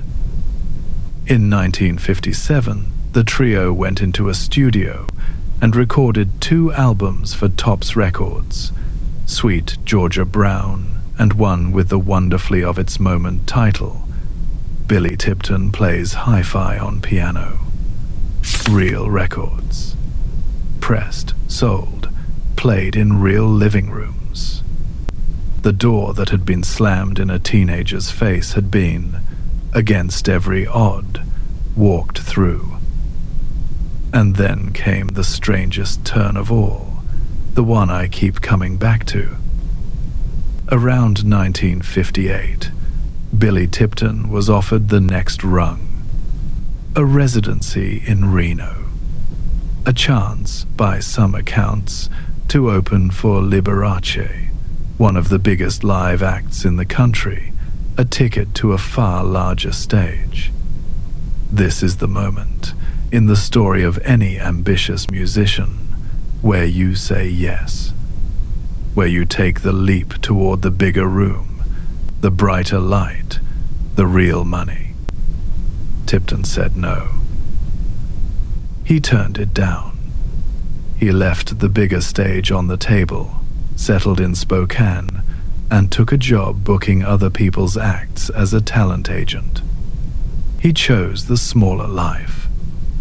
And his later biographer, a writer named Diane Middlebrook, would offer an interpretation of why that bigger fame meant brighter lights, and brighter lights meant more scrutiny, and more scrutiny was the one thing a man with Billy's secret could not afford. I want to be careful here. That's her reading, not a proven fact. Tipton never explained it that way himself. But it's a haunting thought, isn't it? That the thing standing between this man and the success he'd worked his whole life toward might have been the very identity that let him work toward it at all. The disguise opened the door, and then, perhaps, it pulled him back from walking all the way through. Because by now, the secret wasn't only about a career anymore. By now, there was a life around it. Tipton had relationships with several women over the years, as many as 5, at one time or another, called themselves Mrs. Tipton, though the records show he never legally married any of them. And to every one of them, he told the same simple story to explain his bound chest and his guardedness about his own body. That he'd been in a bad car crash years back that broke his ribs and damaged him, and that he kept himself covered because of it. One story. One ordinary, sympathetic, unremarkable story. And it held. It held for 50 years and through 5 relationships, because the people hearing it had no reason on earth to doubt the man they loved. And then there was the part of his life that, to me, is the heart of all of it. With his longtime partner, a woman named Kitty Kelly, who later went by Kitty Oakes, Billy Tipton built a family. The two of them lived together as husband and wife, common law, for years. And together they raised 3 sons, John, Scott, and William. The adoptions were informal, never made legal on paper, but the fatherhood was not informal at all. By every account that survives, Billy Tipton was a devoted father, a good dad. He was a scout leader. He took his boys to meetings and to games. He was, in the plainest and most important sense, present, the man at the breakfast table, the man who taught them things, the dad. Think about what that means. We have spent this whole video talking about deception as a tool, something people use to steal a throne, or a fortune, or a country. But what was Billy Tipton's secret in service of by the end? A trio playing standards in regional clubs. A wife. 3 sons, and a scout troop. He didn't use his second self to take anything from anyone. He used it to build the most ordinary thing imaginable. A life. A home. A family that loved him without reservation, because they had no reason not to. And that is what makes the ending so hard. In his last years, Tipton's body began to fail him. Arthritis, emphysema, ulcers, the ordinary cruelties of age. And he did a thing that, with everything we now know, lands like a quiet tragedy. He refused to see a doctor. He simply would not go. Whatever the pain, he stayed away from the one place where, perhaps, his secret could not survive an examination. And on the 21st of January, 1989, at the age of 74, that refusal caught up with him. A peptic ulcer hemorrhaged. As the paramedics worked to save his life, and his son stood by, the truth of Billy Tipton's body became known to the people who had never, in all those years, suspected it. I'm going to leave the discovery right there, because that is where decency tells me to leave it. It was a private fact, found in the worst possible moment, by the people with the least possible warning. His own wife, his own son. They learned who Billy Tipton had been, in one sense, at the very instant they lost him. And then the world did what the world does.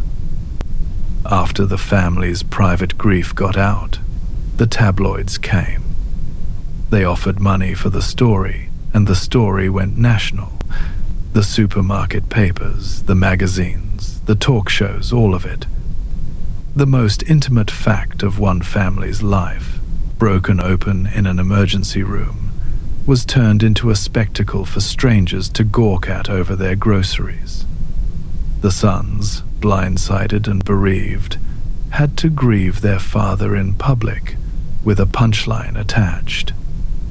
Whatever else you want to say about Billy Tipton, hold on to that. The cruelty in this story wasn't his. It came after he was gone, and it landed on his children. So what do we make of him? The old, easy frame, the one the 1989 tabloids reached for, was a woman who fooled everyone. And the first think that frame is not only unkind, I think it's wrong. Because look at what the people who actually knew him came to believe. Many of them, in the years after, said plainly that this had never felt like a costume, that Billy was Billy, that the man they'd known was the real one. His biographer wrestled with the same question and couldn't reduce it to a stunt. The truth is, we now have a far more humane vocabulary for what a life like Tipton's might have been than 1989 did, and it leans, gently, toward this, that he wasn't a woman in disguise as a man. He was, simply, living as the person he understood himself to be. But the first, not going to slam that door shut and call it settled either, because Billy Tipton never got the chance to tell us in his own words, and it would be its own kind of arrogance for me to put words in a dead man's mouth. Maybe it began as the only way into a profession that wanted to keep him out. Maybe it became, somewhere along the 50 years, something much deeper than that. Maybe it was both, at once, inseparable. The honest answer is that the line between survival and self, between the disguise you adopt and the person you become, may not be a line at all. It may just be a life. What the first can tell you for certain is the shape that life took. A teenager turned away from a band room, grew up to lead his own. A person the world tried to keep off the bandstand spent 50 years on it. And the secret he carried wasn't, in the end, in service of a crown or a con. It was in service of music, and of a marriage, and of 3 boys who knew him only as Dad, and who, whatever they learned in that terrible January, had been loved by him for real, every single day. Billy Tipton's secret built something: a marriage, a family, a life crowded with music and love, all of it held together by one thing never spoken aloud. It was a deception, yes, but its whole purpose was to live. Our last story tonight is the cold mirror of that. A man who put on other people's names not to build a life, but to walk away from the wreckage of one, again and again and again, until the borrowed self stopped being a refuge and became the cover for something far worse.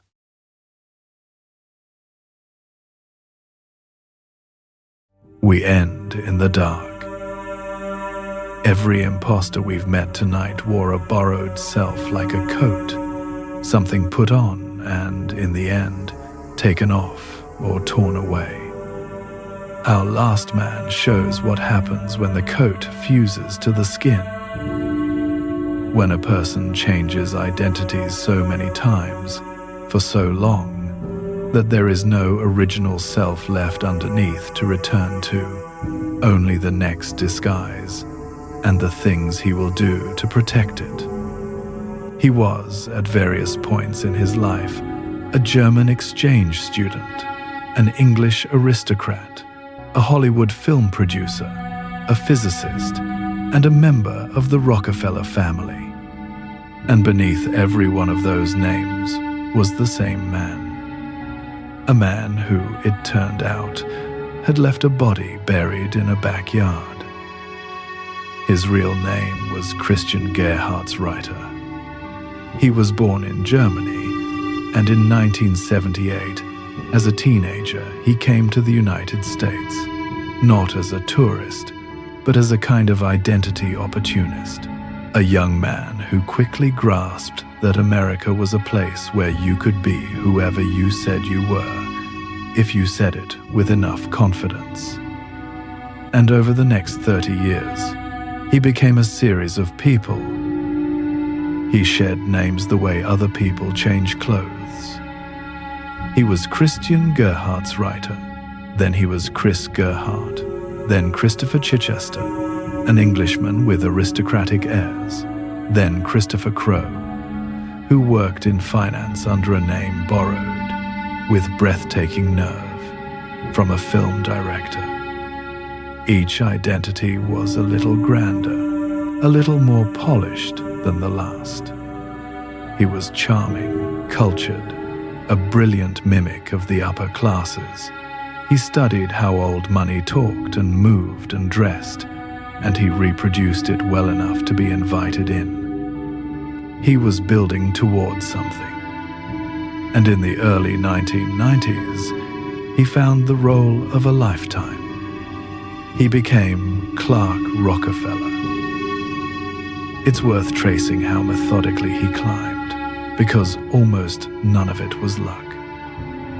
He had arrived in the United States in 1978, a German teenager, and almost at once he began trying on Americans, first just shaving the foreign edges off his own name, then, out in California, reinventing himself wholesale as Christopher Chichester, an Englishman of vague but impressive pedigree who settled quietly into a respectable corner of San Marino.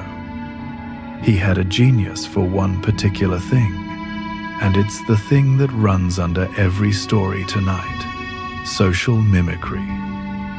He studied how educated old money people spoke and moved and dressed, all the small, unteachable signals of belonging, and he reproduced them so well that no one thought to ask him for proof. And that, in the end, is the whole trick. Proof is something we demand of strangers, and Christian Gerhardt's writer never once let himself feel like a stranger. He was always, somehow, already inside the room. Each new identity was a rung on a ladder. Each one bought him slightly better houses, slightly better friends, slightly better marks.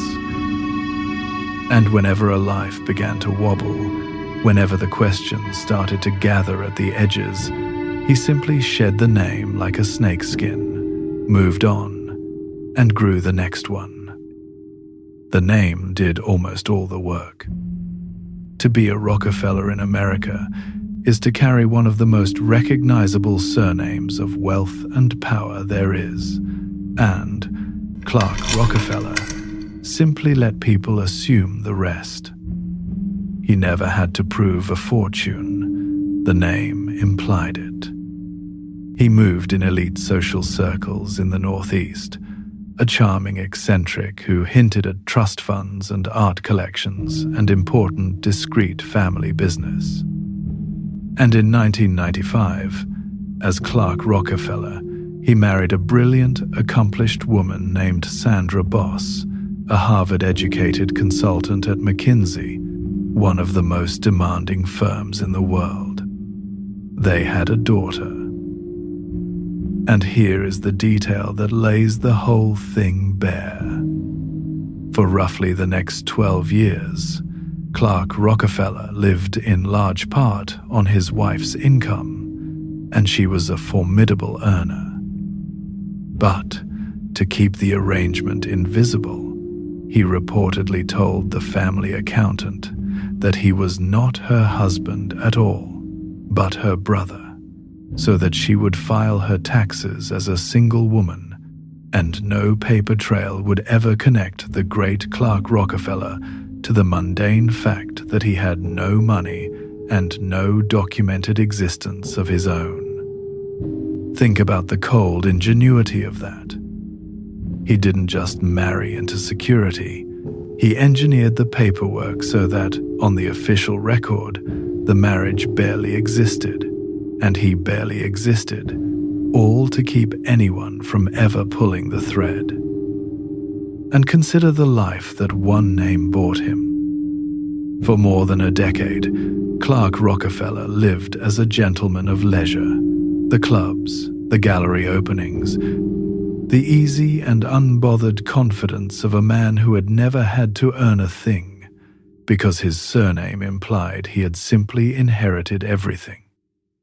His wife, by every account, was the one actually generating the money, climbing the punishing ranks of one of the world's most demanding firms, while he tended their daughter, their social calendar, and the constant, delicate upkeep of his own legend. He spoke of Rockefeller paintings, of discreet family trusts, of a boyhood spent among the American aristocracy.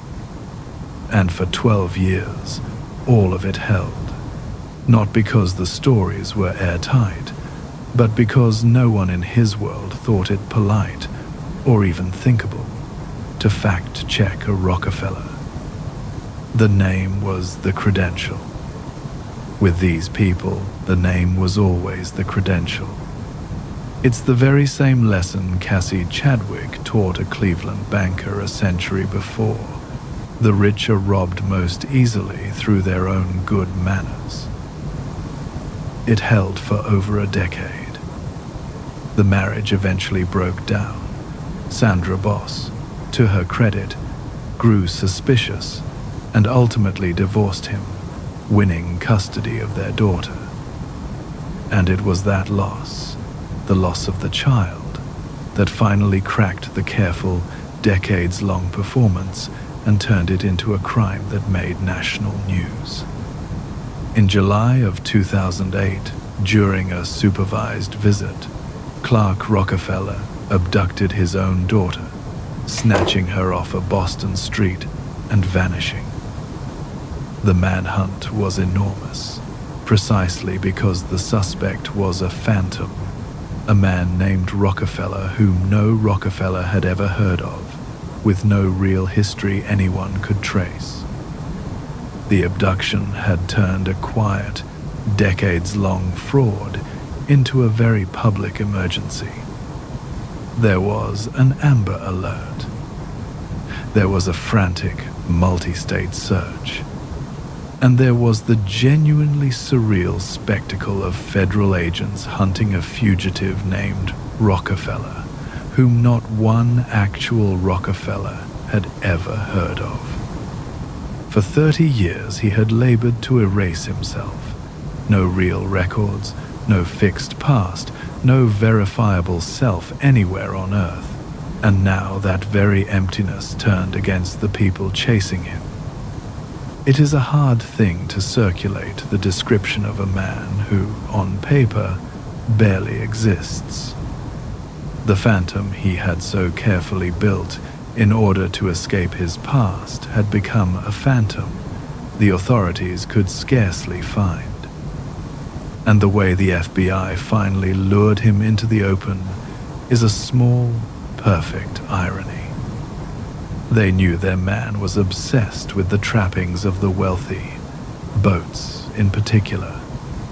So they used that against him. An associate placed a call suggesting his beloved catamaran was in trouble, sinking. The man who had spent 30 years as a master of deception was drawn out by a lie tailored exactly to his own vanity. He was arrested in Baltimore in August of 2008, where, naturally, he was already going by yet another name, Chip Smith. The daughter was recovered safely. But the kidnapping, as shocking as it was, turned out to be the small crime. Because once they had his fingerprints, once, for the first time in 30 years, this man of 100 names was finally connected to a single, physical, undeniable fact about his body. Those fingerprints unlocked a cold case that had sat unsolved for decades.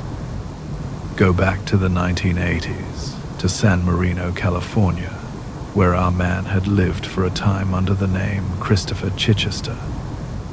He had lodged on a property owned by a couple named John and Linda Sohus. And in 1985, John and Linda Sohus disappeared.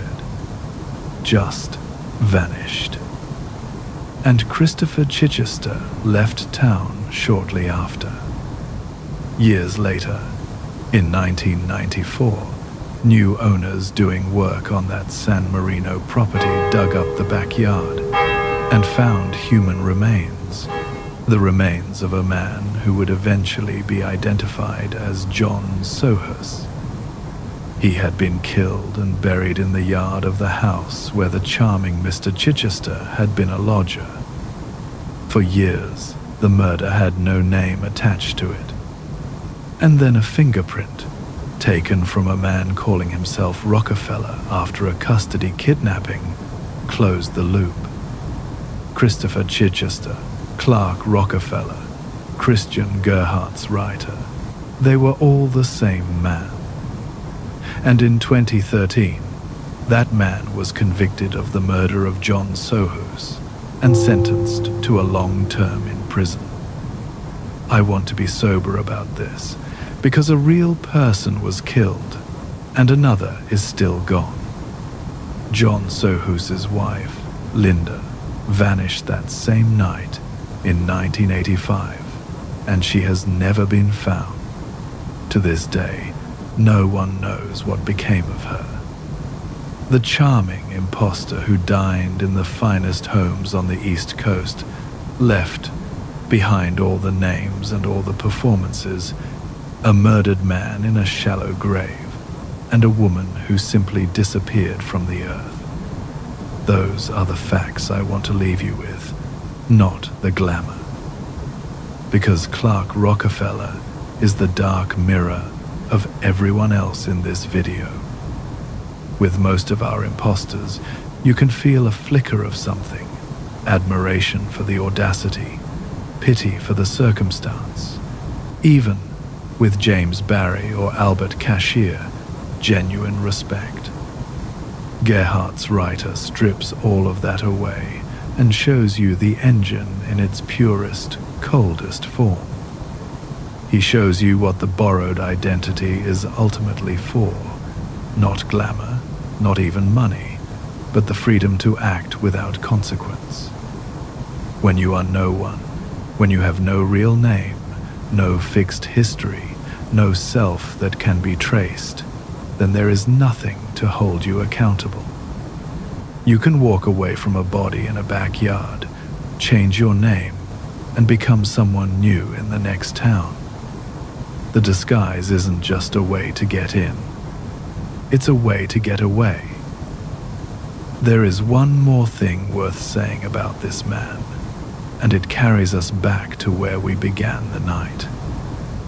Every imposter in this video ran on other people's belief, and nearly every one of them turned out to be a kind of mirror, telling us less about themselves than about what those around them were willing to accept without checking. A grieving mother, a hopeful, shattered empire, a congregation, a bank. With Gerhardt's writer, the mirror turns coldest of all, because the people who trusted him were not, for the most part, foolish, and they were not greedy. They were decent.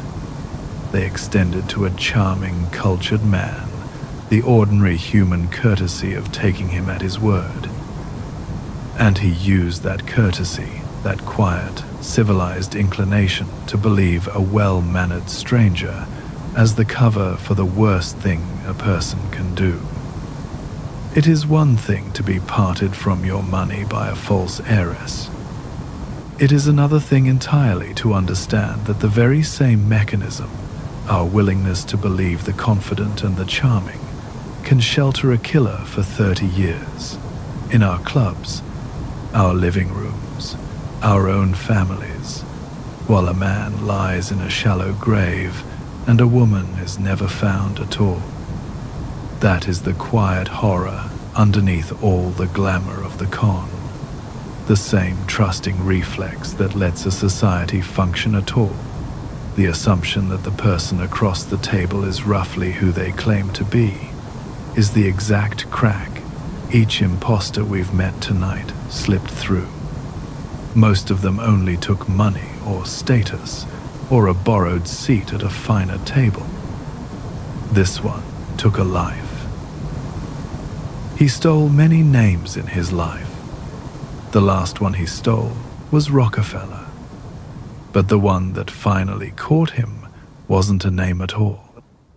It was a fingerprint, the one piece of identity he could never change, never shed, never talk his way out of. Underneath all 30 years of performance, the body remembered who it was. It always does. It just, sometimes, takes the world a very long time to ask. So, we've come a long way tonight, from a canal in Berlin to a cremation ground in Bengal, from a courtroom in Toulouse to a backyard in California. Different centuries, different continents, different costumes. And yet, lying here in the dark, I suspect you've felt what I've felt, that we have really been telling the same story over and over in 18 different disguises. Let me gather up what it taught us. The first thing, and the one that surprised me most, is that the imposter is almost never the whole story. We imagine a master deceiver bending the world to his will. But again and again, what we actually found was a world that bent itself eagerly to be deceived. A grieving mother who needed her son alive. a shattered empire that needed a princess to have survived, a congregation that needed a messiah, a settler who needed a promised land, a banker who needed the rich man's secret to be real. The con was a collaboration. The impostor only ever supplied the last piece, and the believers, hungry, supplied all the rest. Belief, it turns out, is not something we arrive at by looking. It is something we do because we want to. The second thing is that an identity is just borrowed authority, and authority, it turns out, is mostly a thing we have all quietly agreed not to check. A uniform commands a town. A white coat performs surgery. A famous surname opens a vault. A crown, a collar, a confident manner. Each one is a shortcut that lets us stop verifying and start deferring. The impostor is simply the person who noticed the shortcut first and walked through the door. The rest of us were too polite, or too greedy, or too afraid to question. And the third thing is the hardest. The cost of these deceptions almost never lands on the deceiver. It lands on the deceived. The settlers dead on an empty shore. The bank that fell with its trusting president.